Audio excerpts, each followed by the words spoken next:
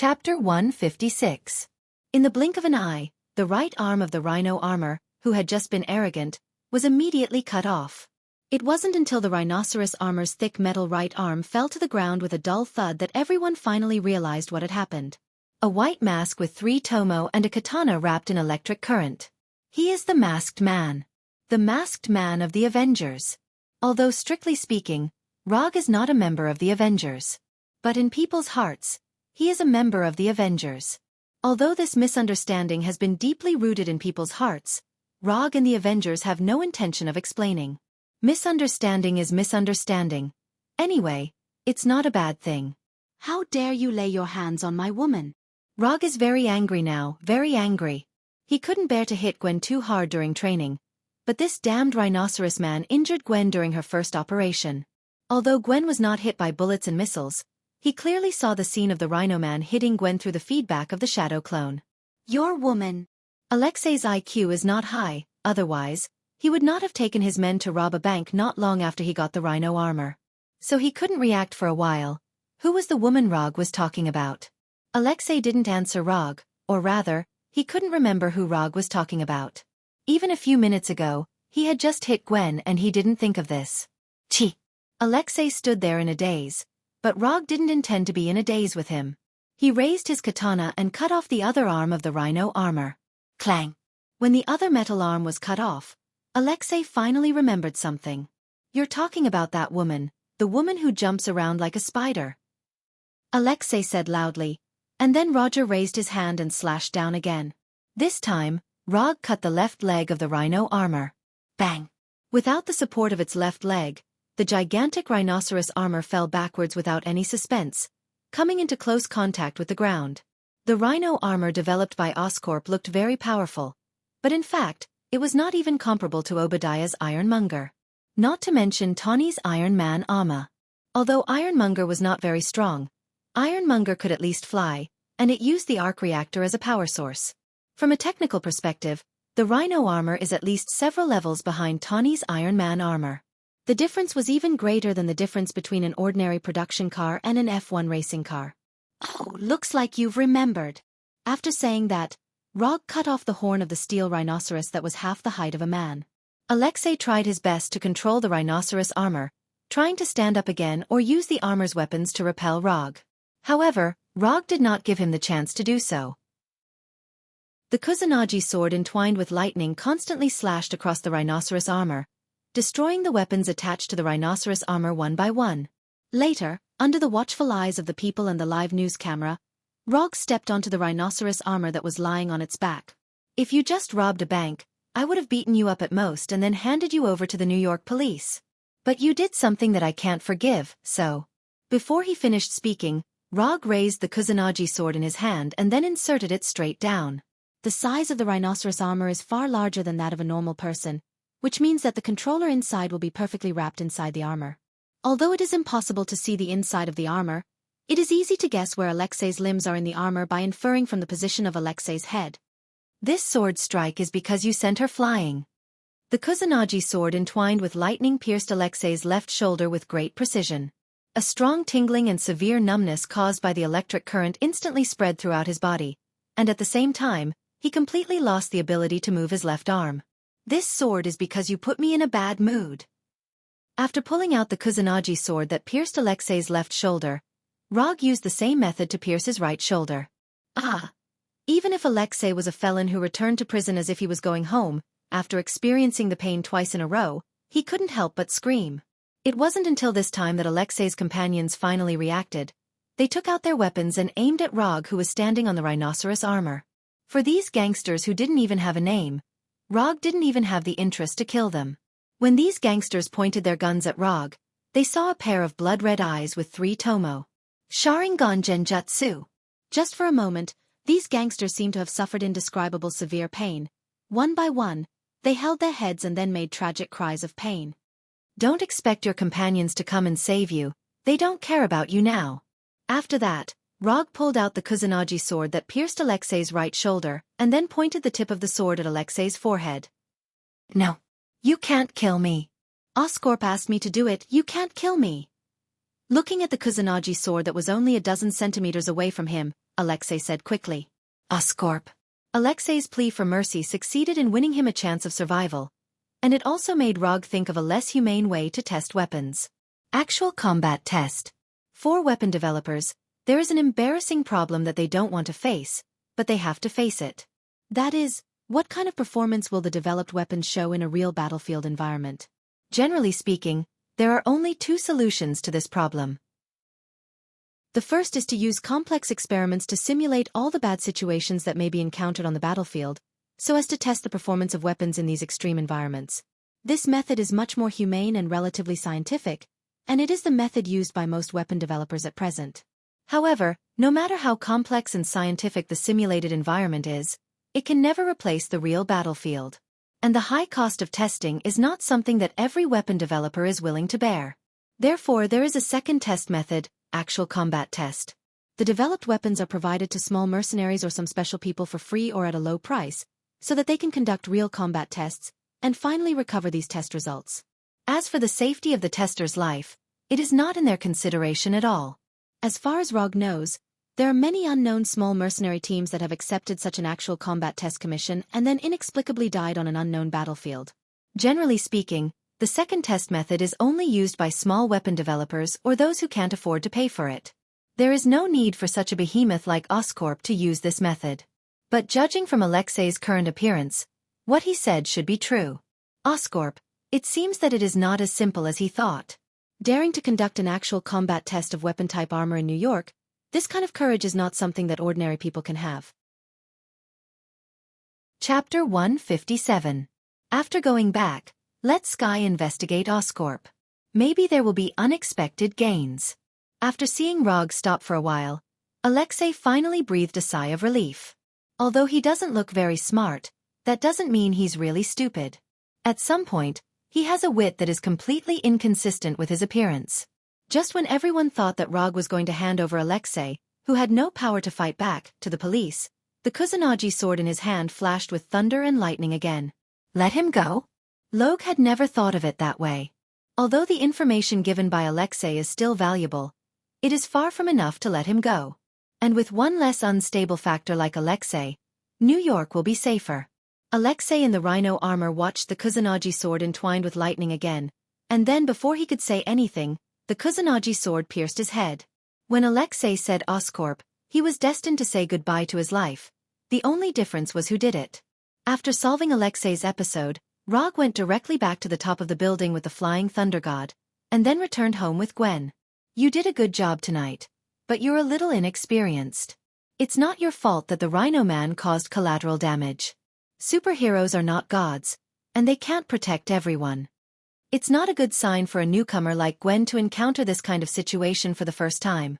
But when Gwen took off the white hood on her battlesuit, Rog felt that his comfort just now seemed a little superfluous. Gwen not only didn't have the slightest loneliness and unwillingness, but she also looked unsatisfied. I'm fine, don't forget, I grew up in a police family. Gwen replied with a smile. After seeing Gwen's appearance at this time, Rog finally felt relieved. He was afraid that Gwen, after having the power beyond ordinary people, would not intuitively regard saving others and the world as her obligation, and eventually become the so-called savior with the mentality of everything I do is for the whole world. That's right, he was referring to S-H-I-E-L-D, represented by Motherf * Kerr Fokker. You want to save the world, but have you asked for the world's opinion? Maybe the world doesn't even want you to save it. How do you know what they're thinking isn't destroy? Hurry up. Taking the initiative to help others when they were in need or in danger was a hero. When others didn't need it at all, forcefully helping others for their own good or self-righteously, that wasn't called a hero. That was called shameless. When Gavin took off his battlesuit and returned to his room to rest, Rog came to the company with the Flying Thunder God and went directly to Sky's office. Although it was already late at night, for a hacker girl like Sky who liked to stay up late at night was the time when they were the most active. The lights in Sky's office were off, and the screen was the only source of light in the room. Through the screen, he could see Sky's little head. She didn't know if it was because Sky was too engrossed or because Rog's footsteps were too soft. When Rog came to Sky's side, Sky didn't even notice his arrival. Rog thought that Sky was invading some secret department again, But after seeing the page displayed on the screen, he couldn't help but frown. Sky was now logged into an anonymous communication and posting website. The name of the website was simple and crude. Who is the masked man? Since the Avengers officially appeared, guessing the true identity of the masked man has become a new way for people to pass the time. Rog had heard of the website, Who is the Masked Man, before. Among the many websites that used his identity as a gimmick, this website was worthy of being the first and the only one that had been interviewed by Fox News Channel. It had the most registered users, the most posts, and the most bizarre users. A disfigured woman, a biohuman secretly studied by the government, a Zatari who abandoned the dark, an alien who didn't want to show his face.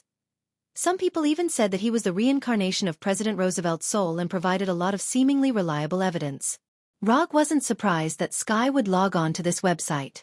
What he didn't expect was that Sky was the administrator of this website. Looking at Sky using the account with the highest administrator authority to reply to all kinds of irresponsible posts and pin the posts that speculated that he was a woman one by one, he knew that this matter wasn't as simple as it seemed. What is this, the head of the anti-fans? My subordinate is the head of my biggest anti-fans. Rog felt like he had seen this situation before. At this time, Sky was still replying to all kinds of speculation posts. The speed of her fingers typing on the keyboard was even faster than Rog's sword dancing. This masked man is really shameless. He actually uses a mask to increase his sense of mystery. Too shameless. Rog glanced at the content of the post that Sky was replying to and said silently, "That's right. Everyone else has openly revealed their identities. Only he, Sky, who was replying to the post, instinctively replied." Then, she realized that something was wrong. Without the slightest hesitation, Sky's right hand swiped across the messy desk, and a metal kunai that looked exactly like the Thor appeared in her hand. The next second, the kunai flew towards Rog. Her reaction was very sharp, and she was very decisive. But it was useless. Although Rog was right next to Sky and he didn't dodge, the kunai still seriously missed its target and hit the wall behind him. Then, it was ruthlessly bounced away. "Why are you here?" After discovering that it was Rog, Sky closed the page and asked loudly, "Why can't I be here?" Rog answered calmly, "When did you get here? You just got here, right?" Sky paused for a moment and continued to ask, "When you pinned the post that suspected that I was a Japanese woman dressed as a man." Rog continued to reply calmly, "You." Sky was silent, her hands crossed over her chest, looking like a dead pig that wasn't afraid of boiling water. "Since you're so energetic, you shouldn't mind helping me check something. I want you to invade the central control mainframe of Oscorp. I want to know all the projects that Oscorp has been researching recently. If you need external hardware support, I can let the Punisher or Shadow Clone assist you." Of course, a small rhino armor couldn't arouse his interest. But after knowing that Oscorp might be conducting actual combat tests, he became interested in a bioelectricity project of Oscorp. Chapter 158. As a business giant that can compete with Stark Industries on military orders, Oscorp has a lot of strange research. And without exception, Oscorp's research has the possibility of weaponization and militarization. Although Oscorp has a lot of research projects, there are not many that can interest Rog, especially those that can help him now. In addition to Richard's mutant spider, the only thing that can attract his attention now is Max the Electric Man. But for the time being, he is not sure whether Max the Electric Man has been born. Unlike the rhino armor, which is a product of some pure purpose, the birth of Max the Electric Man was purely an accident. Max is a talented electrical engineer, and his design even helped Oscorp win a crucial New York power grid project. But unfortunately, Oscorp didn't pay attention to him and regarded him as a dispensable low-level employee. Until Max's birthday, he fell into a water tank with mutant electric eels. If Rog's memory is correct, that's how the Electric Man was born. But he's not sure now whether the Electric Man will be born as he remembers. If the Electric Man is born, then he doesn't mind having a pleasant lightning exchange with the Electric Man. If not, those mutant electric eels can also satisfy his curiosity a little. Rog is not angry? After finding that Rog was not as angry as she thought, several ideas came to Sky's mind. Then, she changed back to her previous fearless appearance. "I can help you investigate all the research projects of Oscorp, but I want a reward." Sky suddenly said, "Reward? What reward do you want? This is the first time Sky has offered a reward. After being reminded by Sky, Rog remembered that he never seemed to have given Sky any reward. In fact, not only Sky, but even Abomination and Punisher, he didn't give any reward. However, he remembered that Erica would give them a huge sum of money every month as their monthly remuneration. It's better to give them a huge sum of money than to ask for their well-being. Simple and crude, but very effective. Tell me, what reward do you want? Since Sky has taken the initiative to ask this question, Rog doesn't mind fulfilling her wish. It's simple. I hope that you can be my combat instructor. Sky directly stated the reward she wanted, and then she heard Rog's decisive answer. No, I don't have the time. Change it to another one. Rog rejected Sky's request without hesitation. He could tell at a glance what Sky was up to. She felt that Erica's teaching was too strict, so she wanted to replace him as the coach. Then, she could reduce or even end the training through his reluctance to lay his hands on women. Wasn't this little brat underestimating his intelligence? Rog seemed to have overlooked one point. Sky was actually about the same age as Gavin. Excuses. They're all excuses. Even if you don't have the time, don't you still have those shadow clones that can turn into smoke? Sky also decisively rejected Rog's proposal. You. Forget it. If you can find out the details of all Oscorp's research projects, I can let the shadow clone train you for a month. Looking at Sky's determined look, Rog chose to take a step back. It was better for the shadow clone to train Sky than for him to train her himself. After reaching a strange deal with Sky, Rog left the company and returned home. Before going to bed, he took the time to complete the last few levels of Berserker's Creed before returning to his bedroom. Berserker's Creed was cleared. What should he play next? Watch Cat? Rainbow Six? Or Mysterious Sky Territory? Time flew by, and more than half a month passed unknowingly. Since encountering the unstable factor of the rhinoceros in the first operation, Gavin's following actions have been incredibly smooth. After half a month of continuous action, Gavin also successfully earned her own hero title, Spider-Woman. Just as Rog considered whether to guide public opinion and give Gavin a more pleasant hero name, Gavin herself was very happy to accept the title of Spider-Woman and even accepted an informal interview for it. After a high-level fire rescue. Since Gavin herself had no opinion, Rog was too lazy to make any small moves. And the two titles of the Masked Man and Spider-Woman were a good match. Gavin's side was going well, but Sky's side was in an unimaginable deadlock. More than half a month later, Sky cracked all the databases and firewalls related to Oscorp. Then, she got a lot of useful and useless information and data. It was useful because what she investigated was confidential information about Oscorp. If she was willing to give this information to Oscorp's competitors, Oscorp would not fall to the bottom, but at least it would be badly hurt. But the problem was that this information had no significance to Rog. Through this information, he knew all the projects that Oscorp was now researching. However, he only knew the general idea and name of the project. As for the specific progress and research results of the project, he didn't see a word. Although it was very different from what he imagined, he did find something that interested him.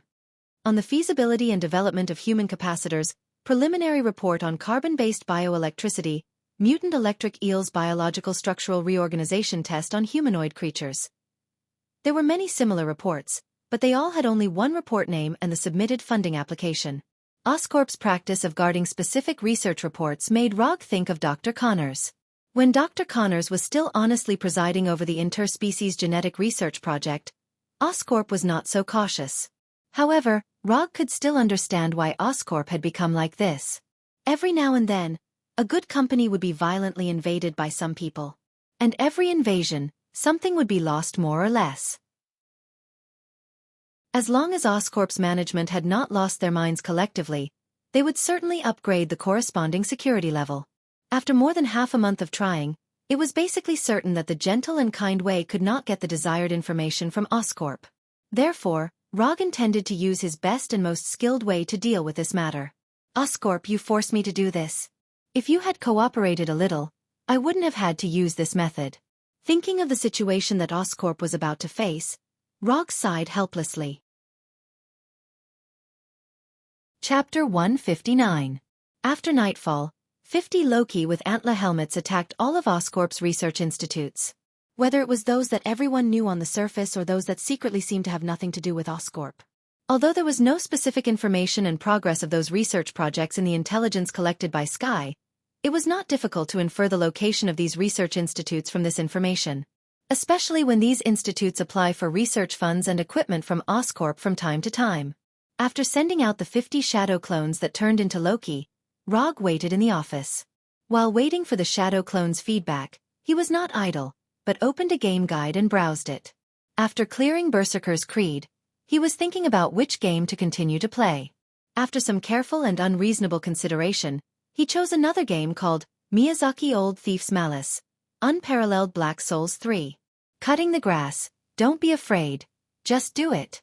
While Rog browsed the game guide of Dark Souls 3, Harry Osborn, the head of Oscorp, was escorted by a team of bodyguards to Ravencroft Psychiatric Hospital, far from downtown New York. Since half a year ago, Norman Osborn, the founder and chairman of Oscorp, was bedridden because of his family's genetic disease. Harry, who was only 20 years old, was brought back from school by Norman and took over the business empire with a market value of hundreds of billions of dollars.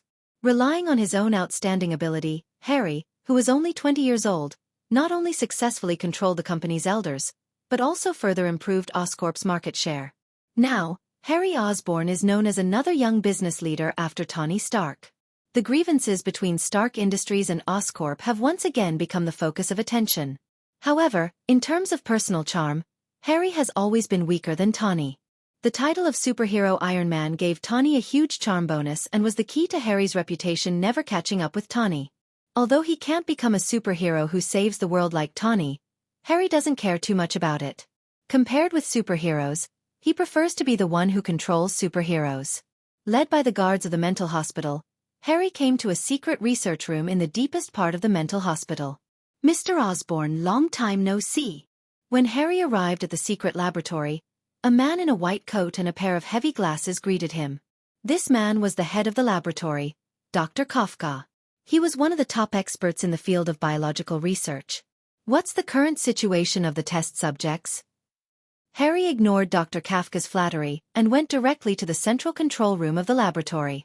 Through the special glass in front of the central control room, Harry could clearly see the test subject, Electric Man Max, who was firmly bound in a special device. His blue body was like an electric current. His skin was almost transparent, and the blood vessels in his body were clearly visible. Streaks of electricity continuously flowed within this strange body, emitting a bluish-white light.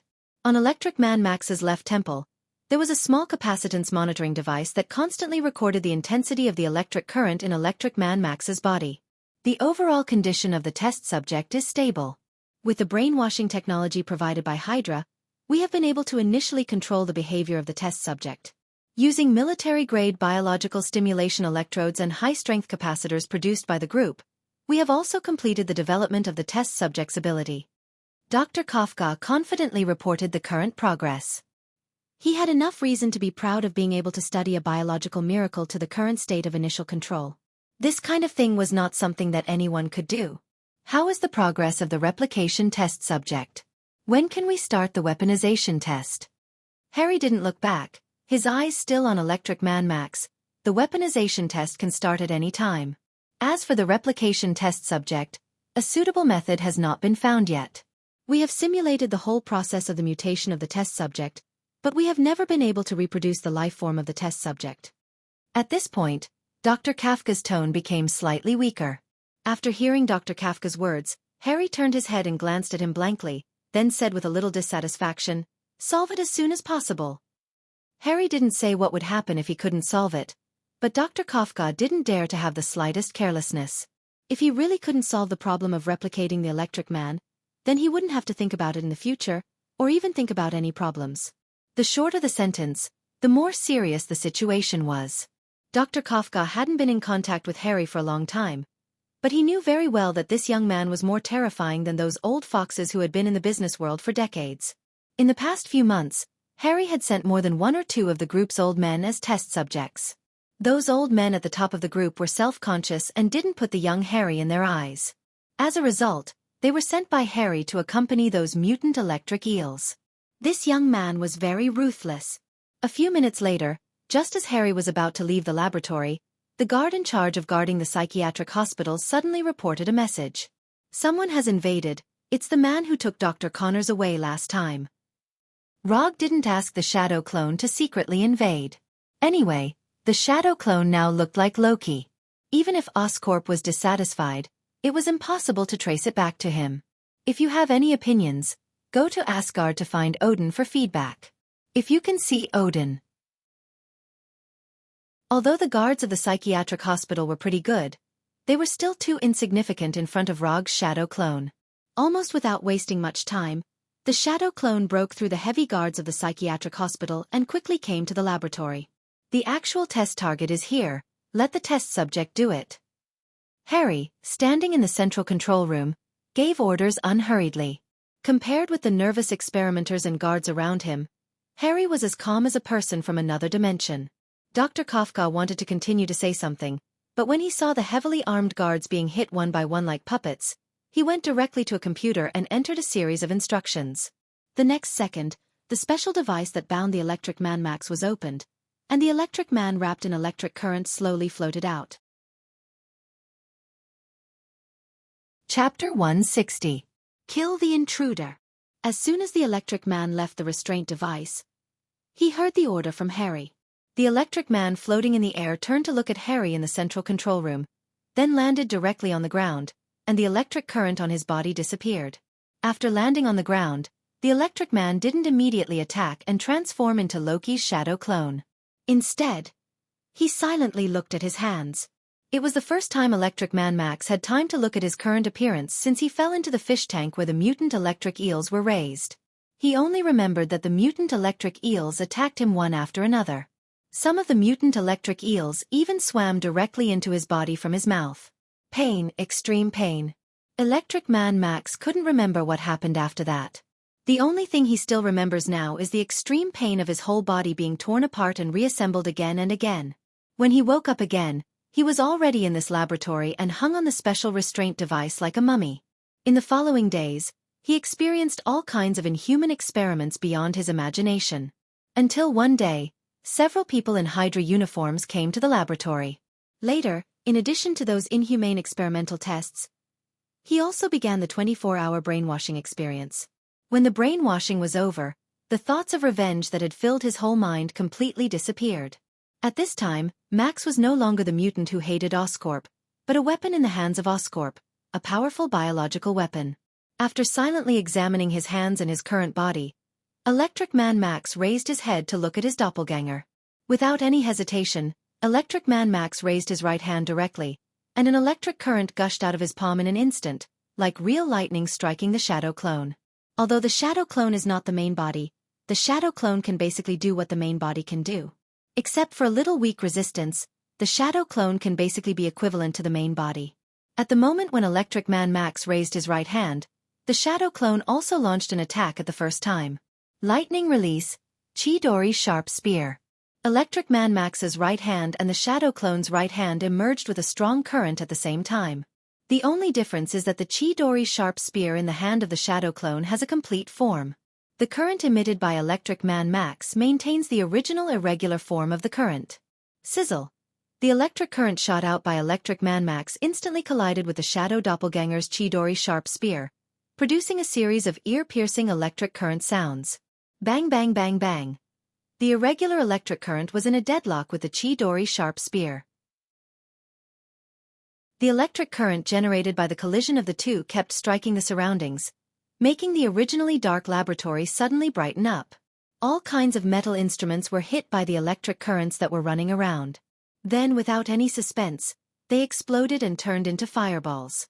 Compared to the devices that had exploded due to the electric shock, the guards close to the Electric Man Max and the shadow doppelganger were in an even worse state.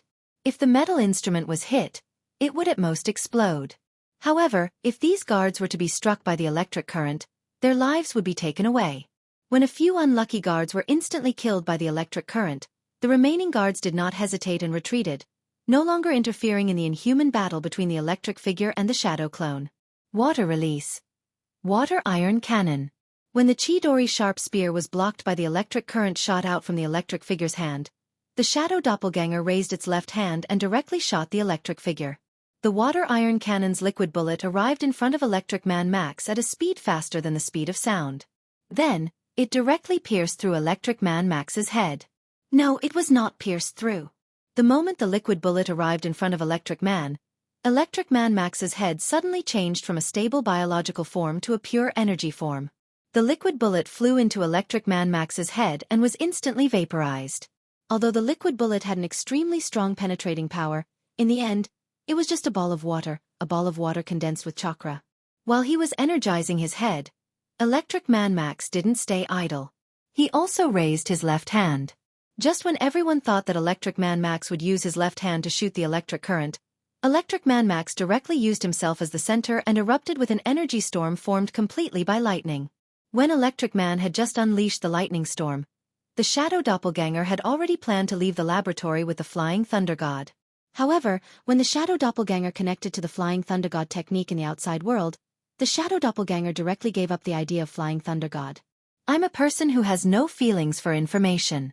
Since the information is in my hands, then what happens next is none of my business. The shadow doppelganger must have the awareness of a shadow doppelganger. It must not steal the limelight from the original body. Thus, the shadow doppelganger ended the Chidori sharp spear in its right hand and allowed Electric Man's lightning storm to hit it. Bang! After being hit by the lightning storm, the shadow doppelganger turned into a cloud of smoke without any suspense. At the same time, it fed back the information it obtained to the original body. Rog, who was browsing through the unparalleled Onyx Soul strategy in the office, immediately received the feedback from the shadow doppelganger. Then he came to a conclusion. This shadow doppelganger had a lot of personality. If he could work less, he would work less. If he could be at the bottom, he would not be at the top.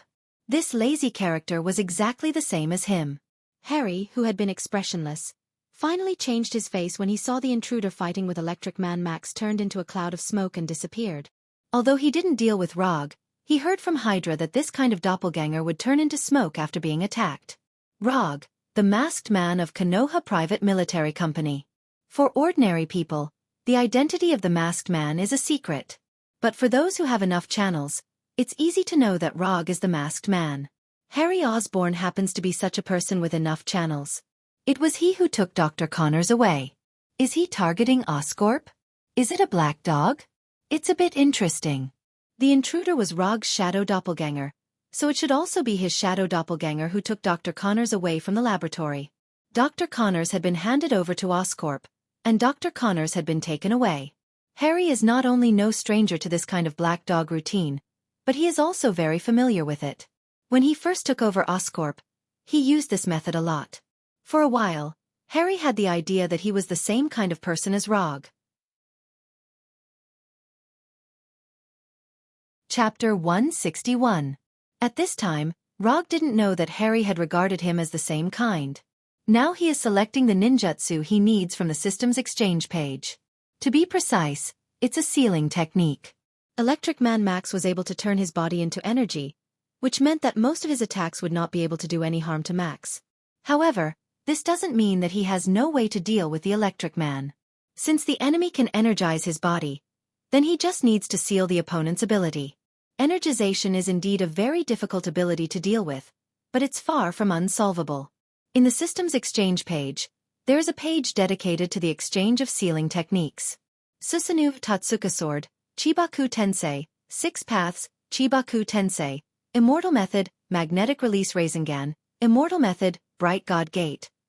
Looking at these exchange icons shining with golden light, Rog directly chose to ignore them. To deal with an Electric Man, he doesn't need these advanced goods. It didn't take long for him to choose the sealing technique he needed this time. 4 symbol seal, plus a King Kong seal that can both attack and defend. These two ninjutsu directly consumed 70 ninja coins, making his unconsumed ninja coins amount to 305. After the Battle of New York, he didn't slack off. Especially after accepting the commission from Oscorp, he executed the commission for several months in a row, making his unconsumed ninja coins amount to 375. The two ninjutsu only added up to 70 ninja coins. In general, this is a good and cheap exchange. After completing the exchange, Rog didn't go to Ravencroft Psychiatric Hospital immediately. Instead, he first practiced these two ninjutsu in the office before transforming into Loki and teleporting there. Although the ninjutsu used when he attacked may be recognized, the disguise still needs to be done. This is a matter of attitude. Regardless of whether this disguise is useful or not, he still needs to be cautious. Rog, who had transformed into Loki, arrived at the Thor teleportation point closest to Ravencroft Mental Hospital. Just as he was about to teleport to the mental hospital, he saw the Electric Man in a special battle suit flying out of the mental hospital. Electric Man Max had no intention of hiding his existence at all.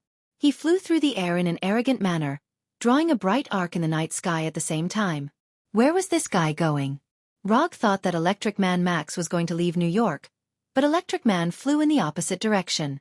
Not only did the Electric Man show no signs of leaving New York, but he also flew directly to Times Square. Rog seemed to have guessed the guy's plan when he saw the Electric Man flying arrogantly across the night sky without hiding his tracks. Did he want to use a grand enough stage to announce his debut? Times Square was a famous neighborhood in New York. It was known as the crossroads of the world. It was a landmark with high popularity in the whole world. Appearing in such a place, as long as the next day was not the end of the world, it could basically be regarded as a scheduled headline for the next day's newspaper. Now that the destination of Electric Man had been predicted, Rog naturally did not need to follow him and teleported directly to the top of a building near Times Square. After the teleportation, he also lifted the effect of the transformation technique on his body. Although he did not know why Max the Electric Man had done this, or what Harry Osborn had in mind.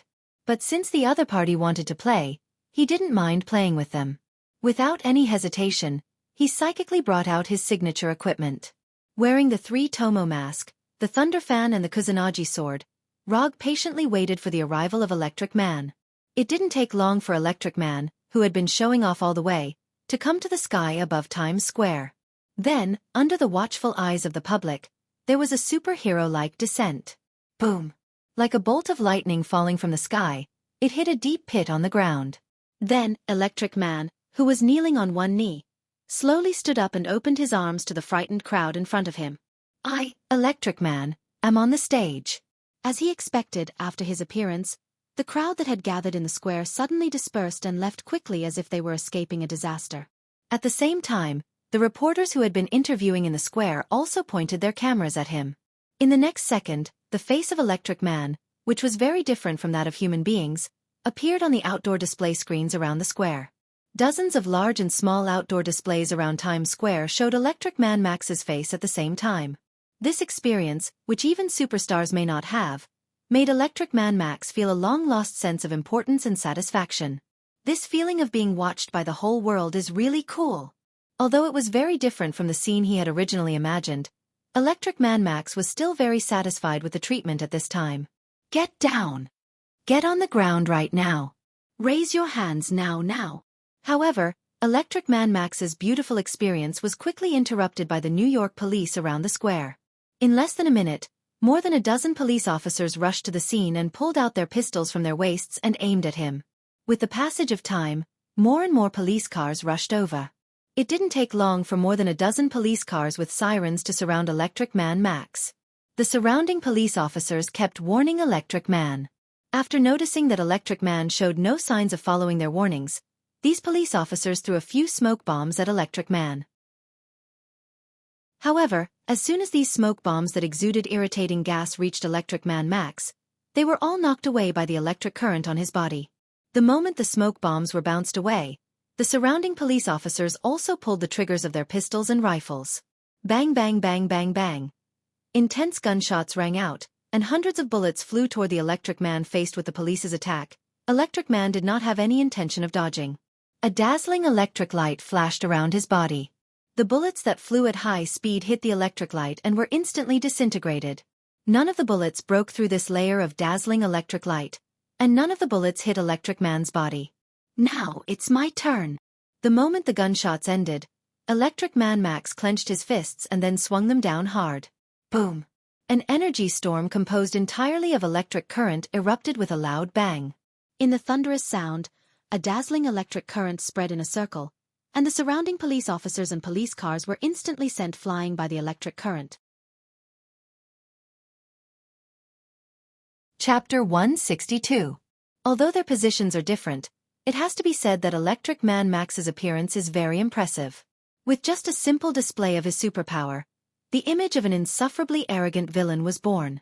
After Electric Man Max released Lightning Storm, the policeman who was thrown into the air struggled to stand up and then quickly retreated for a distance. Since the Battle of New York, people all over the world have known that there are all kinds of monsters in the world besides ordinary humans. Aliens, mutants, enhanced people. Although these monsters look like humans one by one, in fact, none of them are easy to deal with. And the emergence of superheroes such as the Avengers has also made people understand that monsters should be dealt with by monsters. Standing on the top floor of the building, Rog looked down at the Electric Man in the square, and a doubt came into his mind. What does Oscorp want to do?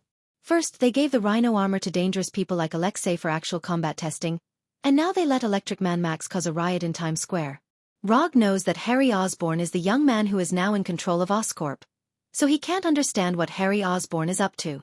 Harry Osborn is young, but he is definitely not the kind of person who will do these meaningless things because he is young. This guy is definitely planning something. Just as Rog was thinking about what Harry Osborn was up to, Gwen, wearing a black and white spider suit, rushed to Times Square at this time. During this time, Gwen went out to patrol for justice and fight against evil almost every night. So after discovering the riot in Times Square, Gwen did not hesitate and rushed over as soon as possible. When Gwen swayed to Times Square through the spider silk, there was a sudden cheer in the square. Spider-Woman! Spider-Woman! Spider-Woman! Spider-Woman Gwen has not been in the public eye for a long time, only for more than half a month. But even so, she has gained a lot of fans and even has her own fan support station and derivative toys. As long as there is enough exposure, even if she is just an ordinary person, she can become a superhero in people's hearts. What's more, Gwen is not an ordinary person. Gwen's appearance suddenly took away a lot of the shots belonging to Electric Man Max, and the outdoor display screen no longer showed only Electric Man Max's face. Electric Man Max versus Spider-Gwen. The battle was on the verge of breaking out. Just when everyone thought that the emerging superhero Spider-Woman would have a fierce confrontation with Electro, a sword wrapped in electric current streaked across the night sky like lightning and stabbed into the ground between Gwen and Electro. This was the Masked Man's sword. Although Rog hasn't appeared yet, when people recognized that the Kusanagi sword was his, the crowd once again burst into cheers. The cheers were more than 10 times louder than when Gavin appeared. Spider-Woman was just a new hero that had appeared not long ago, and the enemies she dealt with were just ordinary criminals. But the Masked Man was completely different. This was a superhero who shone brightly when aliens invaded New York. He was a superhero who could deal with the alien soldiers like cutting grass. Although the Masked Man did not appear in public after the battle in New York, it did not mean that people had forgotten his existence. In particular, he suddenly appeared half a month ago and solved the Rhino Man that made the New York police helpless. When Rog teleported to the Kusanagi sword through the Thor, and then pulled out the Kusanagi sword that was inserted into the ground, the cheers at the scene reached a peak, and the outdoor displays around the square all switched to him. Let me deal with this guy. Rog didn't explain too much to Gwen. After hearing Rog's words, Gwen nodded silently, and then quickly came to the police who were trapped in the police car and rescued them one by one. Do you have any last words?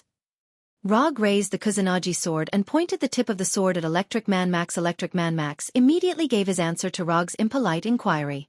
Electric Man Max raised his hands directly, and a bolt of lightning gushed out of his palms and directly struck Rog, who was dozens of meters away. For these lightning bolts, the distance of dozens of meters can be covered in an instant. At the moment when Electric Man Max raised his hands, Rog also opened his Sharingan for the first time. However, after opening his Sharingan, he didn't want to avoid Electric Man Max. When those lightning bolts came in front of him with an irresistible power, he used ninjutsu. Lightning release. Chidori. The lightning emitted by Electric Man Max and the lightning gushing out of Rog's body collided fiercely, and a gorgeous and dangerous blazing light suddenly lit up, becoming the most eye-catching existence in the entire square. No one thought that Rog would use this method to resist the attack of Electric Man. Even Electric Man Max himself didn't expect that the lightning he emitted could be blocked like this. The lightning emitted by Electric Man Max seems to be omnipresent, but in the end, it's just ordinary electric current. It's not impossible to block this attack with Chidori, which also has the lightning attribute. Only magic can fight against magic. Similarly, only thunder and lightning can fight against thunder and lightning. This gorgeous and dangerous light did not last long before it dissipated. However, when the light completely dissipated, people found that Rog's figure was also missing. In terms of the degree of mutation, Electric Man Max does have a unique advantage. But the problem is that he has no combat experience. Before the mutation, Max was just a talented electrical engineer. After the mutation, he was locked in a mental hospital and studied day and night by Oscorp. Although Oscorp used Hydra's brainwashing technology to successfully brainwash Max into a biological weapon, it didn't change the fact that Max was an inexperienced novice. With Electric Man Max's ability, it's no problem for him to bully ordinary people. But in front of Rog, a battlefield veteran with terrifying combat experience, he is no different from a pig waiting to be slaughtered. Lightning release. Chidori Blade. Electric Man Max didn't notice Rog's arrival at all until Rog's voice sounded in front of him, and he barely saw Rog's looming figure. Say. The Kusanagi sword wrapped in lightning drew a beautiful arc and directly cut through Electric Man Max's neck. One sword, beheading. Chapter 163. Judging from the effect of the scene, Rog's sword can be described as wonderful. Whether it is the speed of the shot or the angle of the attack, it can be described as perfect. However, Rog, who swung this sword, did not have any happy expression. The feeling is wrong. The attack missed.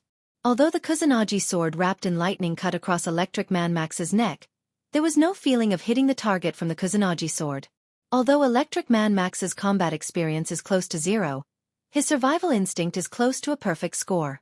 Just at the moment when the Kusanagi sword was about to cut his neck, he instantly energized his body and avoided Rog's sword. His reaction is really fast. After the sword missed, Rog did not hesitate and directly used the body flicker technique to retreat dozens of meters away. It was not until Rog completely retreated that Electric Man Max recondensed his body into a human form. If he had not energized his body in time, then he should have become a corpse on the ground by now. The pressure of death made Electric Man Max put away all his arrogance and looked at Rog not far away with a dignified expression. When he left the mental hospital, Harry Osborn reminded Electric Man to be careful of people wearing masks. Electric Man Max didn't quite understand what it meant, but now he finally understood why Harry Osborn gave such a reminder. The guy with the mask is dangerous. Very dangerous. But even so, Electric Man Max still did not have any fear or fear. The current me is no longer that submissive existence from before. Now I am very strong, very strong. Electric Man Max began to fully stimulate the energy in his body, and electric currents of different colors appeared around him, and his whole body became extremely bright, as hot and dazzling as the summer sun. Is this a big move? In that case, I will play with you seriously. Looking at the Electric Man who was getting brighter and brighter, Rog lifted the Chidori flow on his body. Then, the light blue chakra coat began to cover his whole body. It was different from the chakra coat he used in the past. This time, the chakra coat was slightly different. On the light blue chakra's coat, visible lightning bolts could be seen moving around continuously. Rog's body was completely activated. It was an armor that wrapped lightning around the body, increasing the toughness and speed of the body, and activating the body. This was the lightning chakra mode with the lightning armor. His speed, defensive ability, and nerve conduction speed were all greatly improved at this moment. When Rog entered the lightning release chakra mode, Electric Man Max had finally finished the initial stage of charging. Electric Man Max let out a loud roar, and a lightning storm far stronger than before was instantly born. Boom! With Electric Man Max as the center, violent electric currents spread out in all directions, wantonly destroying everything around him. The ground, cars, buildings, street lamps, police officers, onlookers. The violent electric currents swept through the surroundings like a hurricane, and the bustling Times Square suddenly disappeared. Instead, it was replaced by a mess like a battlefield. When the lightning storm destroyed everything around it with irresistible force, a figure stood firmly on the ground, facing the attack of the lightning storm head-on, as motionless as a mountain. That's it? A big move with such a long lead time is only this powerful? After standing in place and resisting Electric Man Max's move, Rog couldn't help but feel a little disappointed. I deliberately entered the lightning release chakra mode, and this is all you showed me? Aren't you looking down on me too much? Rog thought that Electric Man Max could bring him a fairly pleasant battle, but it turned out that he thought too much. As far as the current situation was concerned, Electric Man Max only knew 3 moves: Electric Shock, Lightning Storm, Energy Body. Although the move just now was a little stronger than the previous Lightning Storm, in the end, it was just a lightning storm. In that case, I'll finish you quickly. With a thought, Rog's figure disappeared from everyone's sight again. The moment Rog disappeared, Electric Man Max didn't hesitate and immediately began to Energy Body. However, his reaction was still a step too slow. Lightning Body Blink.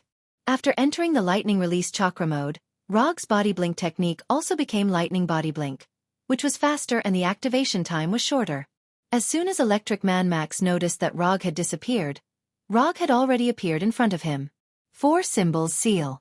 Under Electric Man Max's gaze, Rog's left hand wrapped around chakra pressed on his chest. In an instant, a seal with spiral patterns appeared on Electric Man Max's chest. Although Electric Man Max didn't know what the 4-symbol seal was, when the seal of the 4-symbol seal appeared directly on his body through the special combat suit on his body, he immediately noticed that something was wrong. His energy body had lost its effect.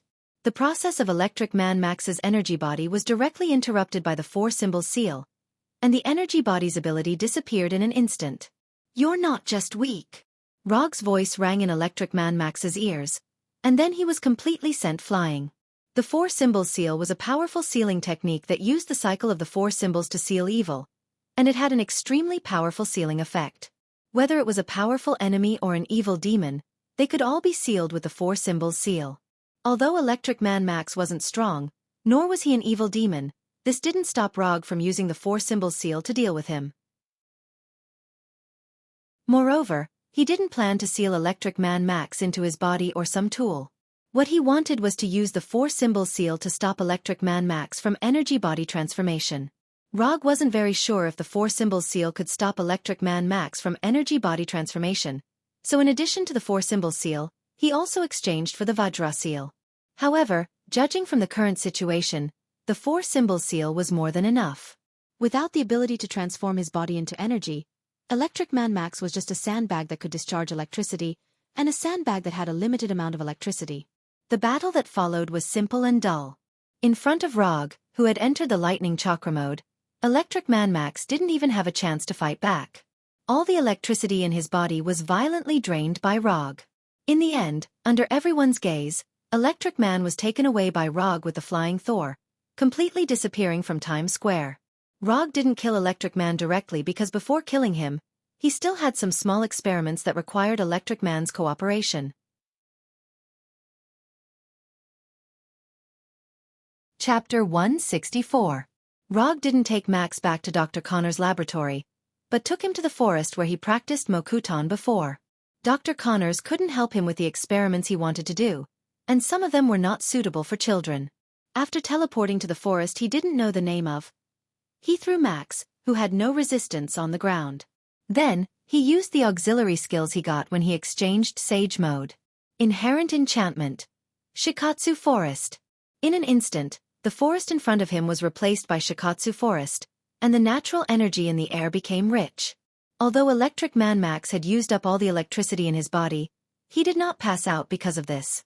He didn't know if it was because of his intuition, but when he saw the forest in front of him was replaced by Shikatsu Forest, he suddenly felt an extremely dangerous signal in his heart. Although I don't have any personal grudges with you, you should know very well that sometimes the world is so unreasonable. If there is a next life, try not to meet me. Rog looked down at Max, who was lying on the ground, and said silently. Then, he came to the front of Max. In the next week, Rog came here every day to cast Inherent Enchantment, Shikatsu Forest, and at the same time to do what he wanted to do with Max. To be precise, he was studying the secrets of Max's energized body. It's not only the well-known ninja with multiple genders who has the spirit of scientific research. Rog also has a strong spirit of scientific research sometimes. And by studying Max, he can also help him further develop his own lightning ninjutsu. Time flies, and it was December in a blink of an eye. As early as a few months ago, Max was personally sent to death by Rog. Because of Max's selfless dedication, he successfully developed several new lightning ninjutsu, and his understanding and mastery of lightning release, chakra mode has also been further improved. In these few months, the world was very peaceful. Except for a terrorist called Mandolin that occupied the headlines for several months, everything was quite good. As soon as Mandolin appeared, he gave the US government a few tight slaps in the face. Attacking an overseas base of the United States, launching a terrorist attack within the United States, and openly releasing a provocative video. Because of Mandolin's strong appearance, the small commotion caused by the rhinoceros and the electric man in New York instantly died down. All the news channels focused their attention on Mandolin, the superstar among the terrorists. Live broadcast has been interrupted due to a cyber attack. An American airline has been hijacked. The entire country is on high alert. Where is Mandolin? Search the entire world. The president responds to the threat of Mandolin and vows to eliminate the terrorists. He could see news reports related to Mandolin if he turned on any channel. The United States government spent a lot of manpower and material resources to search for Mandolin all over the world for a few months, but they found nothing. Even S.H.I.E.L.D. received an order to search for Mandolin, but they also found nothing. However, whether they really found nothing, or whether S.H.I.E.L.D. didn't put in the effort to search at all, only King Fokker would know. So far, the only clear information was that Mandolin was related to the Ten Ring gang that kidnapped Tawny. However, Mandolin obviously had no intention of hiding this, because at the end of the provocative video, he arrogantly displayed the Ten Ring gang's logo. My cabinet is actively responding to the Mandolin terrorist incident and will use new manpower and material resources to fight back. He is Colonel James Rhodes. The American people will soon be familiar with this Iron Patriot. It was unknown whether it was for the purpose of easing public opinion, or if he really put his hopes on Colonel Rhodes. The current president, Ellis, pulled out the repainted war machine and renamed it Iron Patriot. However, his approach did not receive the support of the people. Instead, he received a lot of ridicule from the media. It's still the same battlesuit, but painted red, white, and blue. He also renamed it Iron Patriot to avoid being recognized if the paint is too thin. Is this how President Ellis responded? He took out the old war machine and repainted it. This is too smart. At this time, Rog was bored watching the news in his office, and at the same time, he was thinking about whether to go to Los Angeles. If he remembered correctly, Tawny had a fight with the real Mandolin, and in the end, there was a fireworks show with a full Iron Man suit. Just as he was thinking about whether to go to Los Angeles, he suddenly saw the live broadcast of Tawny declaring war on Mandolin. I have a small greeting to give to this Mandolin. I just thought of the words. My name is Tony Stark. You are not terrible, because you are just a coward. I'm ready, you Y2D. Man, I will kill you with my own hands. This is not about politics. I want to take revenge on you for a personal grudge. This has nothing to do with the Department of Defense. It's a personal grudge between you and me. Let's have a fair fight. This is my address. 10880 Marbury Port, 90265. I will open the door to welcome you. After that, Tawny picked up the mobile phone of the man in front of him and threw it hard at the stone pillar next to him. After throwing the man's mobile phone, Tawny also said to the man, "Sue me," and then boarded his Audi R8 and left the hospital. He's very angry. Although he only watched the live news, Rog could already guess why Tawny was so angry. For Tawny, there are not many friends who can get his approval. And his driver and bodyguard, Happy, happens to be one of them. Sure enough, after a casual search on the internet, he found the news that Happy was injured in a terrorist attack. Rog picked up the phone on his desk and dialed Erica's internal number. Erica, help me book a first-class ticket to Los Angeles, the sooner the better. If there is no flight, a private jet will also do. Although Mandolin belonged to Tawny's exclusive dungeon, he should not mind having one more person when clearing the dungeon. More than an hour later, when Rog arrived at JFK Airport alone, he received a call from Tawny. To be precise, it was a call from Little Pepper. Rog, are you free now? We need your help. As soon as Little Pepper's voice sounded, Tawny's voice followed. Hey buddy, it's nothing, just a small terrorist, I can handle it myself. Before Rog had time to speak, there was a serious quarrel on the other side of the phone. After waiting silently for a few minutes, Tawny's voice sounded again. Well buddy, I need your help. You should know my address. I'll wait for you at home. I'll be there in 5 hours. Chapter 165. After more than 5 hours of flight, Rog successfully flew from New York to Los Angeles. Then, he came to Tawny's seaside mansion located at 10880 Marbury Harbor. Or rather, the seaside ruins. Fire trucks, police cars, news interview vehicles. All kinds of vehicles were densely packed on the road in front of Tawny's mansion, making the originally wide road impenetrable. "Sir, you can't go in." Rog squeezed through the crowd of onlookers and was stopped by the police in front of the cordon. "You'll let me in." He raised his sunglasses slightly and exchanged glances with the police officer. Then, the police officer took the initiative to let him in. This is just a simple use of the Sharingan's hypnotic ability. It's not even a genjutsu. Ignoring the busy investigators and firefighters, Rog went directly to Pepper, who was standing on the edge of the ruins. At this moment, little Chili Pepper's eyes were staring blankly into the distance, her hands holding onto a battle helmet with obvious cracks. "Sorry, Pepper, I'm late." Pepper is just a nickname. Although Rog has a good relationship with her, he has never called her by a nickname. "Rog, Tawny, he." Upon hearing Rog's voice, little Chili Pepper finally returned to her senses and turned to look at him. Her eyes immediately showed signs of tears. "Tawny is still alive. You don't have to be too sad." Although Rog didn't see the scene at the time, he was sure that Tawny was not dead, because he saw a faint red signal light shining in the cracked helmet in Pepper's hand. "Put on the helmet and you'll know, Tawny should have left you a message." It was only then that Pepper noticed the signal light and quickly put on the helmet. A minute later, Pepper took off the helmet, and there was no longer any sadness on her face. "Let's go find Tawny now." After knowing that Tawny was okay, Pepper also calmed down and changed back to the powerful president of Stark Industries. "Don't worry now, Tawny can protect himself, he's Iron Man. And if you want to solve the mandolin problem, you don't have to go so far." After that, Rog pointed to Maya Hansen not far away. Tawny was now taken to some corner of Tennessee by J.A.R.V.I.S. Instead of wasting energy to find Tawny, it's better to start directly with Maya Hansen. As for Tawny's safety, it's not a matter of concern. If this world has a so-called world consciousness, then Tawny is the chosen one. Even if Rog is killed by some big shot, Tawny may not die. Maya Hansen? Is she related to Mandolin? Little Chili Pepper looked at Maya Hansen in disbelief. It might be a little complicated to explain, and this isn't a good place to do so. Can you find a quieter place? Compared with a stranger she just met, Pepper obviously believed in Rog more and immediately said, "No problem, come with me." A few minutes later, Pepper drove her Audi S7 and took Rog and Maya Hansen away from the ruined mansion. Rog didn't know where Pepper would take them, but it didn't matter.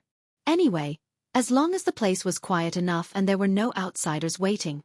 Pepper drove the car without saying a word. Maya Hansen sat in the passenger seat, and Rog stayed alone in the back. After getting in the car, Pepper simply introduced Rog's name, and then put all her attention on driving. Maya Hansen, sitting in the passenger seat, quickly noticed that the atmosphere was not right, but she obviously had no choice at this time. More than 20 minutes later, Pepper brought Rog and Maya Hansen to a not-so-luxurious hotel and quickly checked in. As soon as they entered the hotel room and sat down, Pepper asked Maya Hansen, "Why did you come to my house today? What's so important that you have to talk to Tawny face to face?" "I think my boss is working for Mandolin." Maya Hansen answered Pepper's question without any change in her expression. However, as soon as she answered, Rog suddenly laughed. "What's wrong?" Maya Hansen turned to look at Rog. "I thought of something happy." Rog replied in a low voice. "Your boss is working for Mandolin. How is that possible? Tawny clearly said that you're a botanist." Pepper continued to ask Maya Hansen. "Yes, I'm a biological genetic coder, in charge of a team of 40 people under a privately sponsored think tank, but you can call me a botanist." Maya Hansen answered Pepper's question seriously once again, and then they heard Rog's laughter again. "What are you laughing about?" Maya Hansen's tone became a little dissatisfied. "I thought of something happy again," Rog replied, controlling his laughter. Although she knew that Rog was doing it on purpose, Maya Hansen really could not do anything about it at this time. She could only glare at him hatefully, warning him to stop causing trouble with her eyes. "What's your boss's name?" "His name is Aldrich Kirian."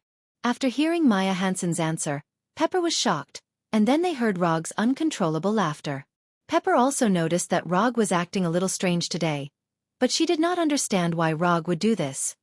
"You've gone too far. I've tolerated you for a long time." Before Pepper could say anything, Maya Hansen was the first to speak. She stood up angrily and quickly came in front of Rog, and said angrily to Rog, "Who are you?" "Me. My name is Rog, a ninja who has undergone strict training." Looking at the angry Maya Hansen, Roger finally put away the smile on his face and replied seriously. "You?" Although Maya Hansen wanted to vent her anger, she knew very well that now was not a good time to do such a thing. "Okay, I'm done playing. I thought your acting skills would be better, but I didn't expect you to be this good." Rog took off his sunglasses and then said, "You may not be familiar with my name, but you should have heard of my nickname. I am the Masked Man." After hearing the Masked Man's name, Maya Hansen, who was still dissatisfied, suddenly took a deep breath and then turned to look at the door of the room. "He is the Masked Man. He is Tawny's teammate in the Avengers." At this moment, Maya Hansen's mind no longer had the so-called plan. Her only thought now is how to leave here. Leave this Masked Man who is dozens of times more dangerous than Iron Man Tawny.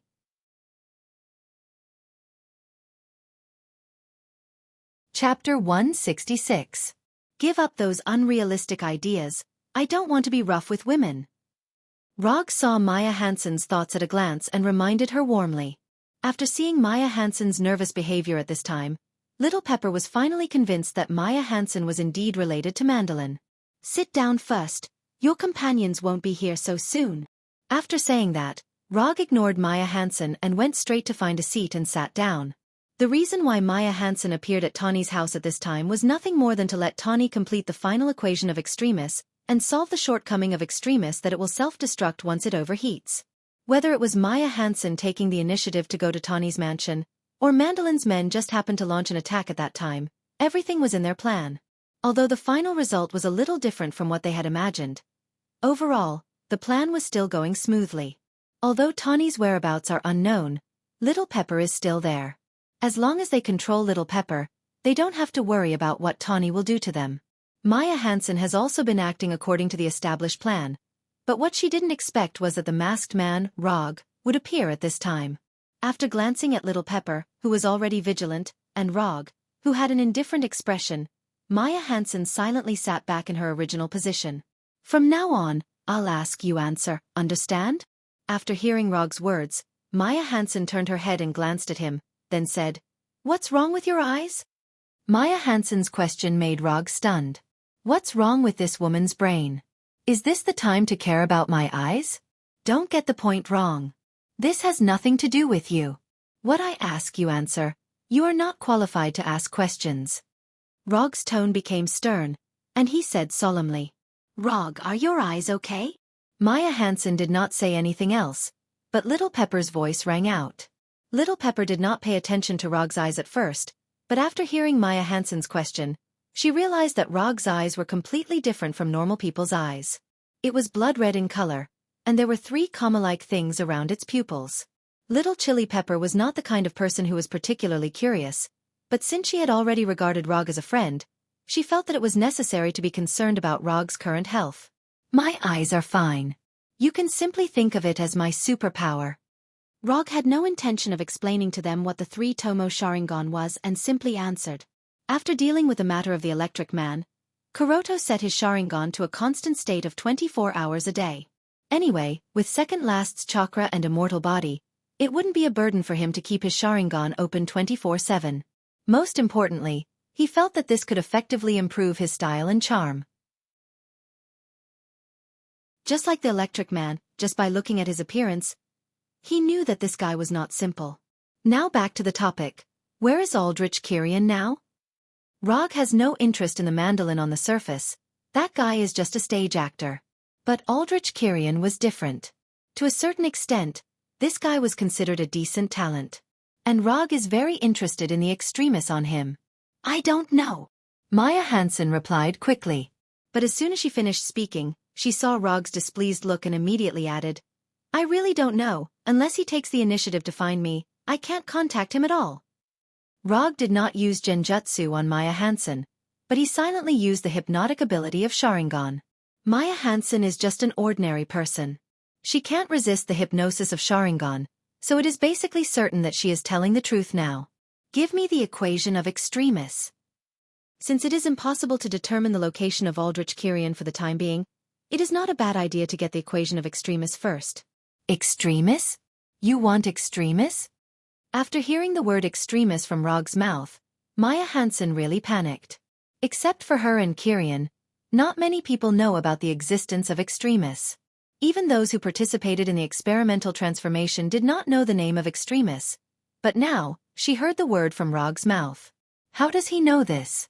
This is the highest level of secret. How could he know? Of course, Rog wouldn't tell Maya Hansen how he knew. This was his prophetic ability that belonged to him alone. Since you know about extremis, then you should know that the current virus equation is not stable. Once overheating occurs, the experimental body will self-destruct, unless you can further perfect it.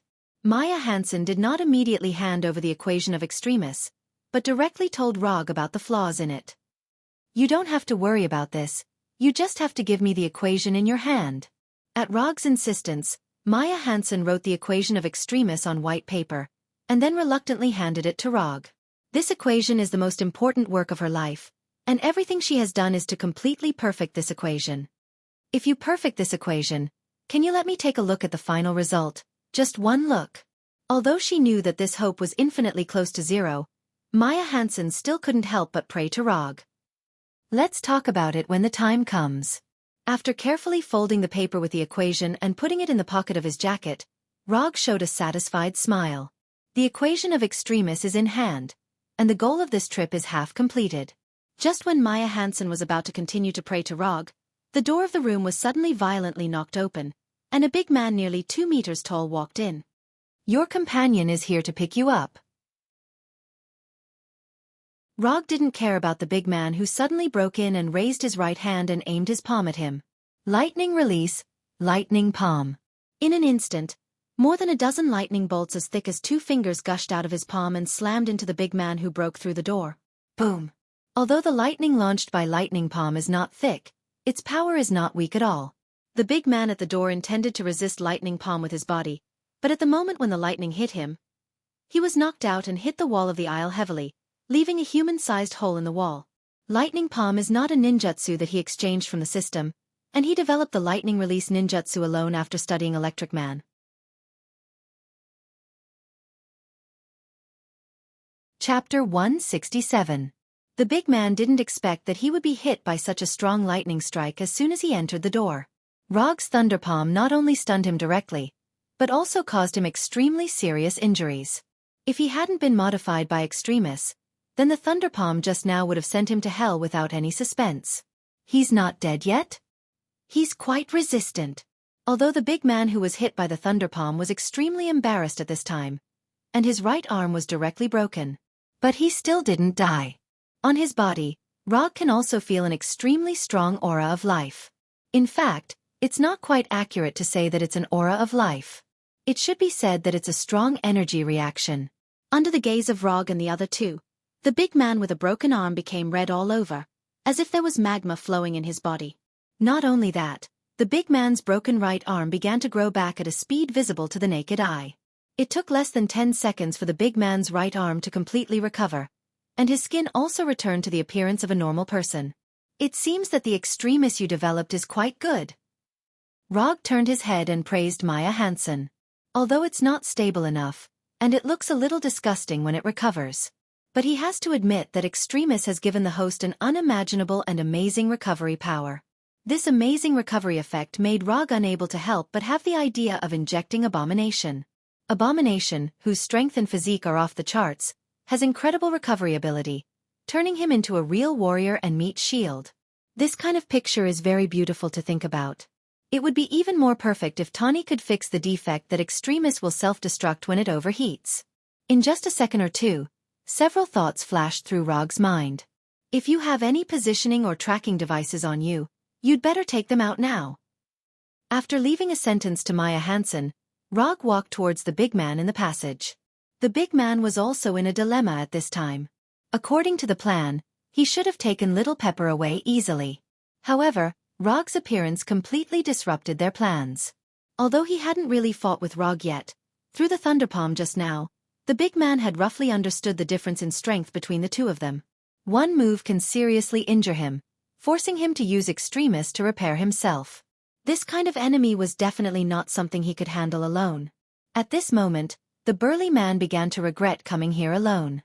If he can have a few more companions who have also been transformed by extremis now, even if he still can't defeat Rog in the end, he will at least have a chance to take Little Pepper away. Although the thunder palm that Rog used just now wasn't a powerful ninjutsu, but the loud sound like real lightning still woke up many guests in the hotel. Especially the guests who lived on the same floor as him. One by one, the guests walked out of their rooms and began to search for the source of the noise. Then they saw the big man in the aisle whose clothes were tattered because he used extremis to repair himself, and the impact crater the size of a person behind the big man. After noticing that more and more guests were focusing their eyes on him, the big man suddenly had a plan. The big man's legs suddenly exerted force, and he pounced to the side like a cheetah, temporarily leaving Rog's sight. Then, without hesitation, the big man went directly to the fire alarm bell and broke the glass on the alarm bell with a punch. At the moment when the alarm bell was broken, a harsh alarm sounded throughout the hotel. After doing this, the big man still had no intention of stopping, and he began to actively urge the extremis in his body.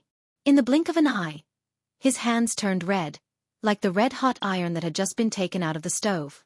The guests who had walked out of their rooms because of the sound of the palm thunder all revealed terrified expressions when they saw this scene. Here, the Battle of New York must be mentioned again. For ordinary people on the Earth, the Battle of New York is not just a battlefield where aliens invaded the Earth, but also a war that made them understand that there are many monsters in the world they live in. Therefore, when these guests saw the big man whose hands had turned red, they immediately realized that this big man was the so-called monster. Although they don't know whether this big man is a good person or a bad person, for ordinary people, this makes no difference. It's like ordinary people seeing a gunfight on the street. Their first reaction is definitely not to understand who the two sides of the gunfight are, but to immediately avoid or stay away to avoid being involved in unnecessary danger. However, just as these guests planned to return to their rooms or run directly to the safe passage, they were immediately drenched.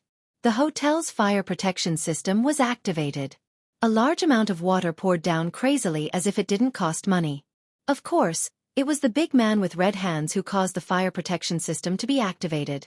Using the steel in his hands that can melt steel, the big man successfully made the hotel's fire protection system work. It's common sense that water can conduct electricity.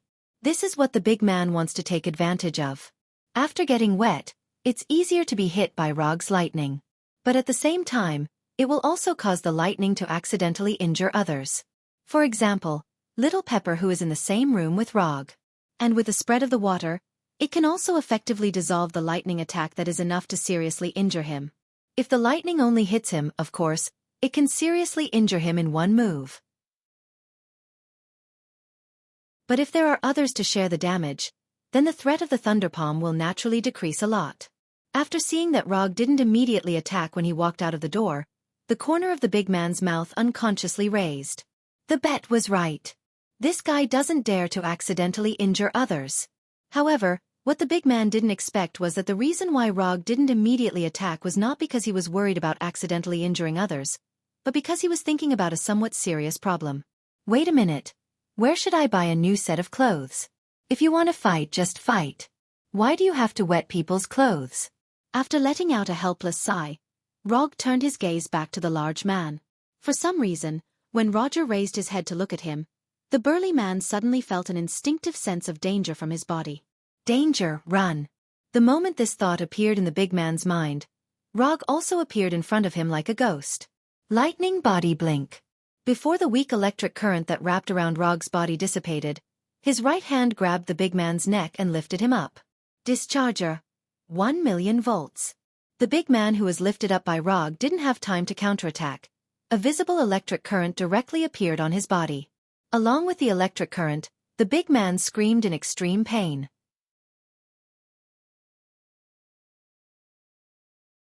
Chapter 168. What kind of experience is it to be electrocuted by 1,000,000 volts? Rog has never been electrocuted before, so he doesn't know. But judging from the big man who kept screaming in front of him, it should be a tragic and painful experience. If this big man hadn't been injected with extremis, he wouldn't have to experience this extreme pain now. Because the moment he was electrocuted, he would have completely lost his life. However, extremis, which gave him extraordinary power, also brought him extreme pain at this time. Under the extremely high temperature generated by the electric current, the big man's body began to rapidly scorch. But at the same time, extremis was also constantly repairing his injured body. On one side is destruction, and on the other side is rebirth. The two completely different experiences made the burly man feel as if he was jumping between heaven and hell. If he could, the big man would rather have never been injected with extremis than experience the extreme pain at this time. Rog didn't plan to kill the big man immediately. If he wanted to, he could increase the current by dozens or even hundreds of times at any time. First, give the enemy extreme pain that they can't resist, and then ask the enemy for the information he wants. Although this approach seems a bit cruel, it is very effective. However, Rog obviously overestimated the big man in his hand, or rather, overestimated the extremis developed by Maya Hansen. After being abused by an electric current of up to 1 million volts for more than 10 seconds, the extremis in the big man's body also came to the verge of collapse. To be precise, it was on the verge of self-destruction. After discovering the abnormality coming from the big man's body, Rog kicked open the door of the nearest room, and then took out a flying Thor kunai. At the moment when he kicked open the door, Rog saw a panicked young man and woman hiding in the corner. This woman has a pretty good figure. After seeing the young blonde woman with a flustered look on her face and shivering, a very inappropriate idea emerged in Rog's mind. Although thoughts that shouldn't have appeared in his mind, Rog's empty left hand didn't hesitate at all, and he directly threw out the flying Thor kunai in his hand. Boom! The flying Thor kunai pierced through the glass of the room like a bullet out of a barrel and flew into the air outside the hotel. The flying Thor kunai that broke through the window glass did not fall down like an ordinary item, but under Rog's control, it turned around and flew towards the sky. After the flying Thor kunai flew hundreds of meters into the air, he disappeared into the hotel's passage with the big man. Flying Thor 2. Rog grabbed the flying Thor kunai that was still flying towards the high altitude, and then threw the big man on his right hand. And he himself, under the influence of gravity, he began to fall. The big man's big. Big kunai's kunai. The fireball only lasted for a short period of a few tenths of a second before completely dissipating, and the night sky returned to its original appearance again. After dealing with the self-destructing desperation fighter, Rog once again threw out the flying Thor kunai in his hand, and then controlled the flying Thor kunai to fly back to the hotel. When he was about to have a close contact with the ground, he teleported back to the hotel with the flying thunder god. He doesn't know if the big man just now was not completely transformed by extremis, or for some other reason, but Rog always felt that the big man was a little different from the desperation fighter in his impression. Except for his self-healing ability and his body's ability to generate high temperatures, he is very weak in other aspects. So weak that he has hundreds of ways to end the battle in an instant. In his memory, Killian, who was also transformed by extremis, was a fierce man who could tear Tawny's several sets of Iron Man armors with his bare hands. Furthermore, even though he had endured the self-destruction of Mark 42's prodigal son, he still hadn't lost his life. Compared with Killian, the big man just now was not a little weak. Of course, this may also be because people's physiques are different from each other. Rog once heard that there was once a junior high school student surnamed Lu, who fought with more than 20 people with knives for 75 minutes, and then ran for more than 30 kilometers in one breath. Although he didn't know this junior high school student, since a junior high school student can do this, it shows that the physiques between people can't be generalized. Not to mention that there is also a person who can predict the shooting position in extreme anger, avoid 30 rifle bullets without any injuries, and finally disarm with a punch. As for other things like slide shovel killing tiger, gravity kick killing bear, cross breaking bear's arm, back throwing strongman etc., it seems to be quite common. Times have really changed. Roger tossed these messy thoughts to the back of his mind and returned to the room where Little Pepper and Maya Hansen were staying. He said, "That man has been dealt with, but we'll have to change hotels." Both Little Pepper and Maya Hansen were not surprised by this outcome. If Rog couldn't take care of that man, then it would be a surprise. Although it did not cause much damage to the hotel, the appearance of the man still caused a lot of trouble to the hotel guests. For example, the hotel's fire system was still spraying water wildly. But these were all small problems. With Little Pepper's current status and ability, dealing with this kind of thing was not much more difficult than asking the housekeeper to make breakfast. Dozens of minutes later, Rog and the other two appeared in a famous 5-star hotel in Los Angeles. Although Maya Hansen was still an enemy, Little Pepper still booked a room for her alone, not worried that she would run away or do something she shouldn't do. Anyway, Rog was here, and even if there was a problem, Rog would solve it. After witnessing Rog's battle with her own eyes, Little Pepper had more and more trust in him. But at this time, Rog obviously did not care about Maya Hansen. Now, he was using the exclusive service provided by his American Centurion Black Gold card. First, he asked them to get him a set of high-end clothes and matching shoes. Then, he asked them to get him an off-road vehicle with excellent performance. In the end, he asked them to arrange for 2 beautiful blondes to be his guests. This evil capitalist society. The night passed in the blink of an eye. Before Little Pepper and Maya Hansen woke up, Rog left the hotel alone and began the next step of his plan. Of course, before he left a letter for the hotel staff and asked them to hand it to Little Pepper when she woke up. As for Maya Hansen, it was impossible for her to hurt little Chili Pepper, who was already on guard against her. And just in case, he deliberately summoned the Punisher and asked it to secretly protect Little Pepper.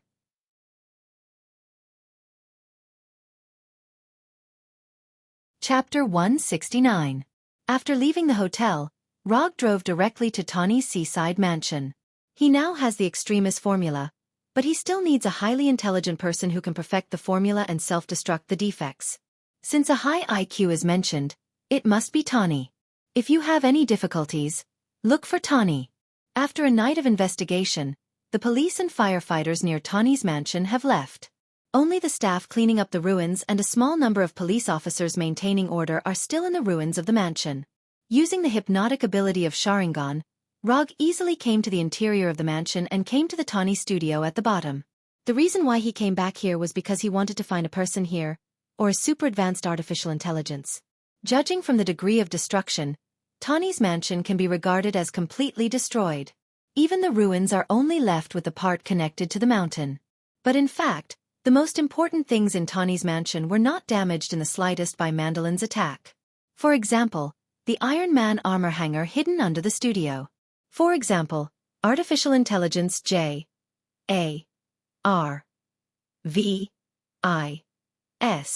After dispersing the staff who were cleaning up the ruins, Rog said to the air, J.A.R.V.I.S. I know you can hear me, come out. After waiting patiently for a few seconds, he heard a voice coming from the ground. I'm sorry, Mr. Rog, but I can only talk to you in this way now. J.A.R.V.I.S. voice is as usual, except that it is a little weak because of the distance and the steel gate of the hangar. But this is normal. After all, the only equipment that can make J.A.R.V.I.S. make a sound are the Iron Man armors in the hangar. It doesn't matter. Give me a way to contact you in Tawny at any time, or you can directly hack into my mobile phone. I know you can do this. Before Sky joined the company, Rog did not have the habit of carrying a mobile phone with him, because it was very unsafe and there was a danger of revealing his whereabouts at any time. But ever since the hacker genius Sky joined the team, everything had changed. With the anti-intrusion program specially written by Sky, the security of the mobile phone has improved by more than a little. Yes, please wait a moment. It had to be said that Sky's anti-intrusion program was indeed very good. Even in the face of J.A.R.V.I.S.'s invasion, this program still persisted tenaciously for more than 3 minutes before it was completely broken through by J.A.R.V.I.S. Mr. Rog, the contact information has been entered into your phone. Number 1 is Mr. Stark's contact information, and number 2 is Mark 42's contact information. You can contact me through Mark 42 at any time. Thanks, Jarvis. After getting the contact information for Tawny and J.A.R.V.I.S., Rog went straight back to the off-road vehicle and called Tawny. After more than 10 minutes of conversation, they roughly understood the other party's current situation. Tawny was now in a small town called Rose Hill in Tennessee. Here, he found the first explosion that was suspected to be caused by Mandolin and obtained some information. He knew that all of this was related to AIM pioneer technology. Of course, Tawny didn't forget to tell Rog that he was attacked by two extremist fighters and met a pretty good little boy. Rog also briefly told Tawny about what happened last night, including the fact that he arranged the Punishers to secretly protect Little Pepper. Finally, he also told Tawny about perfecting the extremist equation. Tawny didn't refuse Rog's request, but he didn't agree immediately, but said that he would think about it. Rog didn't care too much about this. As long as he didn't refuse directly, with his understanding of Tawny will eventually help him perfect the extremist equation. Before hanging up the phone, Tawny also told Rog a piece of news. He is now asking JARVIS to analyze the satellite reception equipment of AIM Pioneer Technology, and he will soon be able to locate the specific location where Mandolin released the video last night. Although Rog knew which video Tawny was talking about, unfortunately, he didn't see the video last night. Because at that time, he was studying the meaning of life with two blondes in the presidential suite. The address where the video was released should be in Miami, Florida. If you are free, you can go there now. After directly telling Tawny where Mandolin is now, Rog took the initiative to hang up the phone and booked a first-class ticket to Miami for himself. It takes more than 5 hours to fly from Los Angeles to Miami, which is not much different from flying from New York to Los Angeles. But this time, Rog hopes that he won't miss anything. Last time, he missed the scene where Mandolin attacked Tawny's mansion. More than 7 hours later, Rog saw Tawny wearing a red children's watch, a black hoodie, and a black backpack behind Mandolin's villa. Your new style is quite unique. Compared to Tawny's previous outfit, he now looked particularly down-to-earth and approachable. He didn't have the aura of a playboy or a super-rich man at all. This is also a limited edition. It's my friend's sister's. Tawny didn't take Rog's teasing to heart at all and said with a serious face, "Where's your battle suit? You're not planning to use these to attack the villa, are you?" The people inside are armed with real guns and live ammunition. Glancing at Tawny's equipment, Rog had to admire Tawny's courage. "Don't underestimate these things. I made them myself." Tawny replied confidently, "You're the boss. You have the final say." Although the equipment on his body was slightly rough, the things made by Tawny himself were never bad. "I haven't seen you for a while and you've started wearing contact lenses. Why don't you do a manicure too?" Tawny began to fight back. "These are not contact lenses, these are real eyes." This is the attitude that Tawny should have, and Rog nodded with relief. "Don't talk nonsense. Do you want to do it or should I?" Tawny pointed to the guards in the villa and said, "You're so well prepared. It would be unreasonable if I don't let you do your best. You're the main attacker and I'll assist you." After deciding on the division of labor, Tawny didn't want to continue arguing with Rog. He quickly ran to the wall of the villa and climbed over the wall with a completely fluid movement. Iron Man was forced to use his physical body. It's not easy. Roger followed closely behind Tony to prevent Tony from accidentally dying to a bullet that came out of nowhere, as it was his first time fighting with his physical body.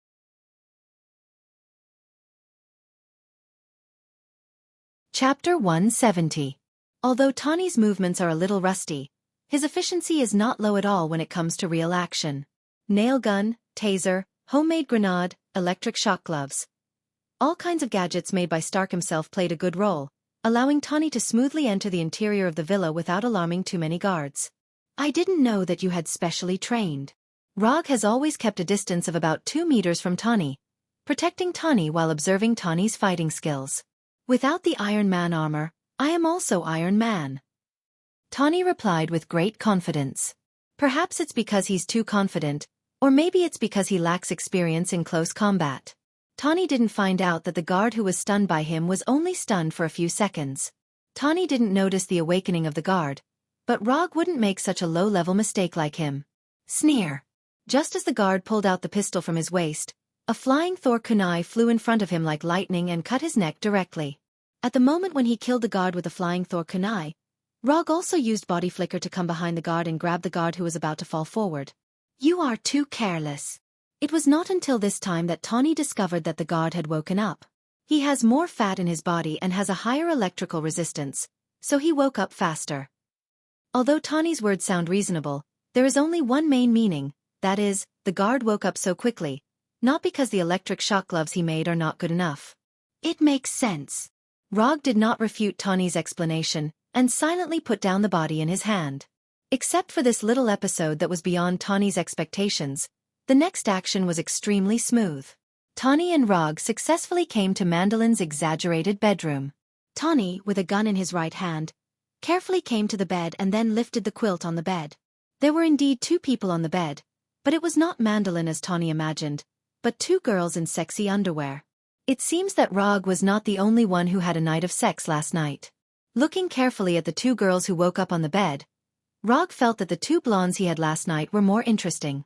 At this moment, not only were the 2 girls on the bed panicking, but also Tony, who was holding a pistol, was panicking. What's going on? What about the bearded Mandalin? Just when Tawny began to wonder if he had come to the wrong room, the sound of water suddenly came from the toilet next to him. Without any hesitation, Tawny made a silent gesture to the 2 girls on the bed, then immediately retreated to a corner by the bed. Which one of you is Vanessa? Mandalin, who had just come out of the toilet, did not notice that there were 2 more men in the room. He walked to the table by the bed and asked the 2 girls on the bed. It's me. A girl replied immediately. You know what? Actually, the fortune cookie is not. God. Who are you? Mandalin wanted to show his humor, or talent. As soon as he turned around, he saw Rog standing at the door. It doesn't matter who I am, I think you should pay more attention to him now. After saying that, Rog pointed to Tawny who walked out of the corner. Looking in the direction Rog pointed, Mandalin saw Tawny who was pointing a pistol at him with a puzzled look on his face. Don't move. I won't move. Mandalin raised his hands for the first time. Take whatever you want. These guns are fake because those bastards didn't dare to give me real guns. Mandalin suggested with a sincere face. What? At this time, Tawny's intelligent brain was immediately filled with doubts. Then why don't you take these 2 girls away? Mandalin continued to suggest. Enough. You are not Mandalin. Where is the real Mandalin? After saying that, Tawny angrily pulled the pistol sleeve, expressing his determination to shoot at any time. Where is he? Where is he? Tawny roared angrily at Mandalin, and now he felt like a monkey being teased in a circus. He is here, but he is not here. Under Tony's aggressive questioning, Mandalin began to explain the ins and outs of everything that had happened. My name is Trevor Slatley. After listening to the fake Mandalin, Tawny finally figured out the truth of the matter. Just as he was about to turn his head and ask Rog for his opinion, he found that Rog had already left the bedroom. When Tawny began to ask about the fake Mandalin, Rog quietly left the bedroom and began to look for the real Mandalin in the villa. An imposter was not worth a trip to Miami in person. From the beginning to the end, his goal was only Killian. While waiting for Tawny's arrival, he used chakra to investigate the situation in the villa. As he expected, there was a strong high-energy reaction in the villa, and it was a high-energy reaction from the human body. However, he couldn't tell whether this high-energy reaction came from the Desperation Warrior or Killian. The target with the high-energy reaction showed no signs of leaving the villa, and he also wanted to see if Tawny would personally perform a self-taught infiltration operation as he remembered. So he patiently waited for Tawny's arrival. Although the development of things was a little different from what he remembered, he still appreciated Tawny's only infiltration operation in his life. Regarding this, he was very satisfied, very satisfied. However, he soon experienced the taste of disappointment. When he came to the room with the high-energy reaction, he didn't see Killian as he expected, only a big man he didn't know at all. The big man in a tight camouflage vest and camouflage trousers obviously didn't expect a stranger to come inside the villa. You continue, don't worry about me, I'm just a passerby. The big man was originally beating a black man who wasn't very strong, but after seeing Rog's arrival, he stopped his violent beating. Before the big man in the tight vest spoke, the black man spoke first. Rog? You're Rog. You know me? Rog was very sure that he had never seen this black man before. I'm Colonel Rhodes, Tawny's friend, the one who fought for the machine. Colonel Rhodes quickly explained. Oh, it's you. No wonder he felt that Colonel Rhodes was a little familiar from the beginning. It turned out that he was one of Tawny's only friends. Just as Rog was about to rescue Colonel Rhodes, fierce gunshots and explosions suddenly sounded in the villa.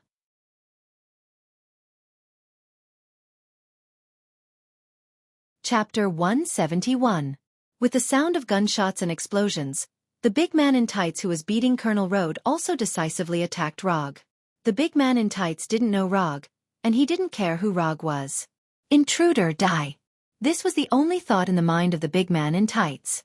When the big man in tights rushed towards himself like a cheetah, Rog slowly took out the flying Thor kunai. Rog's action of taking out the flying Thor kunai was not fast at all, and even Colonel Road, who was tied to the iron frame, could see it clearly. But for some reason, when the big right palm of the big man in tights was about to grab Rog's neck, the flying Thor kunai stabbed the big man's palm first. Sneer. The flying Thor kunai pierced the big man's right palm without any suspense. How did he do it? His right palm was pierced through, but the first thing that appeared in the big man's mind was not that he was injured, but how did Rog do it? How could I be hit by that kind of slow movement? This is not scientific, it is not scientific at all. Although it was a little unbelievable, the big man in tights had to admit the fact that he was injured. Under normal circumstances, the injured big man in tights should choose to retreat immediately, and then prepare for the second wave of attacks. However, the big man in tights not only did not have any intention of retreating, but he directly raised his left leg and kicked towards Rog fiercely. As long as he is kicked, this guy who came out of nowhere will be seriously injured even if he does not die. The big man in tights is full of confidence in the power of his kick. And with the existence of extremists, he can completely ignore the injury on his right palm. Not to mention that it was just pierced, even if his entire right palm was cut off, he could still grow it back. He doesn't know if people with super recovery power will more or less have some extreme ideas. This was the case with Dr. Lizard before, and now the same is true for the big man in tights. Moreover, in Rog's memory, there was a man who liked to wear red tights and carry 2 swords on his back.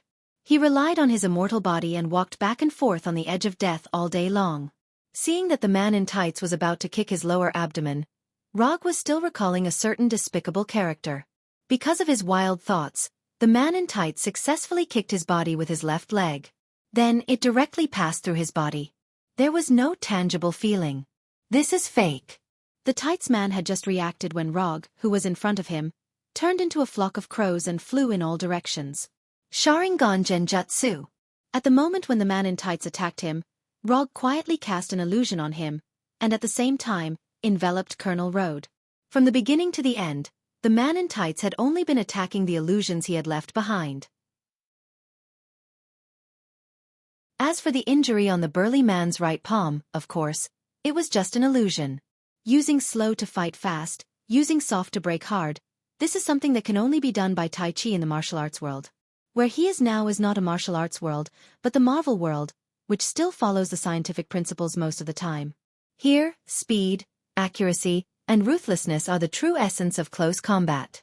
I hate men who wear tight vests, so, see you in the future. Rog's voice sounded on the right side of the man in tights. Subsequently, the man in tights found that the scene in front of his eyes became upside down and spinning, as if he had been on a roller coaster in his childhood. Before the man in tights understood, he saw his own body, his body without a head, and the light blue sword in Rog's hand that was completely composed of thunder and lightning. Lightning release, thunderbolt sword slash. Using the thunder tachi to instantly cut off the enemy's head. Decapitation in 1 strike. Full marks. When the head of the man in tights fell heavily to the ground, he heard the last words of Rog. This time it's true. As soon as this thought appeared in the mind of the man in tights, he completely lost his life. From the moment the man in tights launched his attack to the moment he completely died, only 2 or 3 seconds passed in total. If the man in tights had been a little more cautious, instead of relying on his extremist to launch an attack recklessly, then he would have been able to live for at least a few more seconds. Although the final outcome will not change in any way, at least his death will look a little better. After quickly defeating the man in tights, Rog put down Colonel Road, who was tied to the iron frame. Thank you. If you hadn't come, I might have been killed by this guy. Colonel Road wiped the blood from the corner of his mouth and thanked him sincerely. You're welcome. Saving Colonel Road was a matter of convenience, and the main reason was that it didn't take much effort. Can you contact Tawny now? They took my battle suit. We must stop them immediately. Although Colonel Road didn't know what they were going to do with the war machine, he was sure that it was definitely not a good thing. Tawny is outside now. You can talk to him directly. When Rog and Colonel Road found Tawny again, Tawny was wearing part of the battle suit and fighting fiercely with the guards in the villa. Even though there were only a few parts of the battle suit on his body, Tawny still exerted a lot of combat power, and he alone suppressed all the guards who came forward. It seems that he is having a good time. Now that they have seen it, Rog and Colonel Road certainly won't let Tawny fight against all the enemies alone. After more than a minute, the villa with continuous gunshots and explosions returned to its previous calm state. After returning to the fake Mandalin's bedroom and torturing the pompous old man again, they got a piece of information related to the vice president. Driving the luxury yacht generously gifted by the fake Mandalin, Rog and the other two left the villa, and Tawny also called the vice president at this time. This is what it means to have a high profile. Tony Stark was the only one who could make a call to the vice president so easily. After talking to the vice president, Tawny and Colonel Road finally understood why Killian had to take away the war machine. The Trojan horse stratagem, a plan that was born thousands of years ago but is still very effective today. The war machine on Air Force One is that Trojan horse. I'm sorry to interrupt you. I'm not biased against politicians, but if I remember correctly, the vice president's daughter lost her right leg when she was a child. It just so happens that Killian's Extremis has the ability to regenerate broken limbs. As soon as Rog finished speaking, the faces of Tawny and Colonel Road became a little ugly, and as time passed, it became more and more ugly.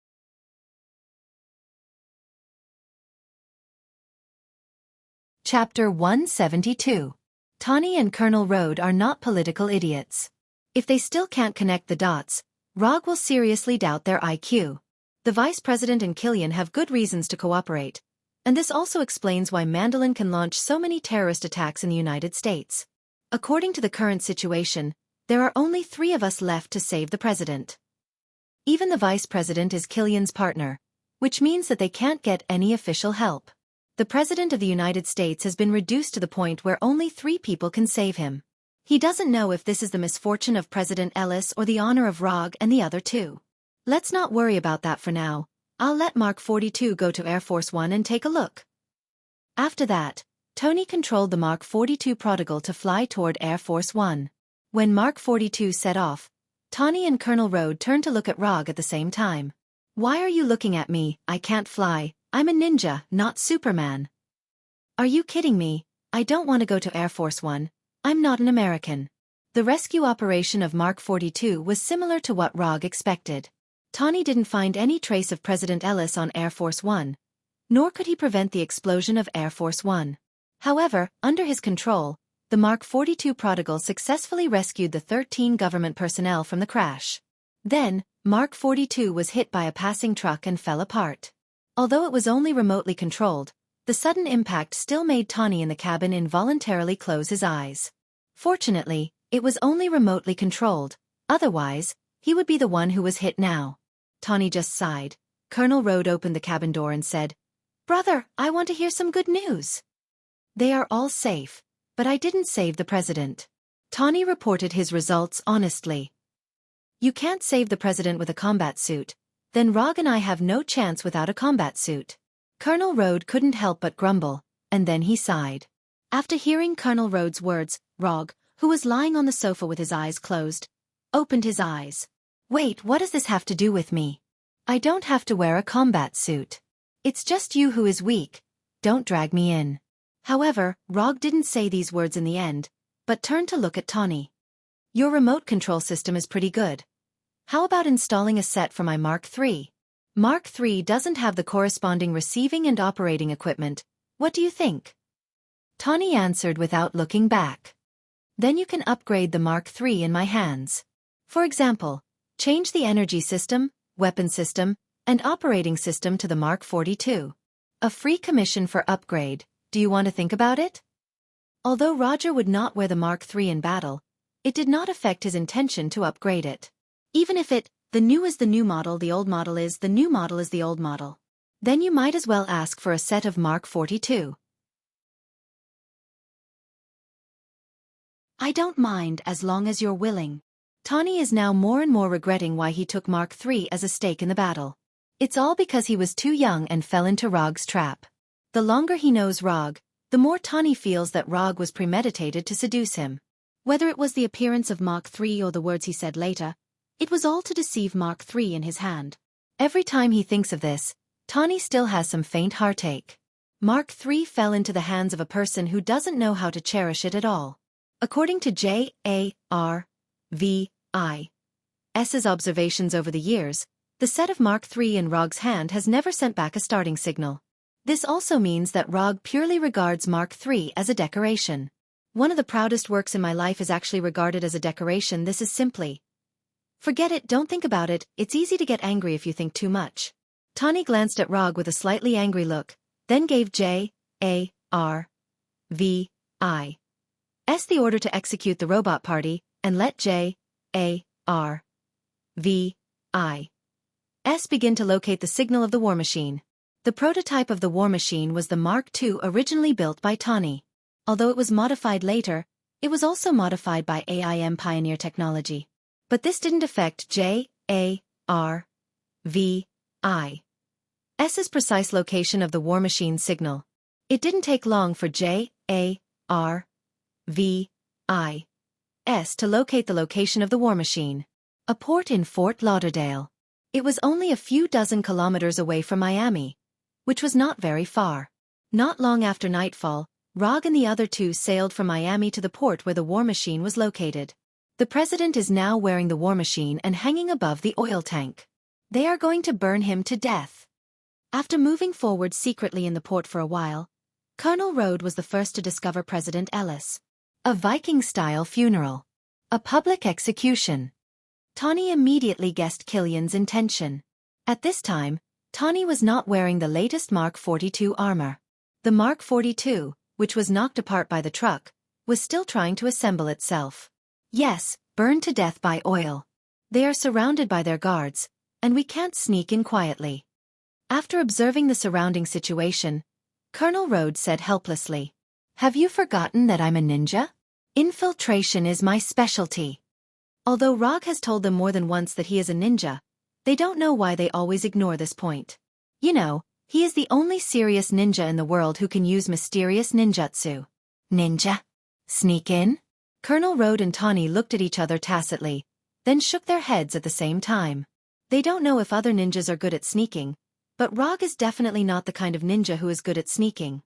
And in their view, Rog is not a ninja at all. In order to prove my level of sneaking, and at the same time to correct your wrong ideas, I need to personally demonstrate what a ninja sneaking method is. As soon as the voice fell, Rog disappeared directly in front of them, leaving only a weak light blue current. In fact, whether Tawny agrees or not, he will use his own way to sneak in.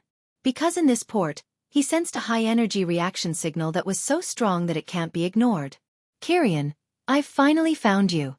Just as Tawny and Colonel Road were looking for Rog's trace, a huge thunder suddenly sounded and instantly spread throughout the port. Raiton. Lightning palm. Of course, it was Rog who made this amazing thunder sound, and in order to make this thunder sound strong enough, he used Raiton, lightning palm to the extreme for the first time.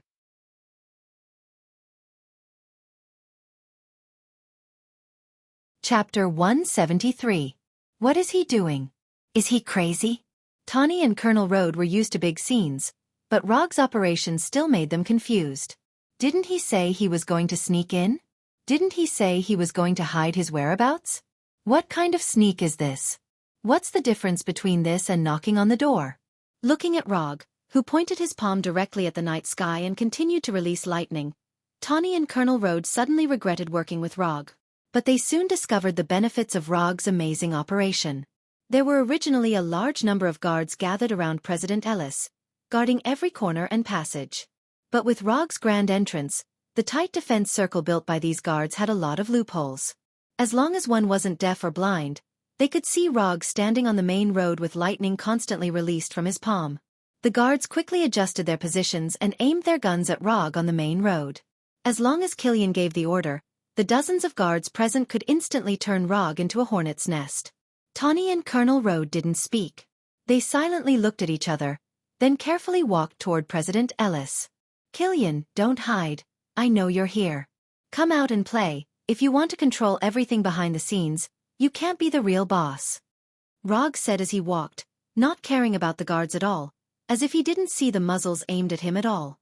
Although his voice wasn't very loud, he was sure that Killian could hear him. Just as he guessed, Killian was watching him through a surveillance screen in a room on the fishing platform. Looking at the completely unfamiliar face on the screen, Killian showed a puzzled expression. Who is this guy? Where did he come from? How did he know my plan? Although Killian didn't know Rog, he knew that Rog wasn't the kind of existence that could be dismissed at will. Rog's thunderpalm just released left a very deep impression in his heart, and it also made him think of someone not to be trifled with. No, he couldn't be the masked man. The masked man had always been active in New York, and I had never provoked him. There weren't many people who could release lightning. Including the fact that he knew Tony Stark, the masked man was the only one who could do it. However, Killian still didn't think that Rog was the masked man in the Avengers. There was no three-tomo mask, no Kusanagi sword that released lightning, and no unreasonably large round fan. Most importantly, his eyes were completely different from the masked man's.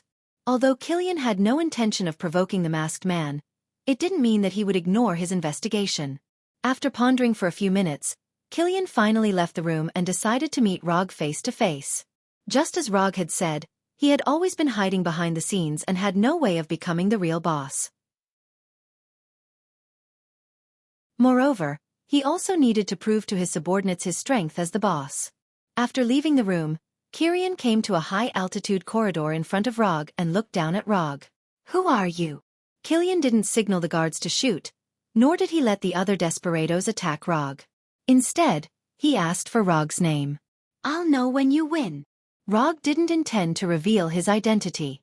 Although he didn't wear a mask to hide his identity, it didn't mean that he would tell Killian his name. In that case, go to hell. After saying that, Killian raised his right hand and waved it gently.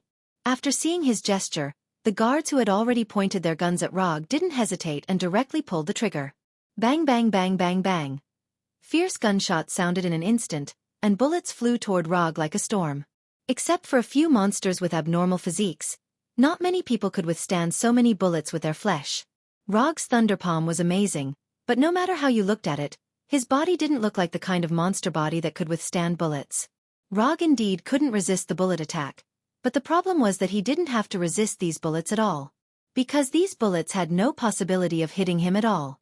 He didn't directly use the body flicker technique or fly Thor to avoid these bullets as he was good at in the past. Instead, he stayed in place and let the bullets fly toward him. Lightning release. Thundercoat protection. At the moment when the guards fired, Rog also used the only lightning release defensive ninjutsu he had developed.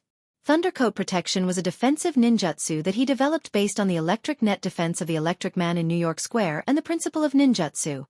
Lightning release. Thundercoat protection. Whether it was a long-range attack or a close-range attack, Thundercoat protection can play an amazing effect.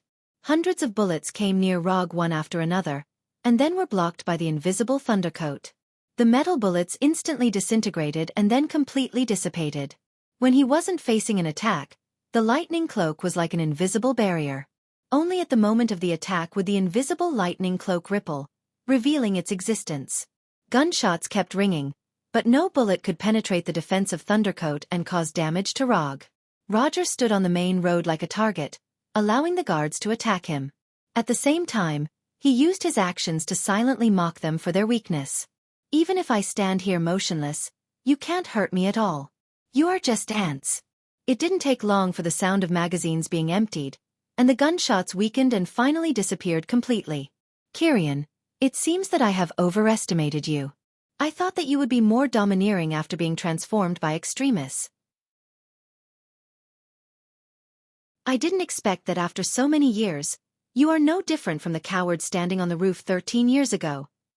Rog mocked Killian presumptuously. He wanted Killian to be angry, the angrier the better. The angrier Killian is, the more fun he can have. After hearing Rog mention the roof 13 years ago, Killian's face finally changed, became gloomy, and his skin began to turn slightly red. That day was the day that changed his life, and it was also his most humiliating day.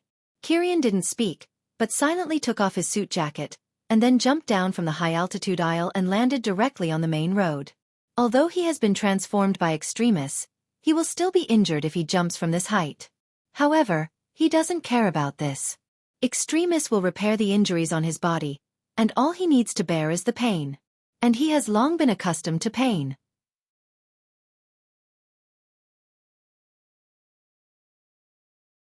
Chapter 174. Killian, whose body seemed to be flowing with magma, walked step by step to Rog. Then, he stopped about 5 meters away from him. Killian didn't say anything harsh, his face was gloomy, and his eyes were fixed on Rog. Looking at Killian, who had become completely serious, Rog also became eager to try. Since he studied Electric Man Max from the inside out and developed several brand new lightning release ninjutsu, he has been waiting for an enemy who can let him use these lightning release ninjutsu to his heart's content. There is no such enemy in the safe city of New York, so after knowing that Tawny was officially fighting with Mandolin, he immediately rushed to Los Angeles. For him, Killian is the prey he has been longing for a long time. As for Extremis, it's just a side gain during the hunting process. Just as Killian and Roger were confronting each other, gunshots rang out from the harbor again. Looking in the direction of the gunshots, Rog saw Tawny and Colonel Road being suppressed by the guards behind a small container. The situation of the two of them looked bad, but Rog had no intention of rescuing them. In other words, they didn't need Rog's rescue. Before departure, Tawny gave J.A.R.V.I.S. an order for a robot party. And now, Tawny's party partners finally arrived at the party. Not long after the gunshots sounded, more than 30 light spots appeared in the night sky and quickly flew to the port. These light spots quickly came over the port, showing their true appearance and forming a standard circle. Mark 8 to Mach 41. Tawny's Mark series Iron Man suits built after the battle in New York, except for Mark 42 who has not arrived yet, all of them appeared. Tawny's robot party has officially begun. Did you see that? Your plan had no chance of success from the very beginning. You underestimated Tawny Stark. Rog said to Killian unhurriedly. As long as I can keep all of you here, I'll be the one laughing in the end. As soon as he finished speaking, Killian burst forth with a speed far beyond that of an ordinary person. He quickly arrived in front of Rog and struck his lava-like right hand directly at Rog's heart. Bang! Rog didn't dodge, nor did he use the thunder cloak to protect himself. Instead, he raised his right hand wrapped in chakra and grabbed Killian's right fist. After the transformation of Extremis, Killian's physical fitness has reached an amazing level. Especially when Extremis is stimulated, his magma-like right fist can instantly penetrate a steel plate. Even the Iron Man armor carefully built by Tawny can't stop the high temperature of his right fist that is enough to melt steel. However, the high temperature that could instantly melt steel into molten iron did not cause any damage to Rog's right palm. The light blue chakra wrapped in Rog's right hand not only gives him stronger strength, but also isolates the high temperature emitted by Killian's right fist. You want to burn through my chakra with high temperature? Try again in your next life. Seeing that the situation was not good, Killian just wanted to withdraw his right fist, but Rog suddenly turned his palm into a claw and firmly grabbed Killian's fist. You want to leave? It's not that easy. Lightning release, lightning palm. With a thought, bolts of lightning appeared on Rog's right hand. Before Killian could do anything, more than a dozen lightning bolts as thick as a wrist shot out wildly from the palm of Rog's right hand. Boom! A violent thunder that was no weaker than the previous one sounded, and Killian, who was red all over, was sent flying like a bullet out of the barrel. The lightning released by lightning palm instantly broke Killian's right arm, and at the same time, left a few fist-sized holes in his magma-like body. Before Killian, who was sent flying by lightning palm, landed on the ground, his lost right arm and the hole in his body began to quickly repair with the help of Extremis. These injuries can't defeat me with Extremis. The final winner must be me. Just as these thoughts emerged in Killian's mind, he saw Rog's right hand again. Lightning body flicker. Rog instantly appeared in front of Killian. How can he be so fast? Killian was destined not to get the answer he wanted, and now he was not qualified to consider these questions. Rog's right hand, which had just released lightning palm, grabbed Killian's neck. Lightning discharger. 30 million volts. Hundreds of electric currents visible to the naked eye instantly enveloped Rog and Killian in his hand, and the blazing electric light made the entire port as bright as day. The pain was indescribable. Every inch of his skin was in excruciating pain. Destruction and rebirth emerged at the same time in Killian's body. When dealing with Killian's men, 1,000,000 volts was enough to decide the outcome. But in the face of Killian, the most highly modified extremist fighter, 30 million volts of terrifying current still couldn't kill him with a single blow. The gap in strength between his men and his boss was vividly displayed. What surprised Rog even more was that even in such a painful situation, Killian still gritted his teeth and did not let out a scream for mercy. Although they were in different positions, Killian's terrifying endurance still made Rog involuntarily admire him. It's nothing to be cruel to others. Being cruel to yourself, that's a real ruthless person. As for Killian, he was a cruel wolf who was even more powerful than vicious. If their identities were reversed, Rog admitted that he couldn't do this.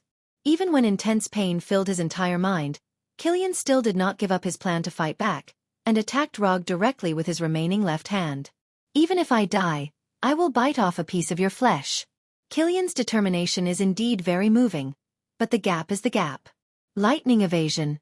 Lightning cloak protection. Killian's swinging left hand did not hit Rog as expected, but was blocked by Rog's invisible lightning cloak. In front of Killian's left hand, a ripple of more than 10 centimeters appeared. This ripple seemed to be only a few millimeters thick, but it was like a natural barrier, blocking Killian's left fist. The 30 million volts of current from the discharger continued, and so did Killian's pain. His right arm that could only be healed in a few seconds was not completely healed due to the constant damage from the current. From the looks of it, Killian had no chance of winning. But he still did not give up. He suddenly opened his mouth, and a flame gushed out from his mouth, attacking Rog who was right in front of him. Unlike his left fist, this sudden flame successfully broke through the invisible lightning cloak and arrived in front of Rog. However, this flame did not hit Rog's body in the end. The light blue chakra enveloped Rog's entire body, completely isolating him from the flame. Killian finally saw the full appearance of lightning evasion, lightning cloak protection through his own efforts.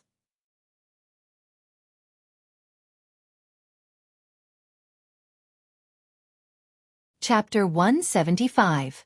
If this ninjutsu could only defend against physical attacks such as bullets and fists, then this ninjutsu would not have become the only lightning-release defensive ninjutsu developed by Rog. Rog is an adult, and for an adult, there is no choice but to take them all. Whether it is a physical attack or an energy attack, the lightning cloak can defend all of them. The outer layer of the lightning cloak, which is invisible to the naked eye, is mainly responsible for defending against physical attacks. Inside the lightning cloak, there is a layer of chakra armor that specializes in defending against energy attacks. The lightning cloak plus the chakra armor is the real lightning release. Lightning cloak, lightning palm, lightning discharger, lightning sword draw, and lightning cloak. This is the scientific research result obtained by Rog after carefully studying Electric Man Max. The flames spewed out by Killian only lasted for a few seconds before dissipating.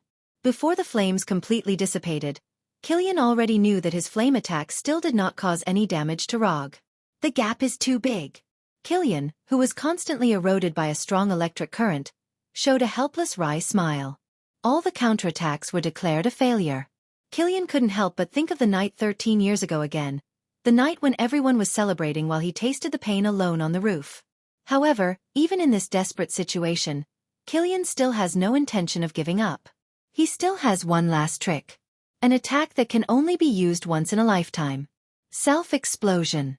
Pushing extremist to the extreme, overheating himself, thereby creating a terrifying self-explosion with a temperature as high as thousands of degrees. This kind of overload self-explosion was originally a flaw that extremists had not been completely perfected. But at this time, it became Killian's last trump card.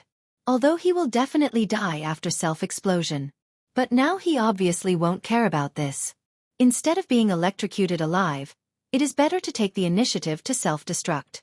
At least in this way, he can die with more dignity. Rog noticed that Killian wanted to self-destruct.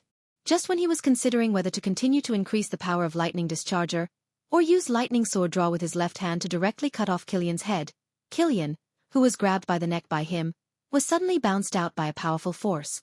This sudden attack was not directed at Rog, but directly at Killian in his hand.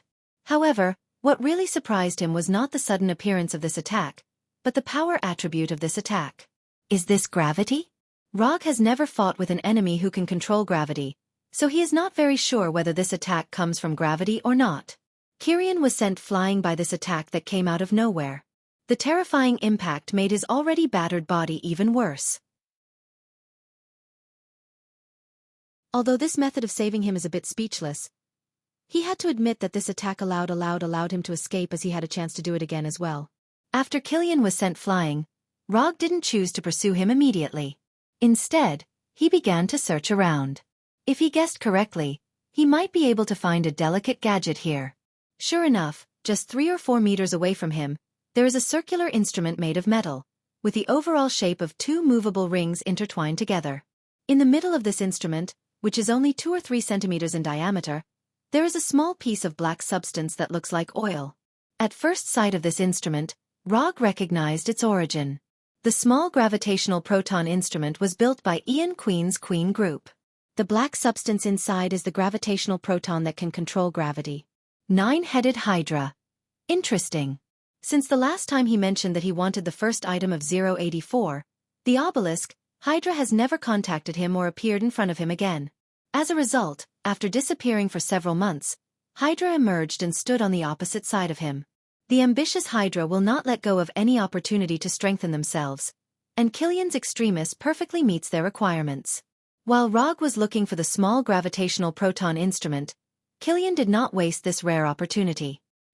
He dragged his body, which had not fully recovered, and walked towards the laboratory on the fishing platform without looking back. Kilian didn't know who saved him, but he didn't have time to think about it now. When Rog silently put away the small gravitational proton instrument in his hand, Kilian had already run to the door of the laboratory and then disappeared from his sight. Logue did not care about Kirian. No matter what, Kirian would not be able to escape from him tonight. He has firmly remembered the energy characteristics of Kilian's body. Unless Kilian can cast a portal like Kamartaj's sorcerer, he won't have any chance to leave. Although Hydra's people hid well enough and were careful enough when launching attacks, their caution was destined to be meaningless. Chakra perception. Rog instantly confirmed the location of everyone on the dock. Excluding Kilian's men and Colonel Tawny Road, the rest are naturally Hydra's people. As for whether these life energy signals will be ordinary people on the dock, this is a question that doesn't need to be considered at all. No ordinary person will stay on the dock at this time, unless he has some ulterior motives. 3 people in a team, a total of 9 people. After determining the number and location of Hydra, Rog suddenly had a small plan. When dealing with Electric Man, he deliberately exchanged 2 ninjutsu, 4 Symbol Seal and King Kong Seal from the system. But because of Electric Man's disappointment, he didn't use King Kong Seal. However, at this time he suddenly had the idea of using King Kong Seal. There are a total of 9 people, so 9 chains are enough. With a thought, 9 golden chakra chains emerged from Rog's back, flying behind him like 9 tails. The number 9 has a different meaning for ninja. 9 symbolizes cheating and strength. When 9 thick chakra chains emerged from Rog's back, the 9 Hydra warriors hiding in the dark couldn't help but feel shocked, and a sense of danger immediately surged in their hearts. Before they set off, they knew that the people they were going to face this time were extremely dangerous and extremely ferocious. Once they were found, their chances of survival were infinitely close to 0. But even so, they still took the mission and came here without hesitation.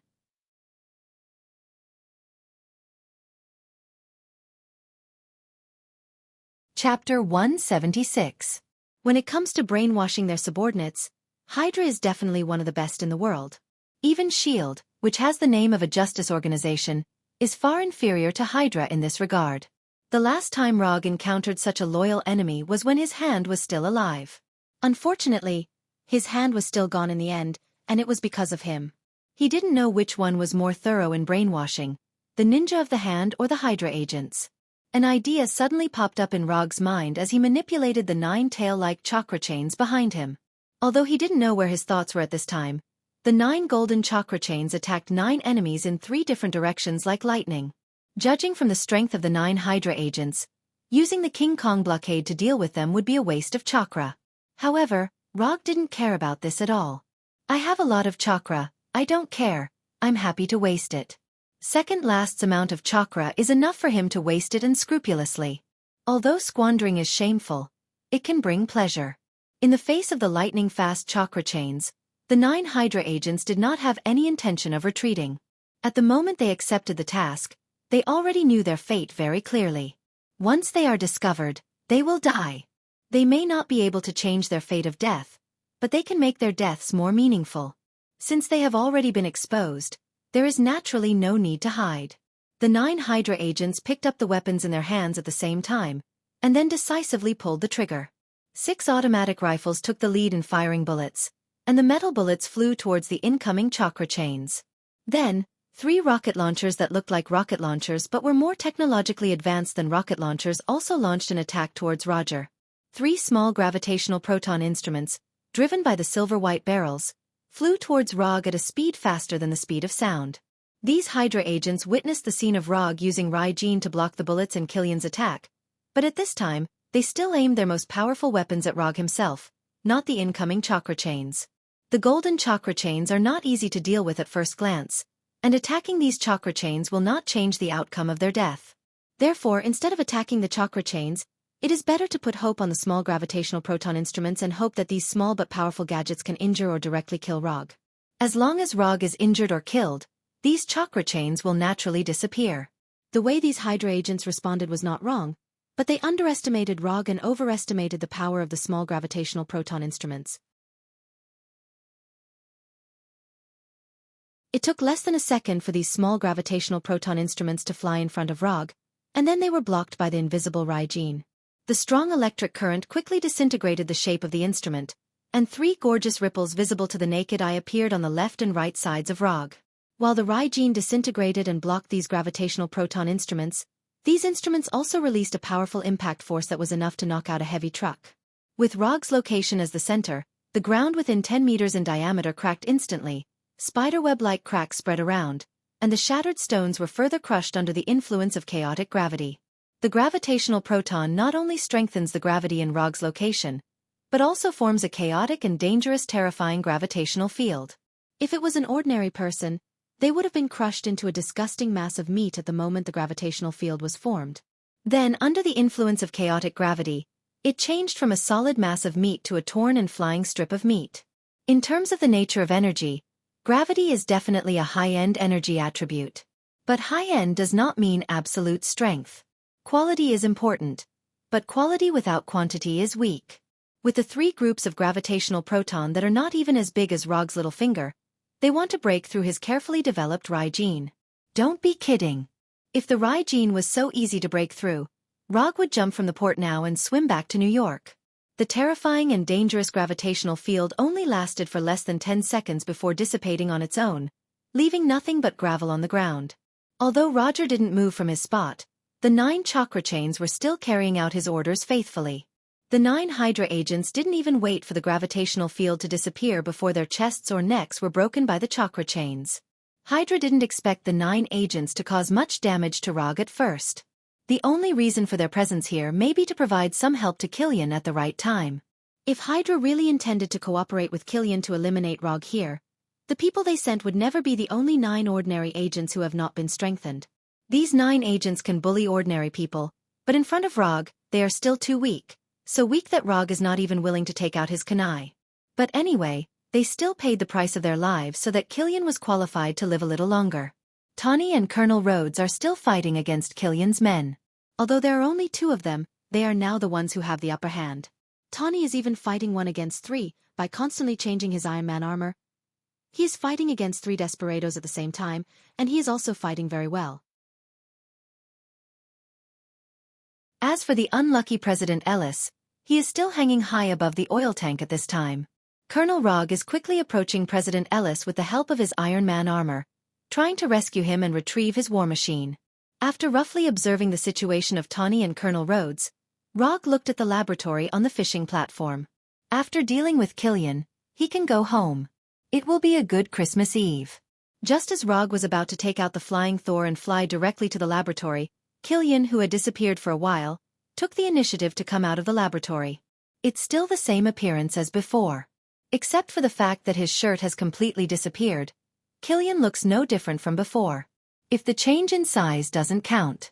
Killian's body was originally about the same size as Rog, but now, he is half a meter taller than Rog. In addition to the skyrocketing height, his body has also become a lot thicker, and his muscular right arm is even thicker than Rog's thigh. If his skin could turn green, then he would look like a small Hulk injected with extremis.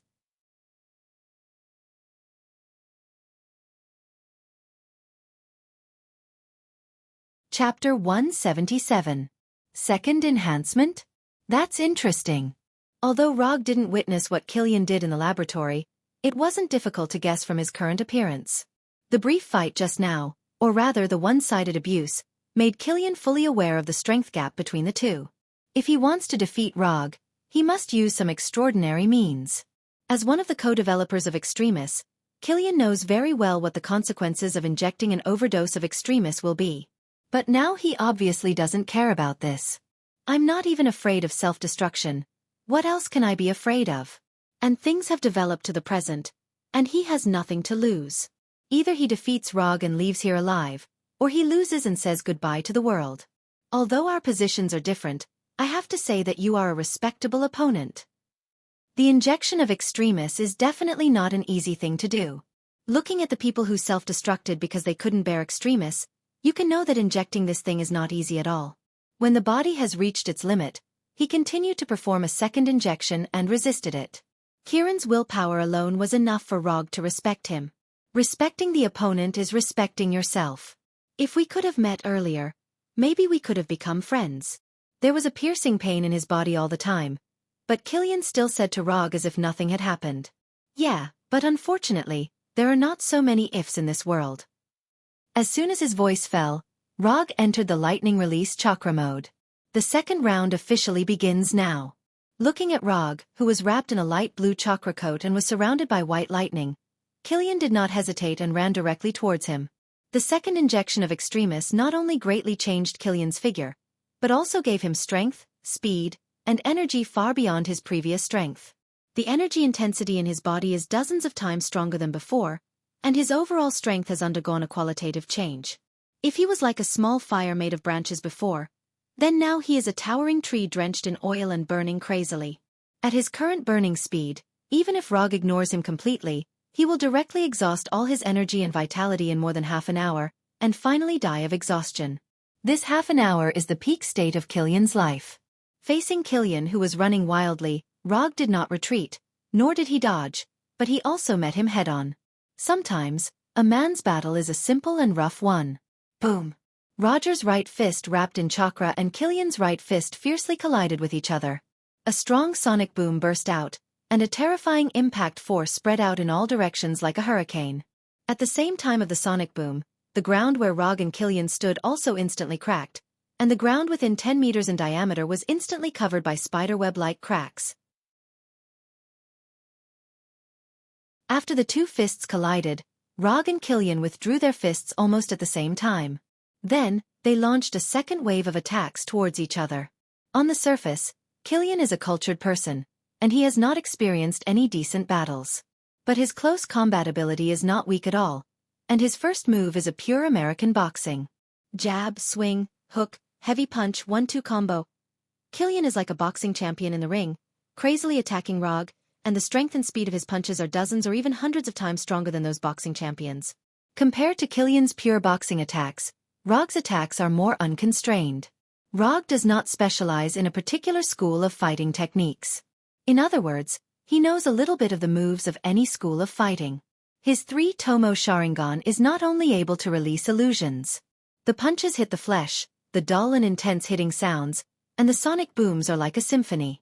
The momentum caused by the battle between Rog and Killian made Tawny and others, who were originally fighting fiercely, involuntarily stop fighting, and one by one, they all focused their attention on them. There are no mysterious ninjutsu, no fancy energy attacks. There are only pure extreme fist and foot attacks here, and only simple and crude male fighting. Neither Rog nor Killian paid attention to the uninvited spectators, and all their attention was now focused on the enemy in front of them who was only less than a meter away from them. If you give me a hook, I will give you an elbow. If you give me a burst punch, I will give you a heavy punch. Killian has a twice-strengthened extremis and a taller and sturdier body, and Rog also has a sage body and lightning release chakra mode. They are like the gladiators in the Colosseum of ancient Rome, staging bloody and primitive wild battles. Looking at Killian and Rog's attacks that produce sonic booms every time, Tawny and the others present swallowed unconsciously. Are these two guys really still human? Although in terms of appearance, they all have typical Earthling characteristics. But what they are doing now is not like Earthlings in general. Have you ever seen an Earthling who can make a sonic boom with a punch? Have you ever seen an Earthling whose punch is so fast that the radar of the Iron Man armor can't catch it? The two below were the ones. Although he has entered the lightning release chakra mode, Rog has to admit that Killian's fists are still quite painful. However, compared with Rog, who has the chakra coat and lightning protection, Killian, who has an advantage in size, is the one who is more miserable. Extremis has greatly strengthened his body, but no matter how it is strengthened, his body is still an ordinary body, not a monster-like body like Hulk's. Every punch that Rog makes will leave a lot of injuries on his body. Either his bones are broken, or his body is directly sunken. If it weren't for the amazing resilience of Extremis, Killian would have been beaten into a pulp by Rog. Although he didn't take any advantage in the melee fighting, Killian still had no intention of retreating. Once he pulls away, he, who lacks long-range attacks, will only be more miserable than he is now. Killian knows this very well, and so does Rog. So at this time, Rog is enjoying the pleasure of fighting brought by Killian to the fullest. Sure enough, men sometimes still need to release their passion on other men. This can let men find the wild passion of another male creature. Under Rog's frenzied attacks, Kirian's form changed once again.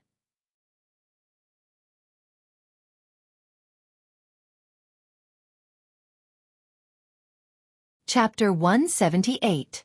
Previously, Kirian only looked like he had lava flowing in his body. But now, he looked like he had lava flowing in his body. Now, Killian was like the legendary lava giant. His skin had turned dark red like lava. Killian's form changed once again, and he emitted a shockingly high temperature. The surrounding temperature also increased by more than 10 degrees Celsius, and it showed signs of continuing to rise. Killian was now using his actions to prove what it meant to burn one's life. Rog also showed his respect for Kirian's willingness to risk his life. Monstrous Strength Fist. Ever since he obtained the Monstrous Strength Fist ability, he hadn't used it in a real battle. The enemies he had encountered before either didn't really want to play this kind of close combat with his fists, or were too weak to be worth him using this move. Bang! Rog's right fist was like a heavy artillery shell fired from a main battle tank, and it fiercely hit Killian's chest. In an instant, a fist-sized dent appeared in Killian's chest, which looked like it was made of magma.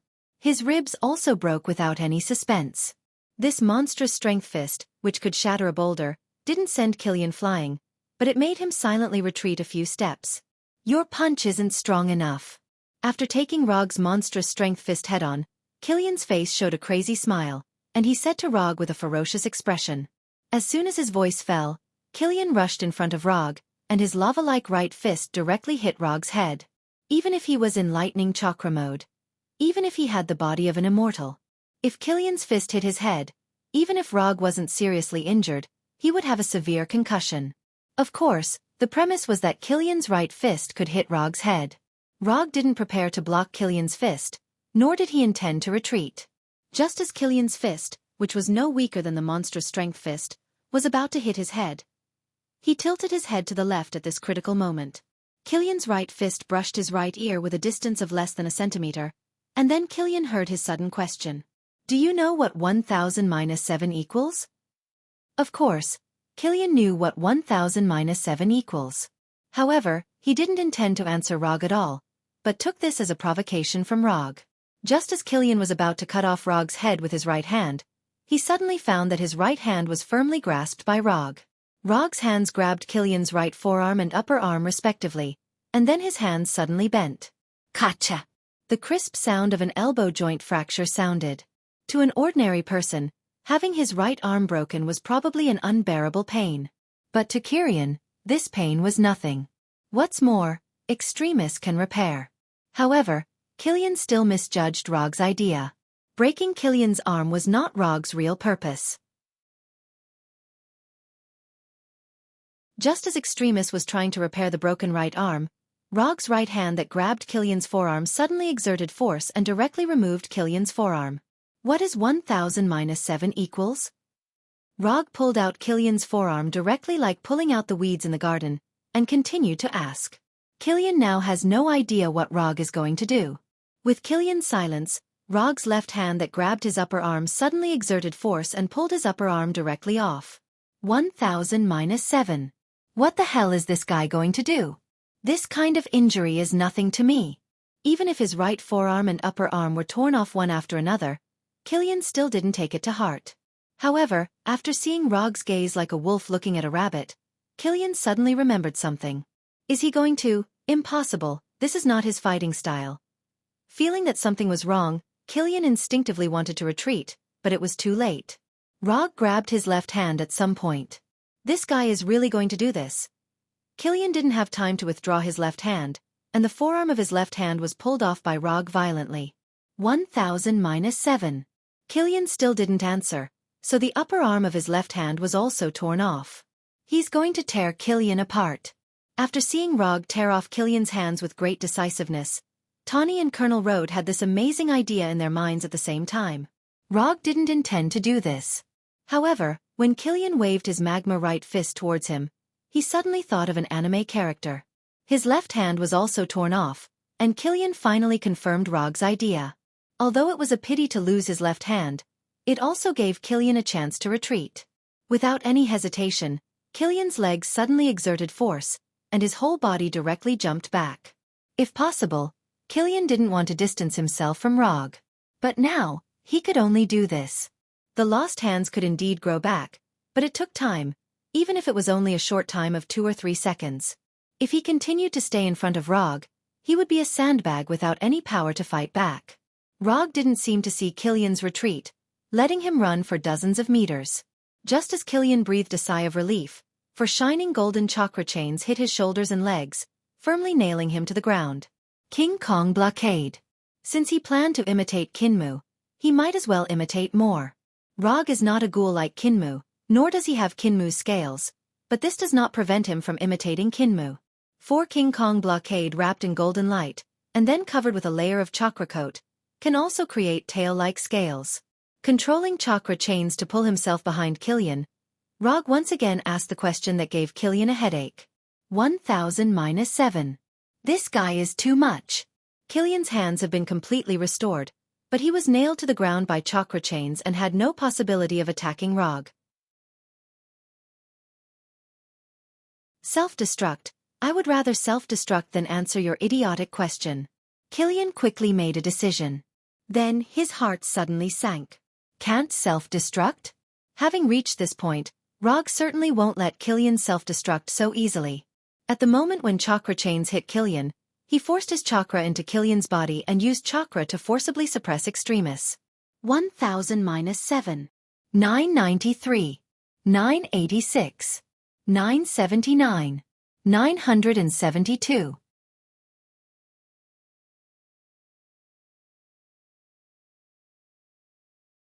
Chapter 179. Training is a skill. No matter how strong a person's will is, as long as you find the method, you can train them to become what you want. Of course, Killian's willpower is needless to say. He is a ruthless person of the new generation.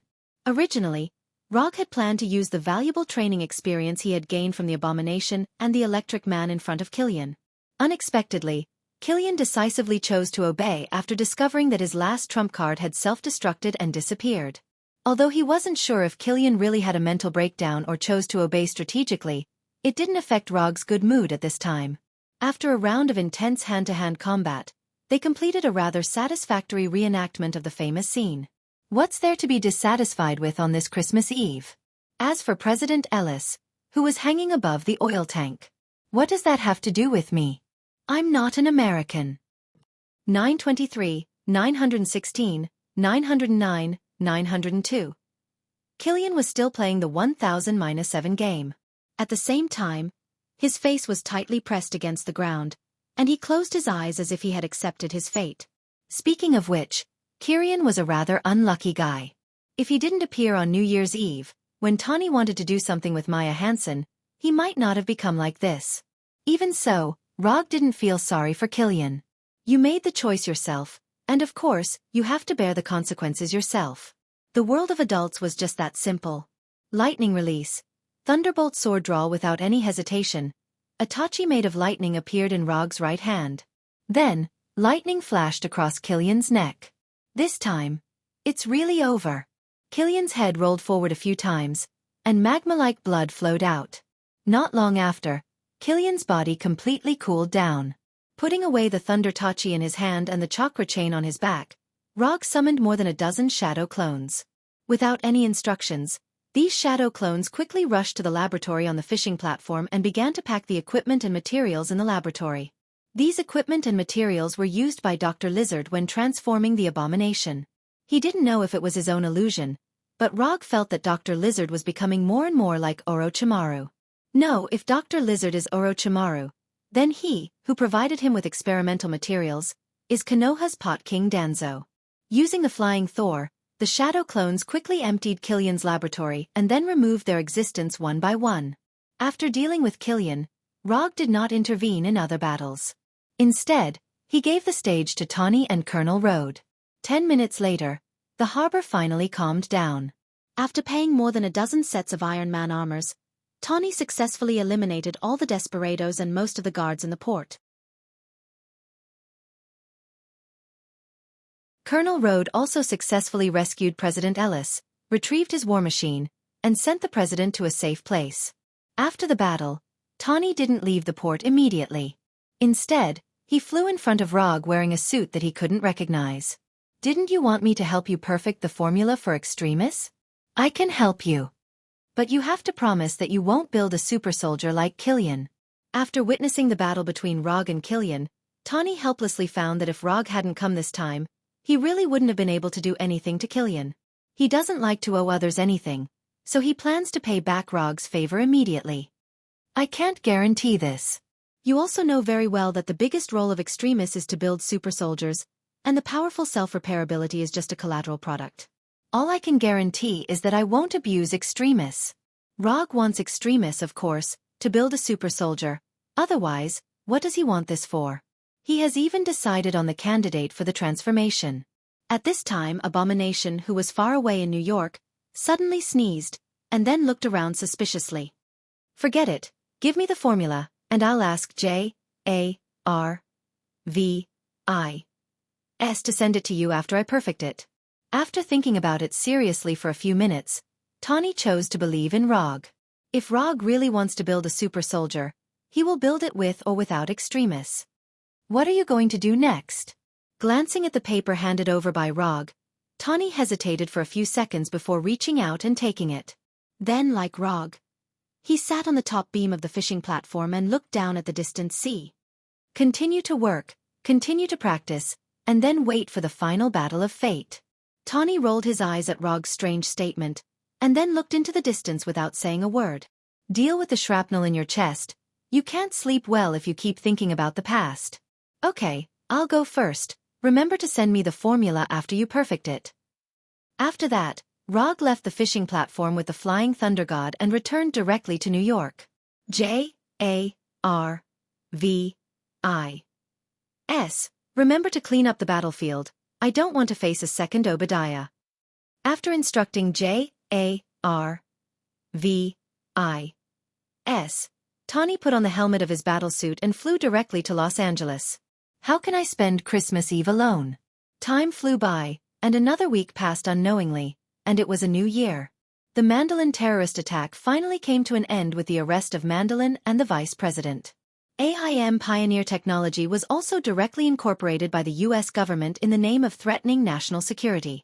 However, what the U.S. government incorporated was just an empty shell, and all the assets and research results of AIM Pioneer technology were mysteriously missing, and their whereabouts were unknown. Colonel Rhodes received a commendation from the president and a medal from the president. The U.S. military originally wanted to take this opportunity to repair the cold relationship with Stark Industries, but there was no doubt that it was directly rejected by Tawny. Stark Industries is no longer the military enterprise it used to be. Clean energy, artificial intelligence, advanced machinery, and other fields are Stark Industries' current main business. A few days after Christmas, Tawny sent him the extremis formula that Rog needed, and at the same time arranged for himself to have the shrapnel removed from his chest. In the new year, everyone started their new lives, and everything was developing in a good direction. Of course, this does not include Abomination, who has been transformed by Extremis. With Abomination's physique, there is no problem in surviving the transformation of Extremis. What's more, this is the formula that Tawny has perfected, and even if it fails, there will be no self-destruction. When Rog told Abomination that he didn't have to cooperate with Dr. Lizard's research for the time being, Abomination thought that he had received a long-lost New Year's gift. But he soon found that his idea was a little too naive. Don't hide, it will grow back anyway. There is nothing to be afraid of. Come back here. If you run away again, I'll let the wooden puppet communicate with you.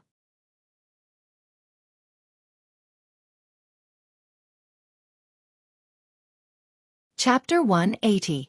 Since Abomination received the Extremis transformation without sequelae, Rog and Dr. Connors have been in a better mood day by day. Rog finally has a living ninjutsu test target and sandbag with some resistance. Dr. Connors can finally do some experiments on Abomination that he didn't dare to do before. Just as Rog said at the beginning, it will grow anyway, there is nothing to be afraid of. The happiness lasted for more than half a month, and Rog left Dr. Connors' lab with Punisher and Abomination. After resting for so long, it's time to repay the small gift Hydra gave him at the dock. In the past half a month, Rog seems to have been playing happily with Abomination every day. But in fact, he has been asking Sky to collect information about Hydra. He even asked Sky to invade the system of S.H.I.E.L.D.'s headquarters. If Rog really wants to tear into Hydra, there is actually a very simple way. That is to release the news that Alexander Pierce, John Garrett, Grandwater, and Brock Rum are all Hydra members. But he didn't do that. Although doing so can hurt Hydra greatly, it will also lead to a desperate and crazy counterattack from Hydra. If he was alone, he certainly wouldn't need to worry about this. But he is not alone now, and he needs to think about the people around him a little. Now is not the time to completely tear into Hydra, just teach them a lesson, and then they will settle the accounts together. And these guys won't be able to jump around for long. According to the information collected by Sky, there are more than a dozen large and small suspected Hydra strongholds in New York. Rog selected the 3 largest strongholds from among them, and then arranged one for Punisher and Abomination. First pull out Hydra's nails in New York, and then play with them slowly. One person captures a stronghold, and it's a Hydra stronghold. This seems crazy, but it's not difficult for Rog and the other two. Punisher is the body of the Edo Tensei, and as long as he doesn't encounter an attack that just restrains him, he is basically immortal. Abomination originally had good resilience, and with Extremis, he is a veritable battlefield meat grinder. As for Rog, he hopes that Hydra's stronghold can provide him with some unexpected surprises. Although both of you are unlikely to die in battle, I still have to remind you. Hydra is different from the Yakuza members you bullied before. They may have a lot of strange things. Don't lose Konoha's face. You know that? Especially you, Bronsky. Don't think about dying on purpose. If you really dare to do this, I will make you like Frank. You won't even be able to taste the taste of the Happy Meal in the future. Frank the Punisher did not have to worry too much. He was a professional, and this was something he was best at. He mainly hates Abomination, and he doesn't know if it's because he's his tooth. His already unstable mental state has become even more unstable, and he doesn't have the qualities that a professional soldier should have. Before he turned into an Abomination, he was a 1-in-1,000 ace warrior, a top-notch soldier who did not lack experience and strength. I will be careful. This is Frank's answer. I want double the meal in the future. This is Abomination Bronsky. After explaining to the two Punishers, Rog took the lead and left with the Flying Thunder God. The stronghold he was going to was in Queens, and he happened to have a Flying Thor jutsu near that stronghold. When Rog's figure disappeared, Punisher and Abomination also rushed to their respective targets. Hydra, Konoha's revenge team is here. Tremble. After arriving at the location marked by Sky, Rog did not launch an attack immediately, but first used chakra perception to sense the surrounding situation. There was no special energy, and all energy indicators were within the normal range. The number of people seems to be more than expected, but it doesn't matter, it's nothing more than a matter of cutting his throat a few more times. After determining the surrounding situation, Rog used lightning chakra flicker to the gate of the old factory. Stop, this is private property. As soon as Rog walked to the gate of the factory, 2 armed guards came over and looked at him with great vigilance. Who are you? What are you doing here? One of the guards shouted and opened the safety on the rifle. My name is Rog, and I'm here to retaliate against Hydra. When they heard the word Hydra, the two guards did not hesitate to pull the trigger, and the bullets flew at Rog like lightning. Bang bang bang bang. The gunshots lasted less than a second and stopped abruptly. Vigilance is good, but the strength is a bit weak. Until now, the two guards still didn't know what had happened. The only thing they could feel was the sharp pain from their hearts and their increasingly blurred vision. At the moment when they were about to lose their lives, they found that Rog, who was standing in front of them, had turned into a group of crows and flew away. Sharingan Genjutsu. From beginning to end, what the two guards saw was only Rog's Genjutsu. When they shot at the illusion, Rog pierced their hearts with kunai and easily killed them. Although the gunshot only lasted for less than a second, it still served as a warning. Rog didn't care about this. For him, whether the Hydra agents inside were prepared or not, it would not affect his actions in any way. The front and back doors of the factory, various passages and entrances were immediately guarded by heavily armed Hydra agents. At the same time, 3 modified soldiers with mechanical prosthetics came out of the innermost laboratory of the warehouse. Left arm, both arms, left arm and right leg. The mechanical prosthetics of these 3 modified soldiers are even more different, but judging from the design style, they should all come from the same manufacturer. In particular, there was a device that looked like a centipede on their spine, which was perfectly attached to their spines. Hydra has never given up on the creation of super soldiers. These 3 soldiers with mechanical prosthetics are their latest research results, Death Warriors. With the latest single combat prosthetics, the combat effectiveness of the Death Warriors is no weaker than that of the Despair Warriors. In terms of recovery ability, the Death Warriors are far inferior to the Despair Warriors. But in terms of lethality, 3 Despair Warriors are not as good as 1 Death Warrior. When the 3 Death Warriors came to the gate of the factory with cold expressions like icebergs, Rog just pushed open the gate of the factory from the outside and walked in casually.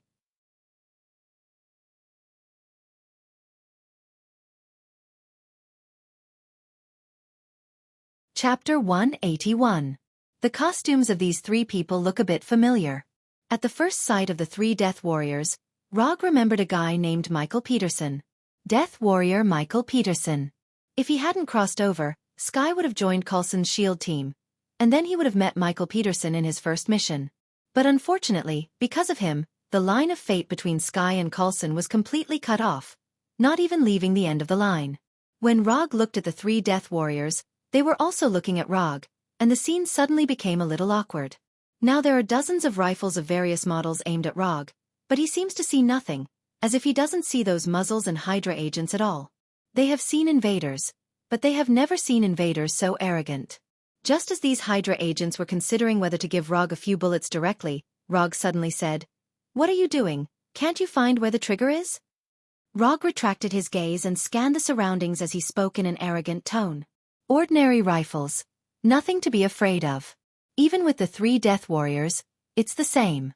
Standing at the gate of the factory, Rog didn't pay any attention to these Hydra agents, nor did he worry about his life at all. After all, he's just a shadow clone. Yes, he's not Rog himself. After Rog solved the 2 guards at the door, he summoned the shadow clone and handed over the task of frontal assault to the shadow clone. As for himself, he is now in a passage behind the factory. Have Hydra's people been reduced to the point where they don't even have the courage to shoot? Shoot, you waste.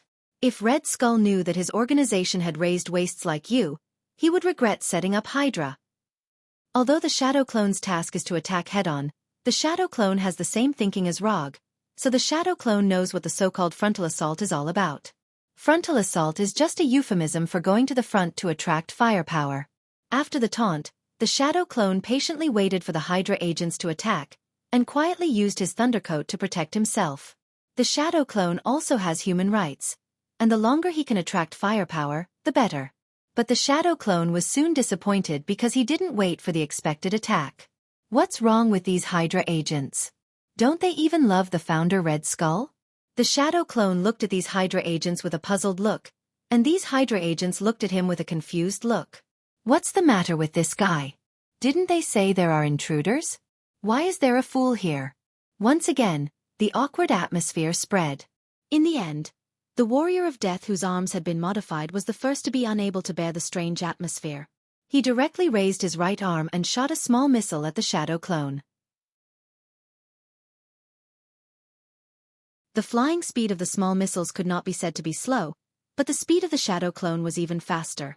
Even though he had already used his lightning cloak to protect himself, the shadow clone had no intention of taking the missile head-on. Boom!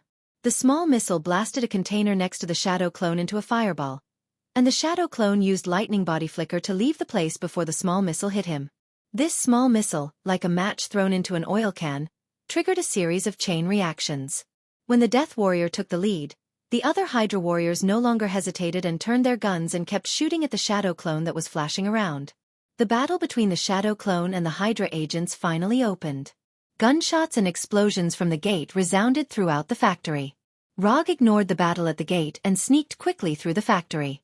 What he is doing now is the true meaning of stealth, not the so-called ninja stealth he used before. The fierce battle that broke out at the gate of the factory attracted the Hydra agents who had been guarding the various passages. As for the rest, they were solved one by Rog in the most silent way. They could use illusions or assassinations. After solving all the enemies he encountered on the road, Rog finally came to the core area of the factory, where Hydra's real base is located. This factory is one of Hydra's 3 largest strongholds in New York City.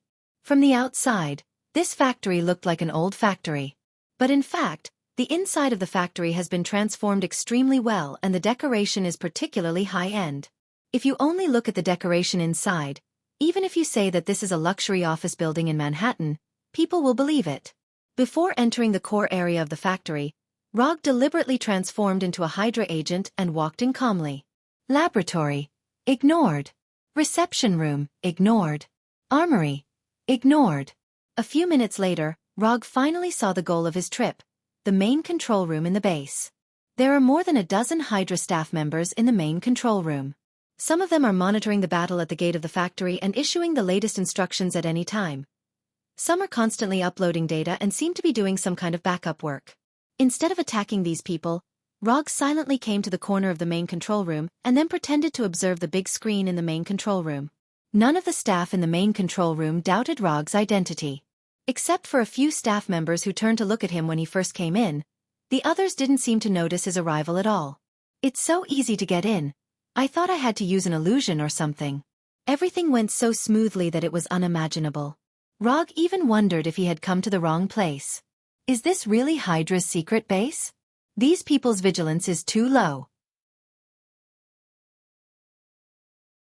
Although it was unbelievable, Rog silently pulled out a hacking tool smaller than the knuckle of his little finger from his pocket. The reason why he came to the main control room of the base was to bring in this hacking tool specially set up by Sky. Then, he simply stuck this little square thing on any computer or signal port in the main control room. Attack and destroy Hydra's 3 largest strongholds in New York. This is indeed the main content of the revenge operation. But before destroying the strongholds, he still has some small things to deal with, that is, to create conditions for Sky to hack into this base. Sky's hacking skills are beyond doubt, but hackers are not omnipotent. For those networks that have no external network, even the top hackers can't hack into them out of thin air. In order to solve this problem, it is necessary to artificially create an external interface. Tani did this on S.H.I.E.L.D.'s helicarrier and a super agent who climbed the Burj Khalifa in Dubai did it.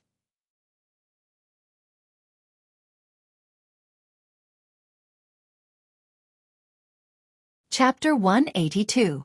After quietly installing the mini-hacking device, Rog first stayed in the main control room for a while, then left as if nothing had happened. From the moment he entered the main control room to the moment he left, the people in the main control room didn't have any suspicions about him. Do I have a hidden talent for espionage? Rog couldn't help but wonder if he had other talents that he hadn't discovered yet. His first espionage mission ended smoothly and satisfactorily. After installing the mini-hacking device, his mission was over. The remaining tasks were Sky's. Hack into the system, back up the data, and paralyze the system.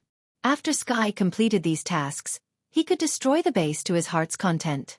After leaving the main control room, Rog went directly to the armory in the base.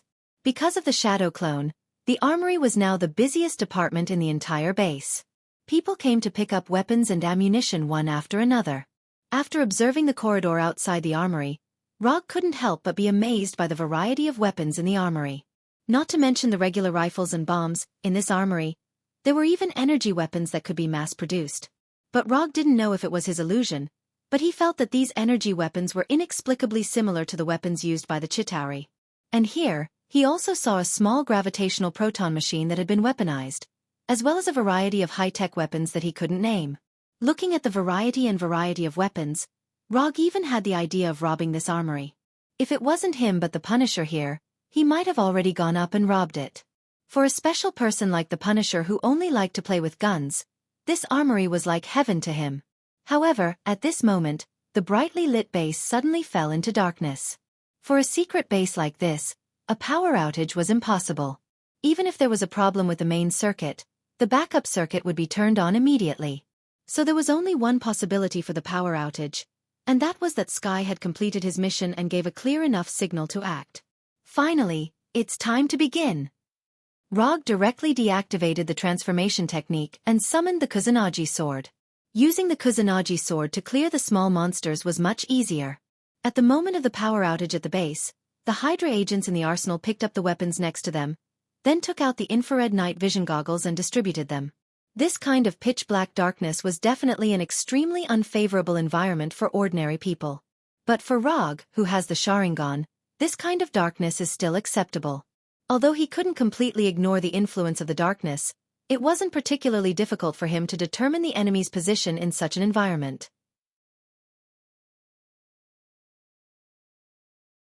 When the Hydra agents in the arsenal put on their infrared night vision goggles, they saw Rog holding the Kusanagi sword.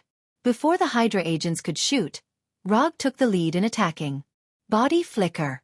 Rog came to a Hydra agent in an instant, and the Kusanagi sword in his hand cut across the Hydra agent's neck before he could shoot. The first one had been dealt with. After killing the Hydra agent, he used the body flicker again and came behind the second target. It wasn't until then that the other Hydra agents found his trace and began to turn their muzzles. As soon as these Hydra agents pulled the trigger, he had already dealt with the second target and disappeared again. Bang bang bang bang bang. Fierce gunshots continued to sound, and the arsenal suddenly became very lively. Not only did the dense bullets not hit Rog, but the fire from the muzzle made it easier for him to determine the position of the target. A dark murder show without an audience was staged. Rog continued to appear around these Hydra agents like a ghost, killing them with incomparable efficiency. In less than a minute, the gunshots in the arsenal stopped. More than a dozen Hydra agents guarding the arsenal lined up to report to hell without even seeing Rog's appearance. After dealing with these people, he didn't leave the arsenal immediately, but quickly picked up something in the arsenal. Small gravity proton instrument. Received. Energy rifle. Received. Energy grenade. Received. This energy cannon is good. Also received. I don't know what this is, but it looks good. Also received. Rog was like a customer picking up a favorite product in a store, quickly sweeping through. After tossing all the messy stuff into the channeling scroll, he picked up a bag filled with timed explosives. 1 minute, no, 10 seconds is enough. After setting the time, he threw a few in different directions in the arsenal, then picked up the bag and left the arsenal. The base's power supply system has not been restored yet, but this does not affect Rog's speed. He doesn't know if this base has a self-destruct system, but even if it does, it probably won't work now. So he intends to destroy Hydra's base by manually throwing mines. Whenever he passes by a room or area that looks more important, he will throw a few time bombs inside. How much he throws depends on his heart. He throws it with his eyes closed, no pressure. It didn't take long for dozens of time bombs in the bag to be thrown clean by him. Okay, it's time to go back. Rog pressed the start button on the remote control device and crushed it directly. Dozens of time bombs in the base began to count down at the same time. After doing all this, he teleported to the nearest location of the Flying Thunder God technique. Standing on the top of the building where the Flying Thor is located, Rog looked down at the factory not far below and waited patiently. 10 seconds later, dozens of explosions sounded in the factory at the same time. The power of the time bombs is not great, but when these time bombs exploded, a small mushroom cloud rose into the sky. Rumble! The strong shock wave directly destroyed the entire factory, and the buildings around the factory were also hit by the shockwave, with large and small cracks appearing. It is absolutely impossible to cause this effect with the power of the time bombs themselves. The reason for the mushroom cloud should be that the other bombs in the arsenal helped a lot. When the blast of the explosion began to dissipate and the flying dust began to calm down, Rog once again came near the gate of the factory.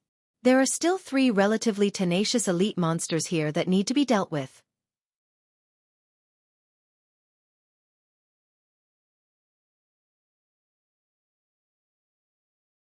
Chapter 183. Of course, these 3 warriors of death are not the only ones who survived the explosion. It's just that among all the survivors, these 3 are the only ones who can interest Rog a little. Although the purpose of destroying the Hydra base has been perfectly achieved, Rog wants to find some extra fun for himself before leaving. At the usual speed of the New York police, it takes them at least 3 minutes from the discovery of the explosion to the scene.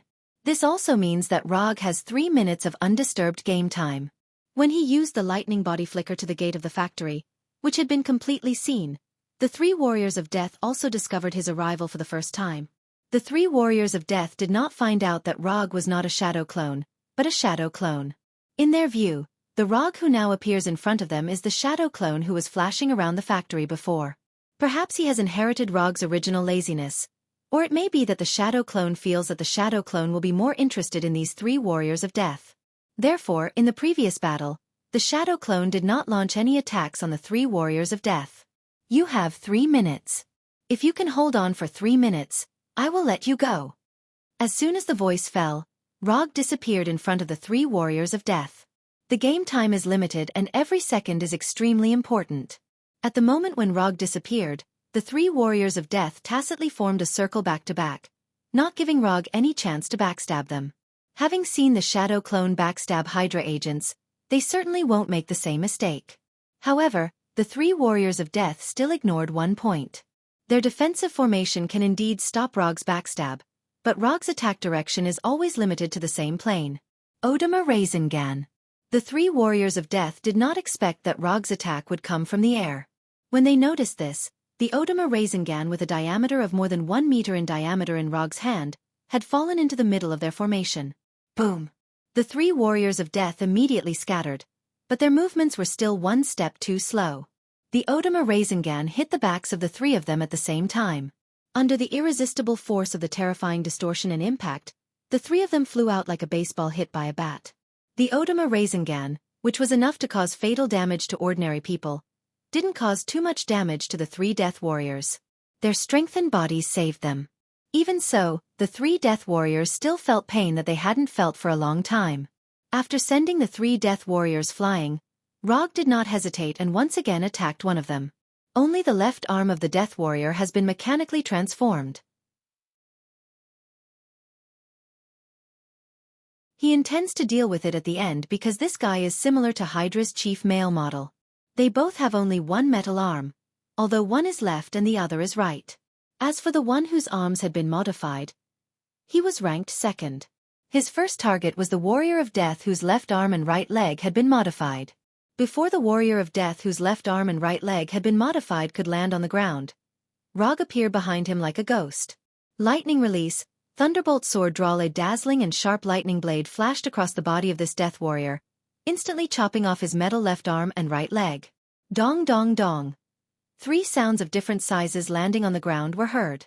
The warrior of death, who had lost his left arm and right leg, just struggled to sit up and Rog's thunderbolt tachi cut across his neck, completely ending his life. After dealing with the warrior of death, Rog finally waited for the other 2 death warriors to attack. Small missiles and rifle bullets flew towards him at the same time. He doesn't know if it's because these death warriors haven't completed the final weapon loading, but Rog always feels that they have too few weapons on them. Except for the metal arm that can launch small missiles, they don't seem to have any other long-range attack means. Otherwise, the death warrior with both hands modified wouldn't have picked up the rifle on the ground to attack him. Just as the small missile and rifle bullets were about to hit him, he used lightning body flicker again and disappeared. After avoiding the attack of the small missile and rifle, Rog didn't stop and attacked the warrior of death with both metal arms. As if realizing that he was being targeted, the warrior of death immediately threw away the rifle in his hand. The 2 metal arms formed fists, and the shape of the arms changed in an instant. Structural components popped out one by one, and then quickly reassembled. In the blink of an eye, the hands of the warrior of death turned into a giant barrel. A barrel that was 70 to 80% similar to a Gatling gun. He didn't know if the warrior of death randomly chose a direction, or he really found Rog's path. After the hands formed a giant barrel, he didn't even think about it and fired the first shot. Zila! An orange-red sunlight-like beam of light shot out from the barrel and shot straight at Rog, who hasn't shown his figure yet. Mokutan, a wooden spindle wall. Rows of wood instantly emerged from the ground and formed a curved arch in front of Rog. Rumble! The orange-red beam of light hit the wooden arch without any suspense, and a strong explosion was born, and the orange-red flame swept around like a hurricane. The power of this attack is very good. Although the wooden spindle wall blocked this energy attack, visible cracks also appeared on the arch of the wooden spindle wall, giving a feeling that it would collapse and shatter at any time. As soon as the flames generated by the explosion dissipated, the warrior of death launched the second wave of attack. But this time, the energy cannons in his hands didn't shoot out orange-red energy beams, but fist-sized energy shells. Boom boom boom boom boom. One by one, the energy shells continuously hit the arch formed by the wooden spindle wall, and the cracks on the arch became more and bigger. Because of the sudden outbreak of the warrior of death, Rog was temporarily suppressed in the arch. From the situation at the scene, it seemed to be the case. But the fact is, Rog in the arch had no intention of leaving at all. If he wanted to leave here, a flying Thor would be directly done. Just when the warrior of death was slightly relieved and thought that he had the initiative, Rog in the arch silently cast a ninjutsu that he hadn't used for a long time. Mokutan Wood Dragon Jutsu. The warrior of death didn't realize that something was wrong. Now he was enjoying the pleasure of shooting wildly, enjoying the pleasure of the energy shells exploding around Rog. But soon, he found that the ground under his feet seemed to tremble. Before he had time to look down, a long hook-nosed wood dragon rushed out from the ground and directly arched him into the air. Then, the dragon mouth about the same size as his body directly bit his body. Wood dragon raises its head.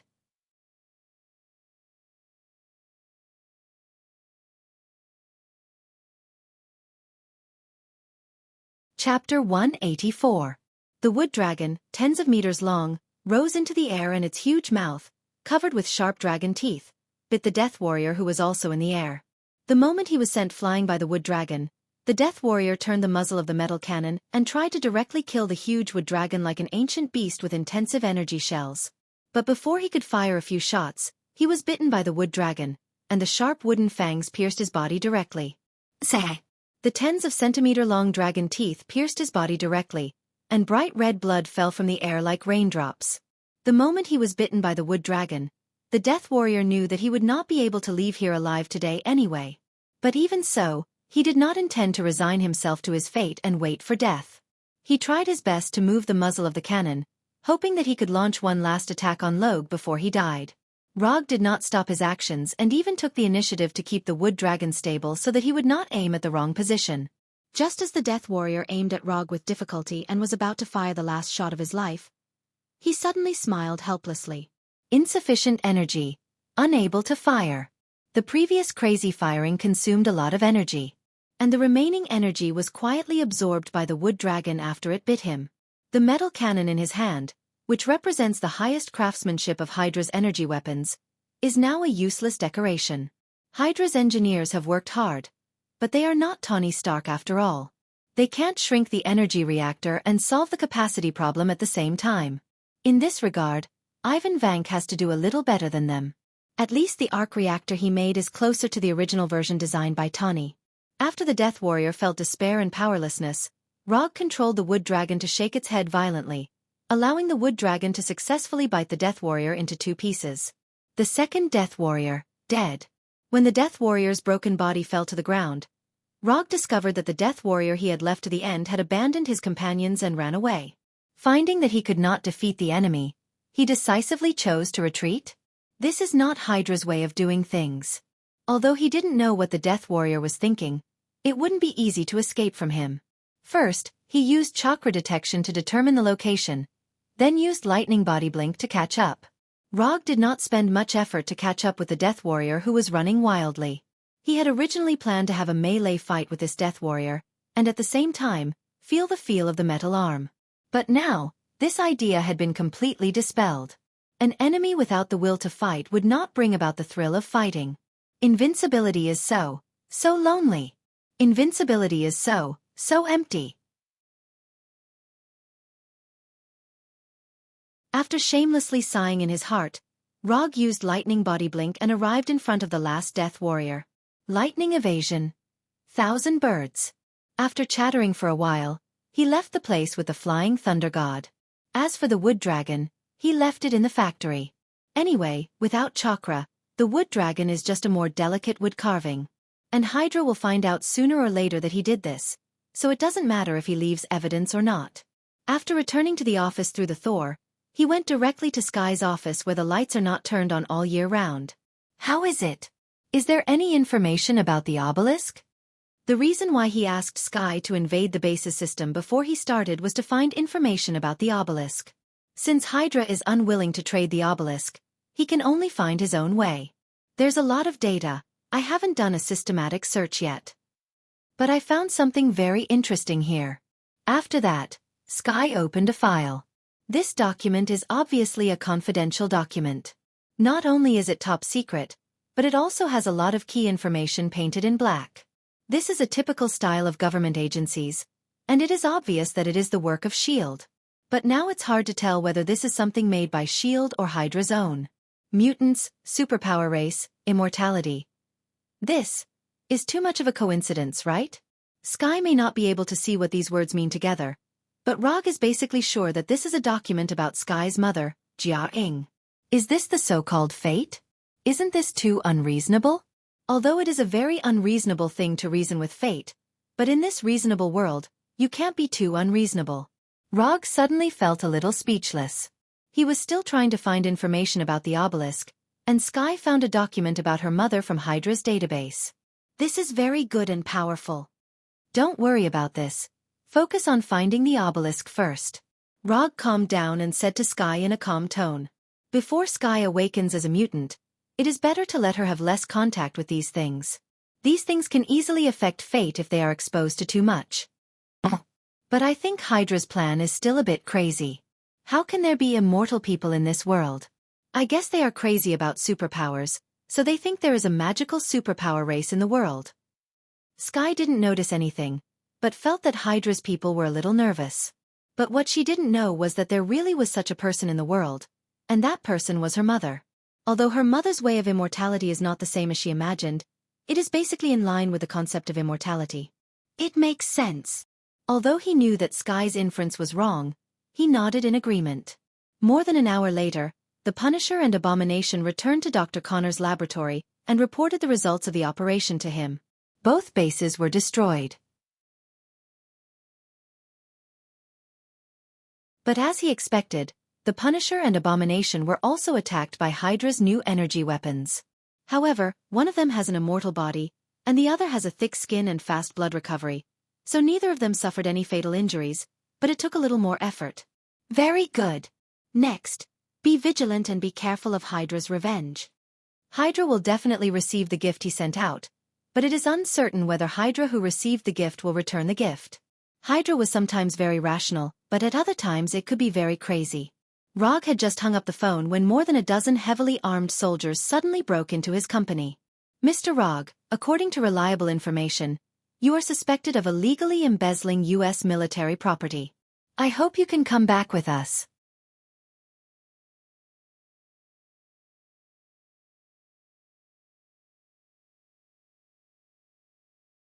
Chapter 185. No way, sir. If you want to find an excuse, you should find a better one. What do you mean by illegally embezzling U.S. military property? When did I embezzle U.S. military property? How can you accuse me out of thin air? Although this was what he thought in his heart, Rog said something else. If I don't cooperate, are you going to take me away by force? More than a dozen heavily armed soldiers didn't look like they would politely invite him. Sir, I hope you can cooperate with our investigation. The leading officer didn't care about the dissatisfaction in Rog's tone and said with a righteous face. You are not qualified enough for me to cooperate with you. Do you understand, Lieutenant? Let your immediate superior do it, You are not qualified." After saying that, he returned to the office without looking back. They came to his door inexplicably and then asked him to cooperate with the investigation. Rog didn't know who sent these soldiers, but he could guarantee that these soldiers would never dare to do anything here. For ordinary people who don't know the truth, he is at most an entrepreneur with a little money. But for those who have a certain status and channels, it is no secret that he is the masked man. Rog's behavior of ignoring them made more than a dozen soldiers present feel uncomfortable. Several soldiers even silently turned on the safety of their rifles. However, their actions were quickly stopped by the first lieutenant. "Don't cause trouble for me, pack up, let's go." The lieutenant was also very upset, but he also didn't dare to do anything here. The order he received was to ask Rog to go back for investigation, not to arrest Rog for investigation. These soldiers eventually left the company with gloomy faces and in a bad mood. More than 10 minutes later, an unfamiliar number called directly to the landline in Rog's office. "Rog, this is Thaddeus Ross. We met at Culver University." The caller was none other than General Ross. After Banner became a member of the Avengers, General Ross' plan to capture Hulk came to an end. In addition, he hated the bad influence that Bronsky had caused in New York, so he was directly transferred from his original position and became an idle general. Although he spent most of his life in the army, when he began to develop the role of a politician, he showed shocking skills. After a series of political transactions and operations, not only did he successfully return, but he also jumped from a big shot in the military to the Secretary of State. "I remember you, General Ross. Your daughter, Betty, once came to me for a mission. Long story short, I have a plan now, and I'm sure you'll be interested. If it's convenient for you, I hope you can come to Washington, and we can talk in person." Even though he had become a politician, General Ross still maintained the fierce style of a soldier and did not speak nonsense. General Ross personally invited me, so I have to give him face. Although he didn't know what General Ross was going to do, Rog didn't mind talking to him face to face. "I've already retired from the military. I'm now the Secretary of State." After that, Secretary Ross hung up the phone. He was actually promoted. What a lucky old man. More than 2 hours later, Rog arrived at Washington by military transport plane, and then came to Secretary of State Ross' private manor under the protection of a team of U.S. Army Special Forces. In the garden of the manor, Rog saw Secretary of State Ross in a casual suit. "Sit anywhere." After throwing the frisbee in his hand, Secretary of State Ross came to Rog and sat down casually. Before the frisbee in the distance landed, it was bitten by a golden retriever in good condition, and then it trotted all the way back to Secretary of State Ross, wagging its tail, waiting for its owner's reward. After retiring from the army, this is the only fun left. Cigars from Miami. Would you like one? Secretary of State Ross took out a cigar from the cigar box and said, "No need. I don't have such a habit." Not to mention cigars, Rog doesn't even smoke ordinary cigarettes. Caring for the body starts from refusing cigarettes. When Secretary of State Ross slowly lit a cigar for himself and took a puff, he continued to say to Rog, "Rog, what do you think of the Avengers organization?" "Nothing. I'm not one of them. The existence of the Avengers does make the world a lot safer, but they also bring more challenges. Since their appearance, more and more supers and enhancers have appeared around the world. They bring peace, but they also bring new challenges." Secretary of State Ross looked at the sky in the distance and spoke in a tone that was completely different from his previous tough style. "Just say it, what's your plan? You sent someone to New York to find me. It's not to ask my opinion on the Avengers, right?" Rog was not in the mood to joke around with Secretary of State Ross. With this kind of time, he might as well go home and play a few games. "We're all acquaintances, so I won't be polite with you. I plan to build a team similar to the Avengers, a team that can suppress and even defeat the Avengers when they betray us. Thunderbolt Secret Service Team. I'll take the lead on the official side. I'll take care of the personnel, equipment, venue, funding, and other issues. But I lack a person who can lead this team, so I hope you can be the captain of this team." After that, Secretary of State Ross handed him a document with the word, "Top Secret," written on it. After receiving the document from Secretary of State Ross, Rog did not read it immediately. Instead, he waved his hand and lured the golden retriever next to Secretary of State Ross. "You politicians are not very satisfied with the Avengers, I can understand that.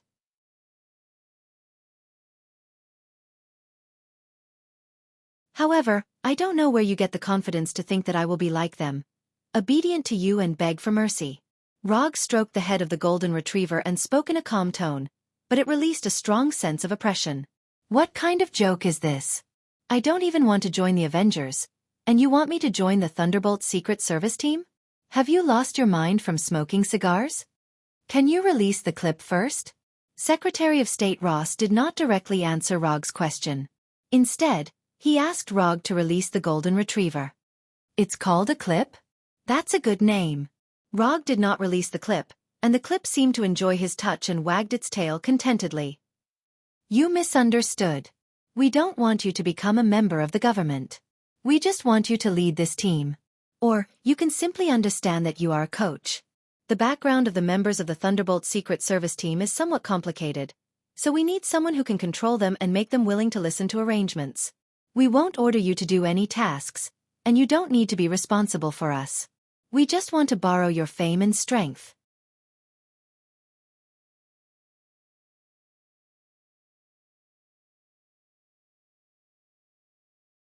Chapter 186. This sounds more like a mascot. Even if I don't mind being your mascot, what benefits can you give me?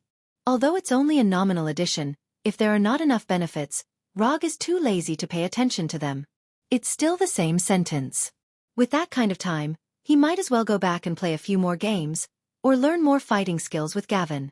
Is the latest game not good enough, or Gavin is not fun anymore? $500 million a year. Plus equipment worth $500 million. Even if you want an F-22, we can give it to you. In addition, you can freely mobilize resources belonging to Thunder agents, such as scientific research teams, intelligence networks, special equipment, etc. It has to be said that the people behind Ross are really sincere. With this kind of condition, even the well-informed Rog can't help but be slightly moved. Up until now, the largest commission reward he had ever received was only $500 million. And as soon as Ross made a move, he directly doubled this record. You are indeed very sincere, and it can be seen that you have also spent enough effort investigating intelligence. Whether it's equipment or a scientific research team, these things are basically what Rog needs at present, or what he will need in the near future. For the two combatants, Punisher and Abomination, equipment will not be a problem no matter how much. Dr. Connors will also be happy to accept the scientific research team and special equipment. As for the intelligence network, it's Sky's favorite. Since the Avengers appeared in the Battle of New York, S.H.I.E.L.D.'s hand has been stretched longer and longer, and some people are very dissatisfied with their practices. So we need a team that can compete with the Avengers, at least on the surface. Ross took a puff of his cigar and said faintly, "The appearance of the Avengers has made S.H.I.E.L.D.'s reputation and power reach the highest point in history. Some people are glorious, and naturally, some people are lonely. For example, those military bigwigs. What was originally the Army's job is now done by S.H.I.E.L.D. The power that originally belonged to the Army has now become S.H.I.E.L.D.'s power. People who are used to power absolutely can't stand their power being nibbled away little by little. Since S.H.I.E.L.D. has formed the Avengers, the military can naturally form its own Avengers. Thunder Agents is the military's Avengers." Rog wasn't dissatisfied with Ross's offer. The only flaw was that he couldn't turn this into a commission. The remuneration could be paid in advance, but this kind of long-term commission would take up his only commission slot. Unless he didn't plan to accept any commissions for the next year, he really couldn't turn this into a commission. Forget it, one shouldn't be too greedy.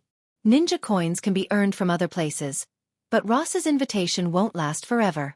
If he refused today, Ross might turn around and find someone else. He was the most suitable candidate, but not the only one. Prepare for the press conference. Also, remember to help me settle the tax issue. I want $500 million. The IRS was a very special existence. Whether you were a superhero or a supervillain, these guys would dare to come to your door and collect taxes, and they would not miss a single cent. However, Ross and the people behind him could definitely help him settle the tax issue. It was only now that Roger picked up the document on the table and began to read it carefully. Just as he had guessed, the members of the Thunder Secret Service team were all from prison. Luke Cage, Singing Bird, Moonstone, Ghost, Red Tank. There were only 5 people on the list. If Rog was included, then it was just like the Avengers, a 6-person team. However, compared with the Avengers, the members of the Thunder Secret Service team were not as impressive just by looking at their titles. If Rog didn't join, it was estimated that few people would think that this team could compete with the Avengers. Luke Cage, no title, black male, has received experimental transformation of a super soldier, invulnerable, and has extraordinary strength. Singing Bird, Melissa Gold, white female, has the ability to control sound waves. Moonstone, Carla Solfin, white female, has a magical gem called the Moonstone in her body, which has special abilities such as flying, emitting strong light, and being invisible. Ghost, John Morley, white male, genius engineer, no superpower, invented the Ghost invisibility suit, which can make things invisible or make things invisible when touched. The abilities of the first 4 members were somewhat normal. They weren't strong, but they weren't weak either. The only thing that could pique Rog's interest was the Red Tank. Red Tank, real name Kane Mark, white male. According to him, he touched the evil god Cetarak's ruby, so he gained magic power. His power came from the evil god, so it was inexhaustible. Rog chose to ignore his statement. It was just an evil god. Even the father of gods, Odin, didn't dare to say that his power was inexhaustible, let alone an evil god. They had outstanding endurance, strong bodies, and after accumulating potential, they had a terrifying impact that could destroy everything. Other than Red Tank, who was slightly better, the other 4 members could only be said to be barely passable. Rog thought that Ross and the others would carefully select a very good team, but now it seemed that it was just Uzo. Where are they now? I plan to meet them first and see how capable they are. After all, information was just information.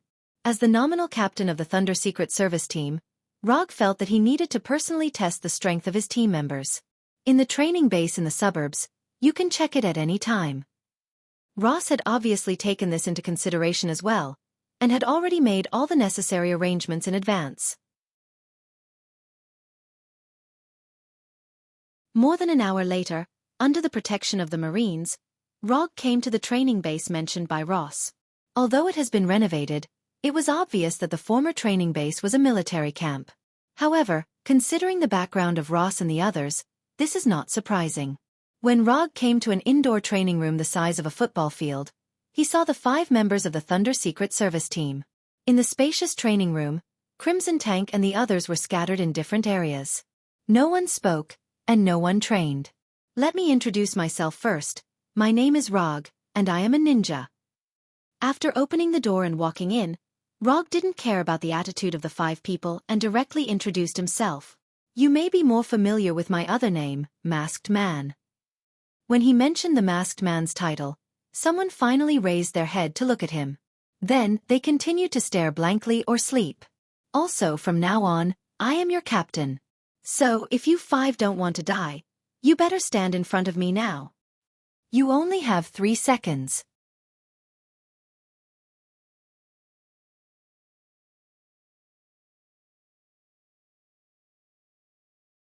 Chapter 187. For Rog's warning, Red Tank and the others certainly didn't pay attention to it. Nominally, they are now a member of the Thunderbolt Agents. But in fact, they are still criminals, a group of criminals with special abilities. And the typical characteristic of criminals is that they don't obey the rules. What's more, in their view, Rog is far from the rules. Rog wasn't surprised by their reaction, and he didn't expect Red Tank and the others to obey his orders.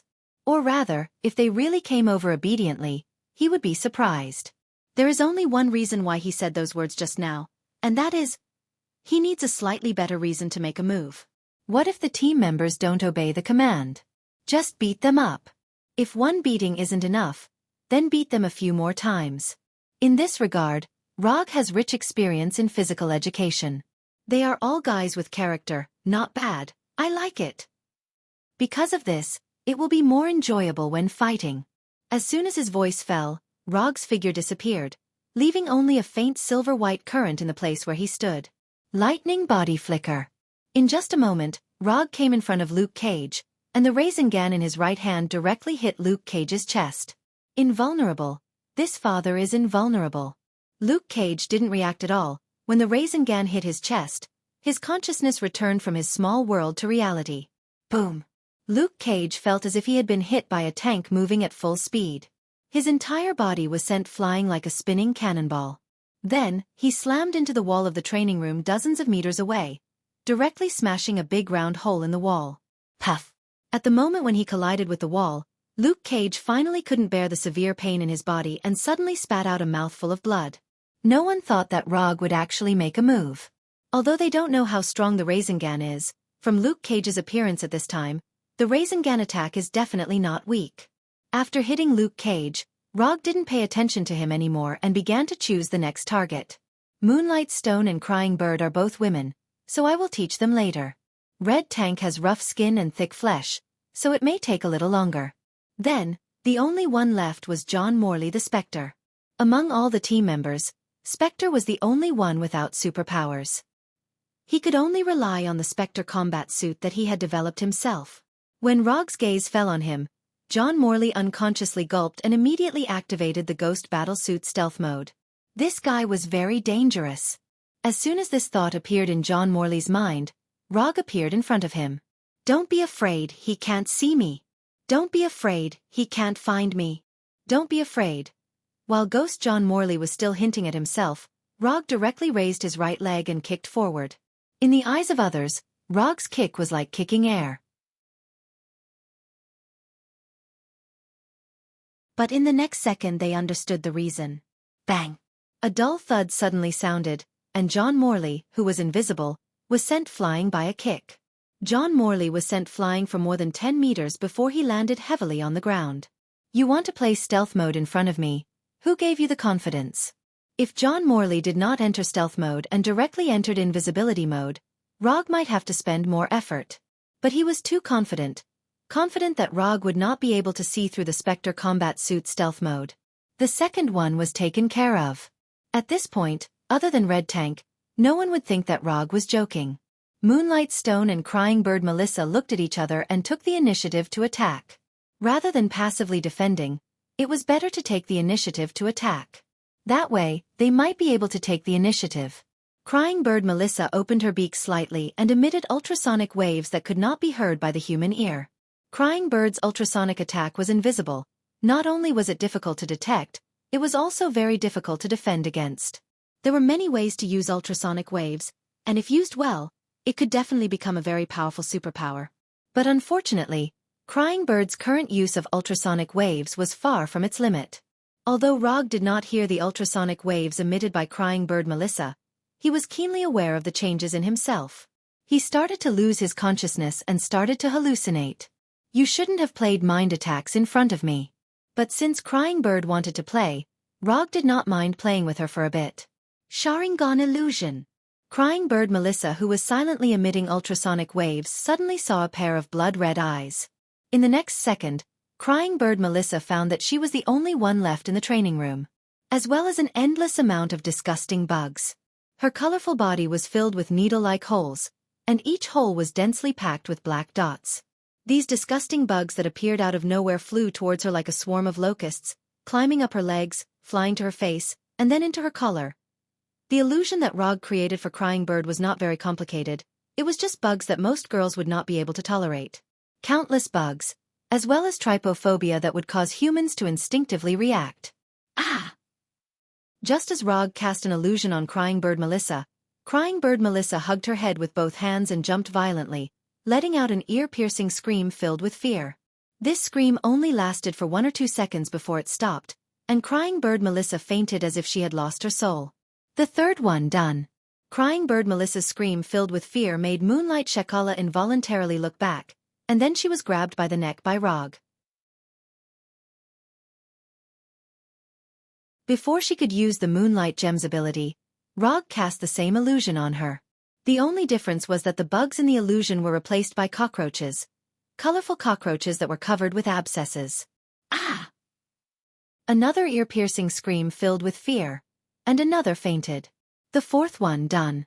From the time Rog sent Luke Cage flying until Moonlight Shekala fainted, only less than 10 seconds had passed. Luke Cage, who was the first to be attacked, endured the pain and stood up again. Ghost John Morley lay on the ground moaning in pain, as if he was heavily injured by Rog's kick. Currently, apart from Rog himself, only Red Tank, who was blessed by Setarak, was still alive and kicking. Don't say that I didn't give you a chance. I'll allow you to run 40 meters first to accumulate potential.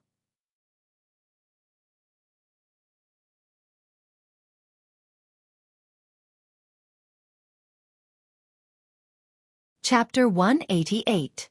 The Red Tank is the strongest of the 5. Not to mention the power given by the evil god Setarak. His extraordinary size is enough to prove this point. Height 287 centimeters. Weight 862 kilograms. This is the data recorded in the information provided by Ross. Coupled with an almost indestructible body and inexhaustible strength, the Red Tank could definitely wrestle with Hulk. The reason why Ross recruited the Red Tank into the Thunder Agents is probably because of this. The Red Tank against Hulk, the Ghost against Iron Man, Luke Cage against Rogers, Crying Bird and Moonstone against Black Widow and Hawkeye. Logue, on the other hand, was up against Thor. The Red Tank with a huge semicircular helmet doesn't know what Rog is thinking. But since Rog took the initiative to propose, he certainly won't refuse. Dong dong dong dong. The gigantic Red Tank began to move, running towards Logue step by step. At first, his speed wasn't very fast. But after running for a while, his speed became faster and faster, and the potential energy accumulated in his body became more and more. Although the Red Tank has the power given by the evil god Setarak, his attack method is simple to the point of being extremely violent. Collision. Destroy everything in front of him with an irresistible collision. The collision is unparalleled. The collision is irresistible. The collision is destructive. Looking at the Red Tank running toward him like an ancient beast, Rog didn't stay idle and directly used ninjutsu. Wood release. Wood human jutsu. When the Red Tank was only 10 meters away from Rog, a wooden Arhut twice the height of the Red Tank jumped out of the ground and directly rushed toward the Red Tank. Arhut's attack is not weak, but the weight of Arhut can't be said to be not heavy. Even so, when the wooden Arhut rushed in front of the Red Tank, the larger wooden Arhut was directly knocked out. Boom! The wooden Arhut, which was 6 to 7 meters tall, was sent flying like a baseball.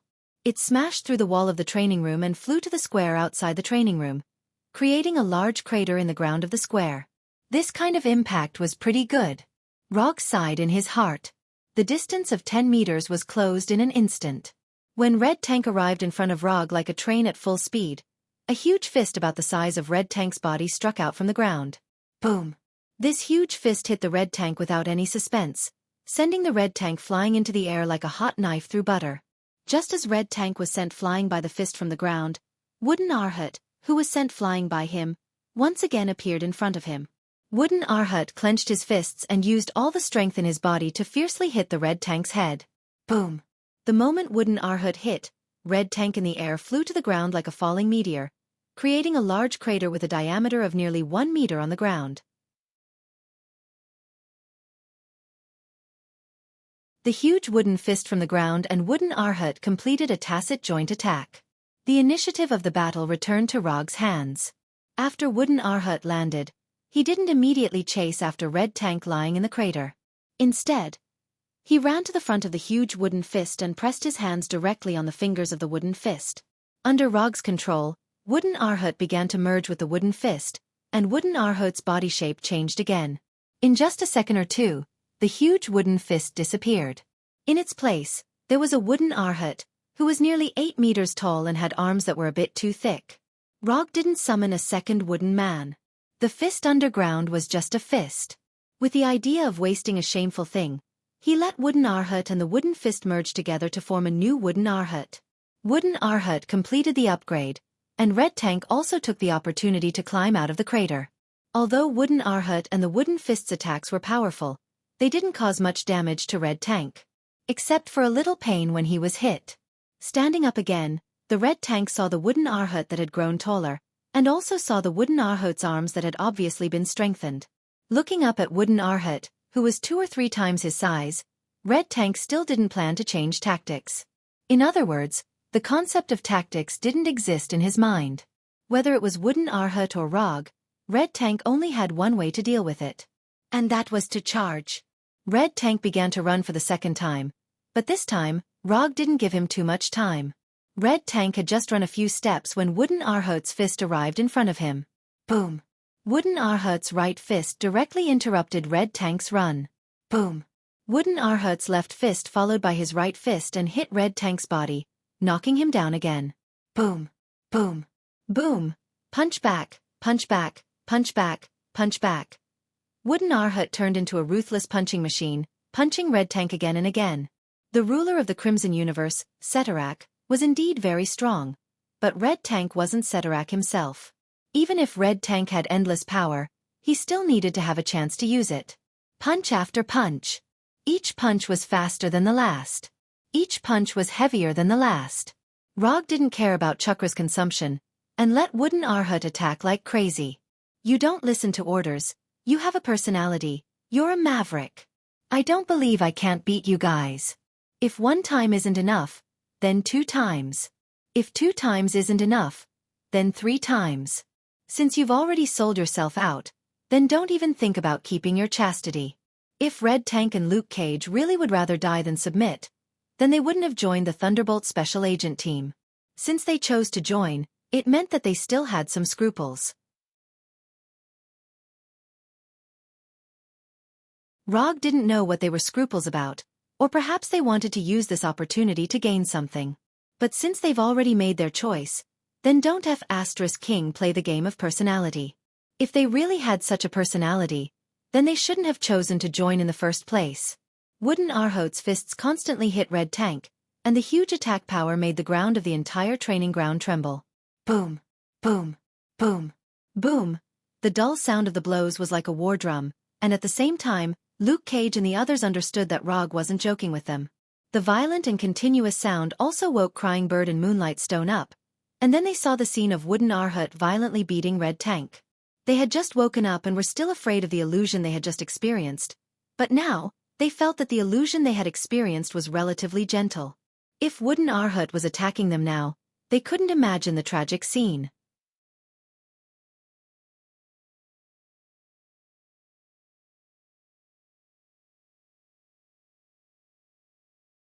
Chapter 189. 3 minutes, 10 minutes, half an hour, 1 hour. Arhut was like a perpetual motion machine, constantly waving his fists, constantly letting Red Tank understand what physical influence was. The originally clean and tidy training room had now become like a large construction site. Moreover, it was the kind of construction site where the dust index was seriously over the limit. Spiderweb-like cracks covered the entire training room, and cracks appeared on the surrounding walls due to the continuous shaking. Especially the wall that Luke Cage and Arhut had smashed through, it showed signs of collapsing.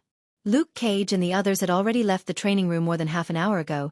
They couldn't bear to see Red Tank being crazily trained by Arhut. The emotions of a fox mourning the death of a rabbit spread in everyone's heart. As the initiator of all this, Rog of course didn't stay in the dust-filled training room. To be precise, he was the first to leave the training room. Sunshade, foldable recliners, frozen happy drinks. Rog wore sunglasses as he leisurely reclined on the chair, enjoying this rare afternoon. If there were 2 bikini beauties next to him, this afternoon would be even more perfect. Thinking up to this point, Roger lifted his sunglasses slightly and scanned the Crying Bird and Moonlight Stone back and forth a few times with a malicious gaze. Singing Bird Melissa and Moonlight Stone immediately noticed Rog's gaze. The 2 involuntarily took a few steps back, and then hid behind Luke Cage. Sigh! What a pity! The Wooden Arhut's training continued, and time passed by little. When the sun set and they enjoyed a barbecue that was full of military style, the training room that was constantly emitting sounds finally quieted down. That's enough. If he really killed Red Tank, Ross would more or less have some opinions. After noticing that Red Tank's life force showed signs of weakening, Rog finally ended Red Tank's first training process. After waiting for about half an hour, Red Tank, who was only left with a pair of tattered pants, walked out and silently came in front of Rog. Captain! Although Red Tank's appearance made him look like he wasn't very intelligent, it didn't mean that Red Tank was an idiot who didn't think of anything. After understanding the huge gap between himself and Rog, the Red Tank decisively chose to obey. Yes. Rog didn't pay much attention to Red Tank's expression as he casually replied. Although it took a little longer than expected, the result was still very satisfactory. Following that, Moonlight Stone and the others led Rog to the resting area in the base. Ask Ross to arrange for someone to redesign your image. You are going to become superheroes in the hearts of the people. Your current appearances are not positive enough. After leaving this sentence, Rog took out a Thor kunai and threw it directly at the dart target more than 10 meters away. Bullseye! Don't touch kunai! As soon as he finished speaking, Rog left with the Flying Thunder God and returned home to New York. In the afternoon, Ross transferred $500 million for the first year to Rog's account. The selection list of equipment and some authorization accounts were also sent to Konoha. As for the research teams and professional equipment, Ross directly gave him a list of research institutes and laboratories. As long as he needs it, he can arrange for Dr. Connors to go to these places to conduct relevant research experiments at any time. At around 11 o'clock, Gavin, who had performed a righteous patrol outside, also returned here. Rog briefly told Gavin about the deal between himself and Ross, and then it was a dry and raging night. 3 days later, the first press conference of the Thunder Secret Service team officially began. Ross did not arrange the site of the press conference in the previous base, but in Arlington County, where the Pentagon is located. Although Rog came to the press conference with Luke Cage and others, he did not appear directly at the press conference. According to Ross, he needs a way to make an appearance that is eye-catching enough. In fact, it's just a way to make an appearance that is more in line with the appearance of a superhero. Ross first made a very ambitious opening statement, then talked about the Avengers and S.H.I.E.L.D.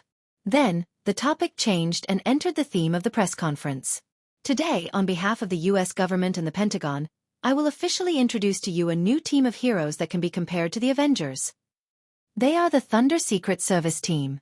After Ross finished speaking in a high-spirited tone, there was a burst of salute at the press conference. With the sound of the salute, Luke Cage and others came to the podium one by one and waved to the reporters below.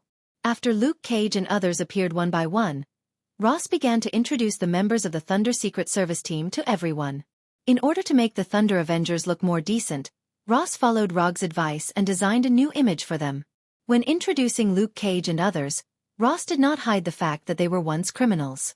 And in a country like the United States, it doesn't make sense to hide this.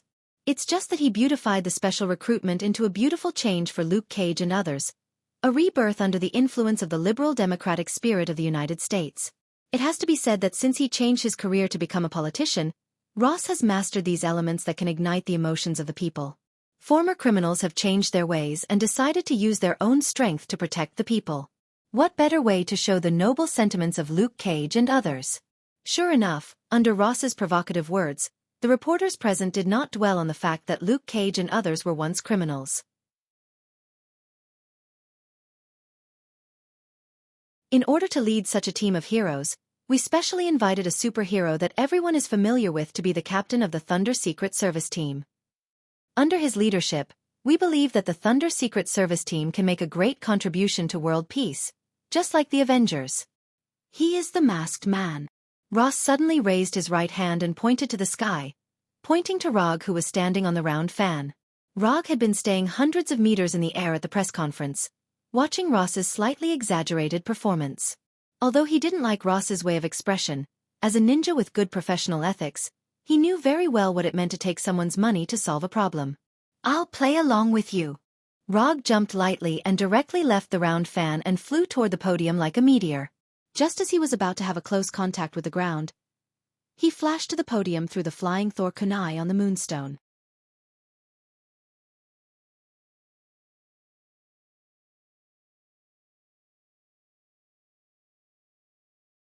Chapter 190.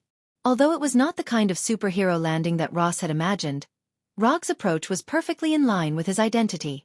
At this time, Rog was still wearing his iconic three-tomo mask. And he was wearing a white haori. The Akatsuki's robe was not suitable for such an occasion, and wearing the Akatsuki's robe made him look more like a supervillain than a superhero. When he flashed to the podium, the reporters at the scene couldn't help but exclaim. Some thought he would fall directly to the ground, while others were surprised by his appearance. Good afternoon, everyone. After a simple greeting, Rog controlled the thunder fan in the air to fly in front of him, and then grabbed the fan. The three-hook jade mask and the round fan that could fly were enough to prove the identity of his true self. Masked Man. Sir, Do you really want to join the Thunder Secret Service team? As soon as Rog caught the flying fan, a blonde female reporter in a light gray professional suit stood up and asked the first question. When asking the question, the delicate female reporter hesitated for a few seconds because she didn't know if it was appropriate to call Rog the masked man. But she didn't have a better choice. Because Rog had never revealed his true identity in front of the public. Even the title of the masked man was given by the public casually. Before answering your question, I'll make a simple self-introduction. Rog said calmly. No way. He's going to announce his identity? For a while, the reporters present were excited. Although the New York incident had been a long time ago, people's curiosity about who the masked man was had not diminished at all. This could be seen from the website, Who is the Masked Man, set up by Sky. My name is Rog, and I'm a ninja. After that, Rog took off the three-tomo mask and revealed his true face. Wearing a mask can indeed hide one's identity, but at this time, Rog felt that he didn't have much need to hide his identity. At worst, there would be a group of paparazzi around in the future. When he took off his mask, people realized that Rog was younger and more handsome than they had imagined. As for the fact that he always wore a mask, many people thought that he chose to wear a mask because of his appearance. Many people even thought that it was because of his disfigurement that he didn't dare to show his true face. But at this moment, these reporters finally understood how unreliable those rumors were. Other than his eyes being different from normal people, Rog's appearance perfectly met the standard of a handsome young man. With her looks, it would be a pity if she didn't act in a movie. It would be best if it was a restricted film. Several classic scripts flashed through the mind of the female reporter who asked the question, and the way she looked at Rog became a little strange. Ninja? Mr. Rog, are you referring to those ninjas in Japan? Although a lot of images that were not suitable for children had already appeared in her mind, the good professionalism of the female reporter still kept her calm and continued to ask questions. Although the names are the same, they are not the same profession. I am the kind of ninja who can release ninjutsu, for example, this one. As soon as his voice fell, Rog raised his right hand, and then released a real thunderbolt into the sky. Rumble! A huge thunder suddenly sounded. Mr. Rog, are you an earthling, or an alien like Thor, or a mutant like Hulk? The blonde female reporter continued to ask. I'm an earthling, a pure earthling, and I'm not a mutant like Hulk. Let's put it this way, ninjutsu is a power that can be learned. I learned these ninjutsu in a place called Konoha Hidden Village.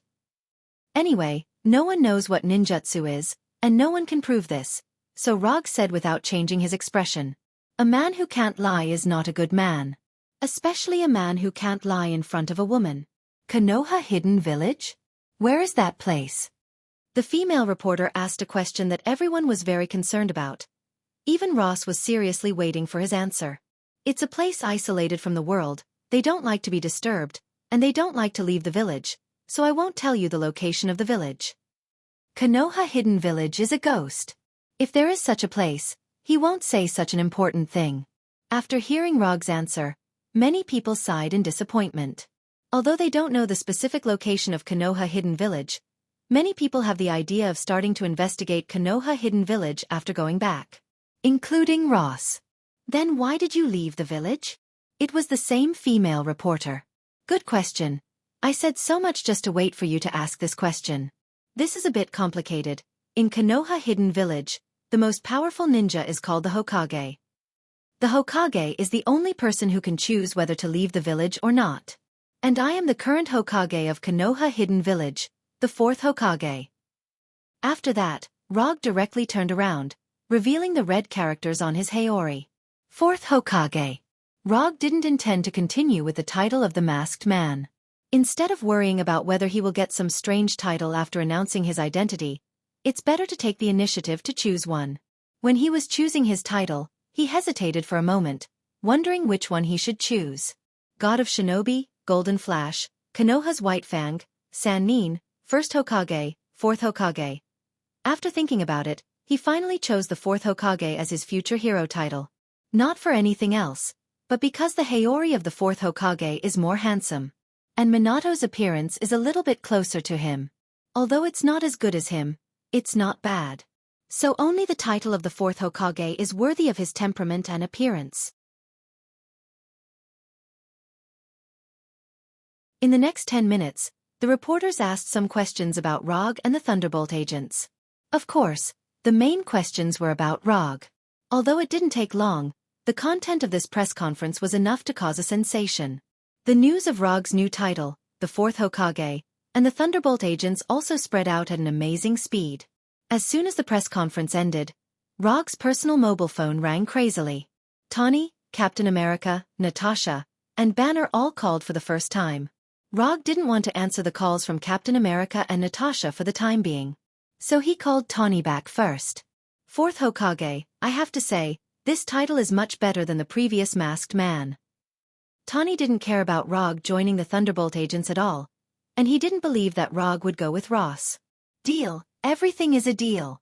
Tawny saw the key point in it at a glance.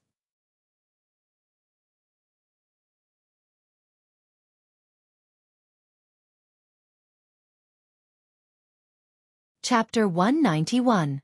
Of course, this is the title I chose myself. If the title of Fourth Hokage is not as good as the Masked Man, then Rog would eat the Haori now. I'm a little curious, what kind of conditions did Ross give you that you are willing to cooperate with him to disclose your identity? Tawny and Rog have known each other for a long time, and the current Rog made Tawny feel like he was seeing himself in the past. Of course, this does not refer to the ability to invent, but to the style of life. It was my own decision to disclose my identity, and he only bought me to join in name.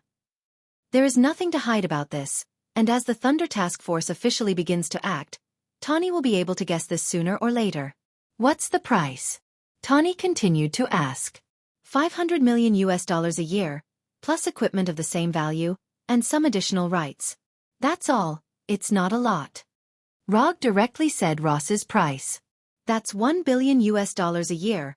Your endorsement fee is high enough. Even the billionaire Tawny was a little shocked after hearing this price.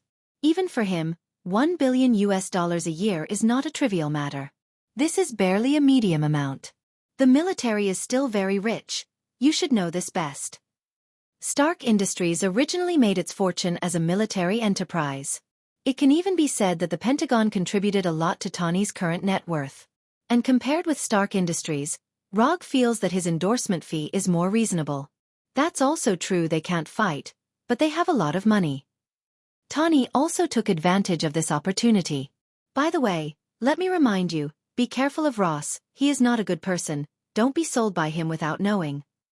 At the end of the phone call, Tawny specifically reminded Rog, which is also a kind concern from a friend.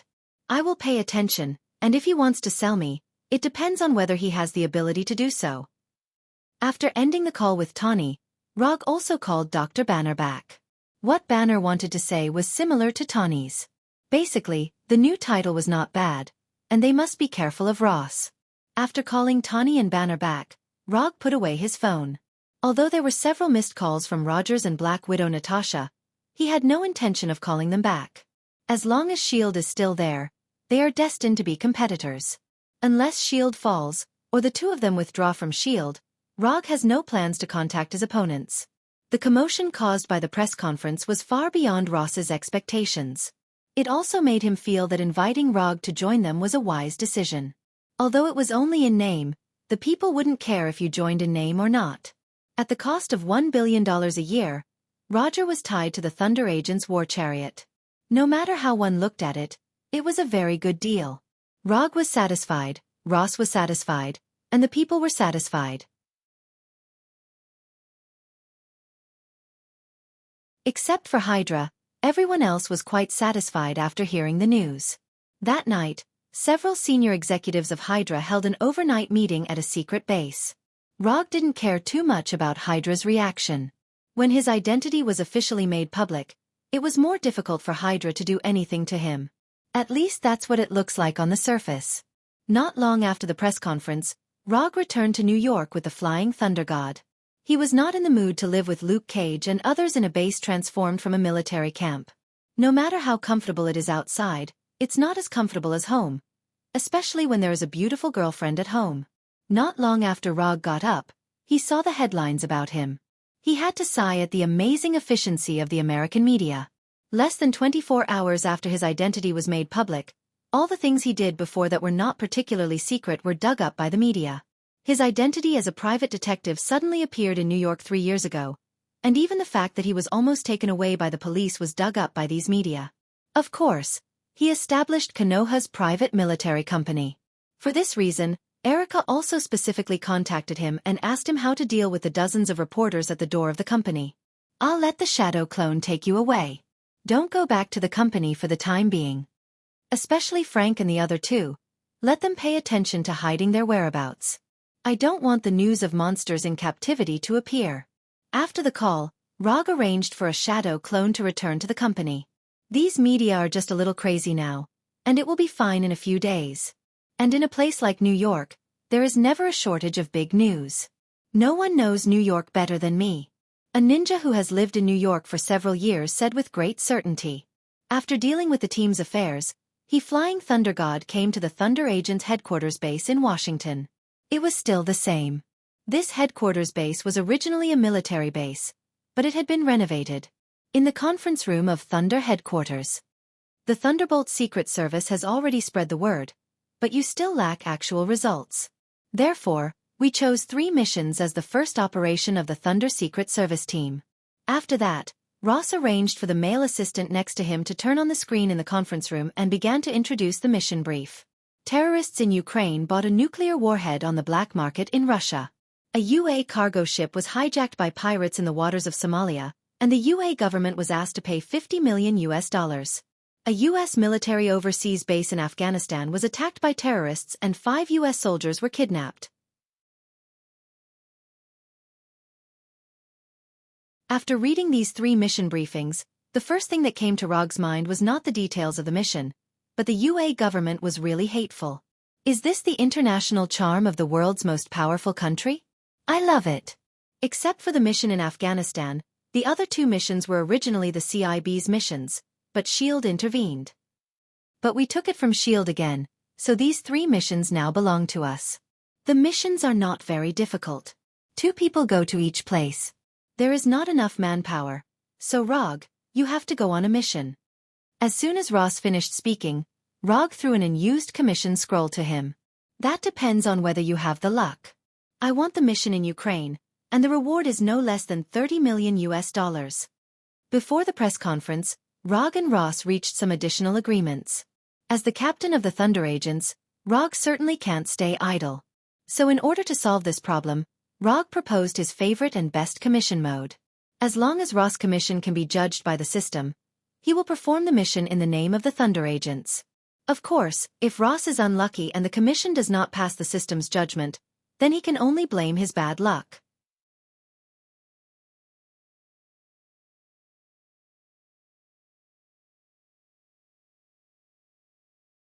Chapter 192. Robbing a helicarrier. This behavior is very exciting. Especially when doing this kind of thing under the eyes of S.H.I.E.L.D. and Hydra, the difficulty and excitement of the robbery has greatly increased. If Hydra hadn't suddenly kidnapped Sky and Jessica, Russell wouldn't have had the idea of robbing the helicarrier. The helicarrier is not a small fighter like the Quinjet, but a complete air fortress. Robbing this thing in front of S.H.I.E.L.D. and Hydra should be as difficult as directly attacking the secret city of Wakanda. More importantly, even if a behemoth like the helicarrier is successfully robbed, it will not be easy to hide it. Although there should also be environmental reflective panels and anti-radar search devices on it, the helicarrier is still a bit too big. And as the manufacturer of the helicarrier, S.H.I.E.L.D. can definitely find the hidden helicarrier. Although robbing the helicarrier is difficult, it has to be said that the helicarrier is still very attractive to Russell. In Hydra's plan, 3 helicarriers are enough to dominate the world. Although Russell doesn't have as much confidence in the helicarrier as Hydra, he doesn't deny the helicarrier's powerful combat ability. In the distance, Triple Wing is still brightly lit and people are coming and going. Russell and the Hungry Wolf Warrior are also making their final preparations. In fact, there is nothing to prepare. They just need to distribute the super hacking program in their hands and let the 2 Hungry Wolf teams wait for the opportunity to board the helicarrier. As for whether they can succeed or not, it is really up to fate. Although Russell is quite confident in the Hungry Wolf Warrior, he is not arrogant enough to think that the Hungry Wolf Warrior can look down on all of S.H.I.E.L.D. and Hydra's warriors. S.H.I.E.L.D. and Hydra are really serious and they are also very scary. Time passed little by little, and when the first light appeared on the horizon, Russell and the hungry wolf warrior quietly left the roof where they had stayed for most of the night and began to head to the Triple Wing headquarters. The information provided by Jasper was that the Insight plan would be implemented in 24 hours. According to the time calculation, Russell and the others now have at least 5 or 6 hours of rest. But Russell didn't have much hope for S.H.I.E.L.D. and Hydra's concept of time, especially when he carefully observed the Insight hangar below the Triple Wing headquarters with Supervision's telescopic vision and clairvoyance. He decided to launch an action in advance. The 3 helicarriers in the hangar had already made their final preparations before liftoff. Russell even saw the Mother Asterisk Cur Nick Fury and the Black Widow Natasha in the hangar. Their expressions didn't look normal. Nick Fury frowned deeply, and Black Widow Natasha, who was standing beside him, also had a distressed expression.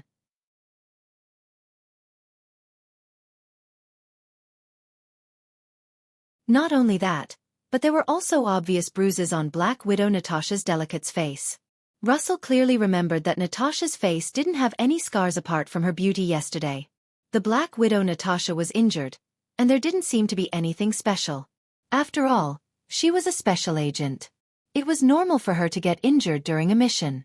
But the problem, she was injured wolf warrior. Combined with Dr. Zola's request, Russell made a rough judgment. Because of the death of Pierce and Rum, Hydra hidden in S.H.I.E.L.D. was partially exposed, but not completely exposed, which is why Project Insight was not completely terminated.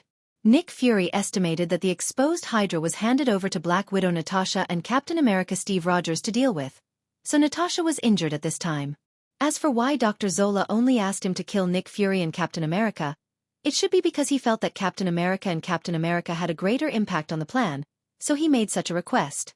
Of course, only Dr. Zola himself would know if that was what he thought. On the way to the Triple Wing headquarters, Russell carefully observed the Insight hangar, but he never found any trace of Captain America and Agent Hill. Russell can understand that Captain America is not here. After all, Captain America is a combatant. But Agent Hill is also not here, which makes him a little suspicious. Agent Hill is Nick Fury's right-hand man. At this critical moment, it's not right for her not to be here. Although he didn't find Captain America and Agent Hill, Russell saw someone here that he didn't expect at all. Dr. Bruce Banner. Why is he here? He's not from S.H.I.E.L.D. What is he doing here? Several doubts suddenly emerged in Russell's mind. Although Dr. Banner has not turned into the grumpy Hulk now, he still felt his scalp tingle when he saw him in a suit and glasses. Compared to Hulk, he would rather see the fully armed Captain America and Falcon now. Captain America and Falcon are still normal human beings anyway. But the Hulk was different. He was completely inhuman. He is not even a human being. He is a pure extraordinary creature, an extraordinary creature that has evolved to a certain limit. Captain America and Falcon didn't come, but Hulk came. Luo Su suddenly felt that he had used up all his luck in yesterday's lottery draw. Like Russell, when Dr. Bruce Banner came to the hangar and saw the 3 extremely oppressive helicarriers, a look of shock appeared on his face. Not only that, Russell also saw an obvious puzzled expression on his face. It seems that Dr. Banner is also here for the first time, otherwise, he wouldn't look like this now. When Dr. Banner came to Nick and Natasha, they began to talk fiercely. Although Russell doesn't have super hearing, he can't read lips. But as long as he looked at Dr. Banner's reluctant expression and Natasha's somewhat ambiguous eyes, he could infer the general situation.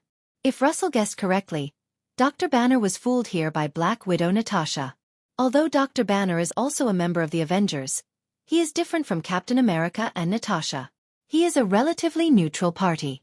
He will take on the responsibility of protecting the world, but he will not become a member of S.H.I.E.L.D. Compared to the identity of a S.H.I.E.L.D. agent, he prefers his identity as a doctor. At this time, although Dr. Banner looked reluctant, but under the persuasion of Black Widow Natasha, he finally stayed in the hangar and stood silently beside Natasha. Seeing this scene, Russell couldn't help but sigh. This robbery plan is really getting more and more exciting.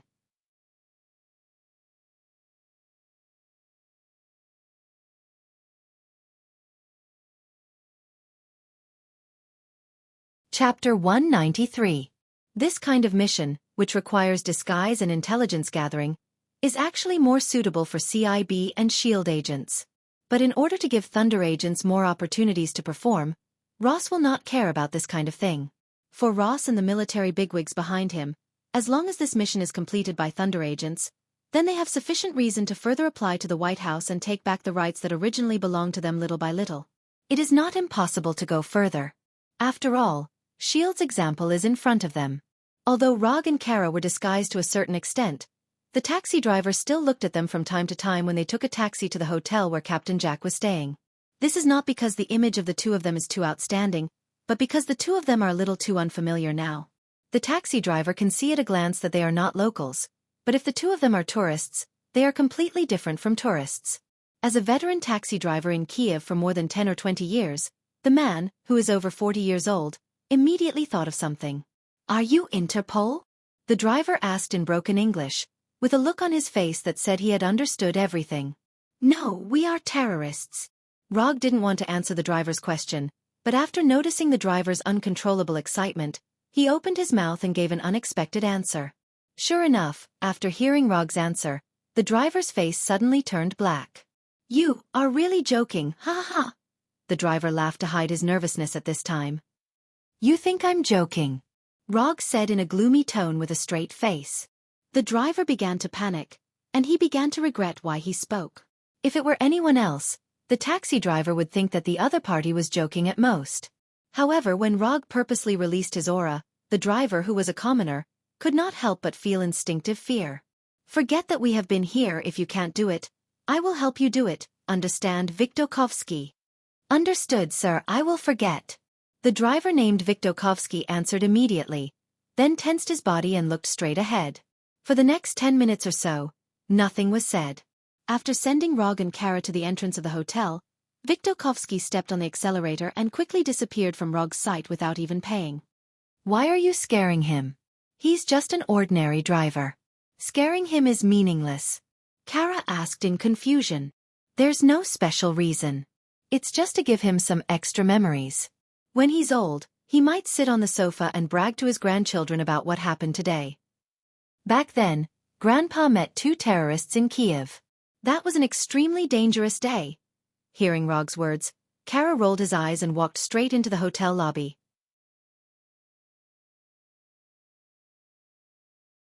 If one looked at it from the perspective of the purpose, his method was indeed quite boring.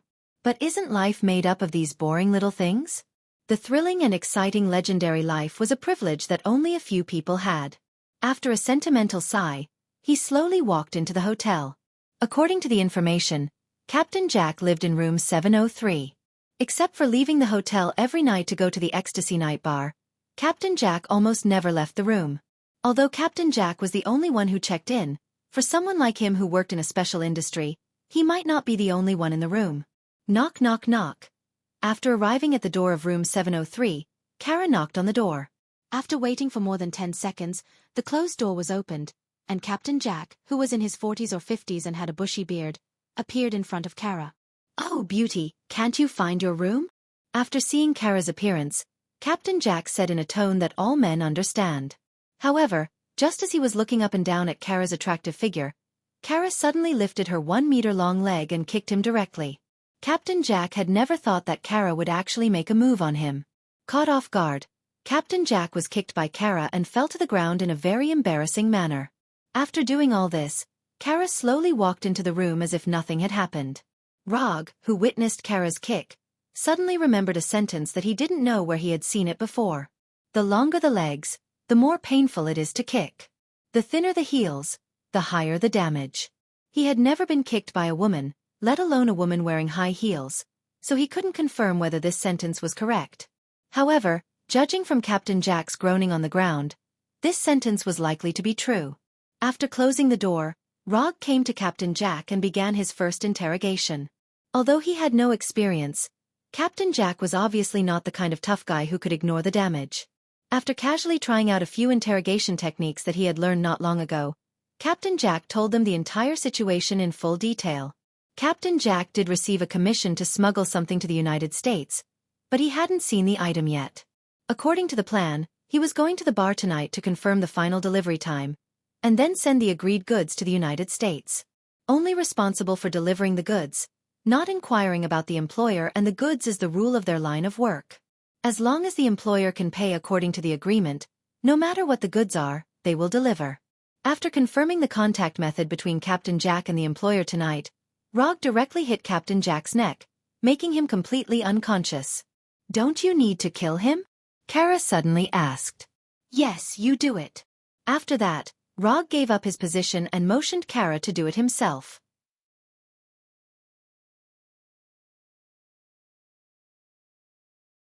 What's wrong with people now? They want to kill people to inquire about information. Am I not keeping up with this era? Although he has killed a lot of people, those were needed for combat or missions. If you are worried that he will wake up halfway, just tie him up. Glancing at Rog, and then at the unconscious Captain Jack, Kara finally shook his head. Rog ignored Kara and began to use the transformation technique. Boom! When the white smoke dissipated, Rog had completely disappeared and was replaced by Captain Jack, who couldn't see the difference at all. Transforming into Captain Jack and coming into contact with the terrorists was a plan he had decided on early on. But what he didn't expect was that after he transformed into Captain Jack, Kara looked at him with a shocked face. "Why are you looking at me like this? It's just a transformation technique, not a high-level ninjutsu. Don't be surprised." You're tuning in to the Wisdom Diary YouTube channel. Don't forget to subscribe and join us on this journey to catch the most captivating stories.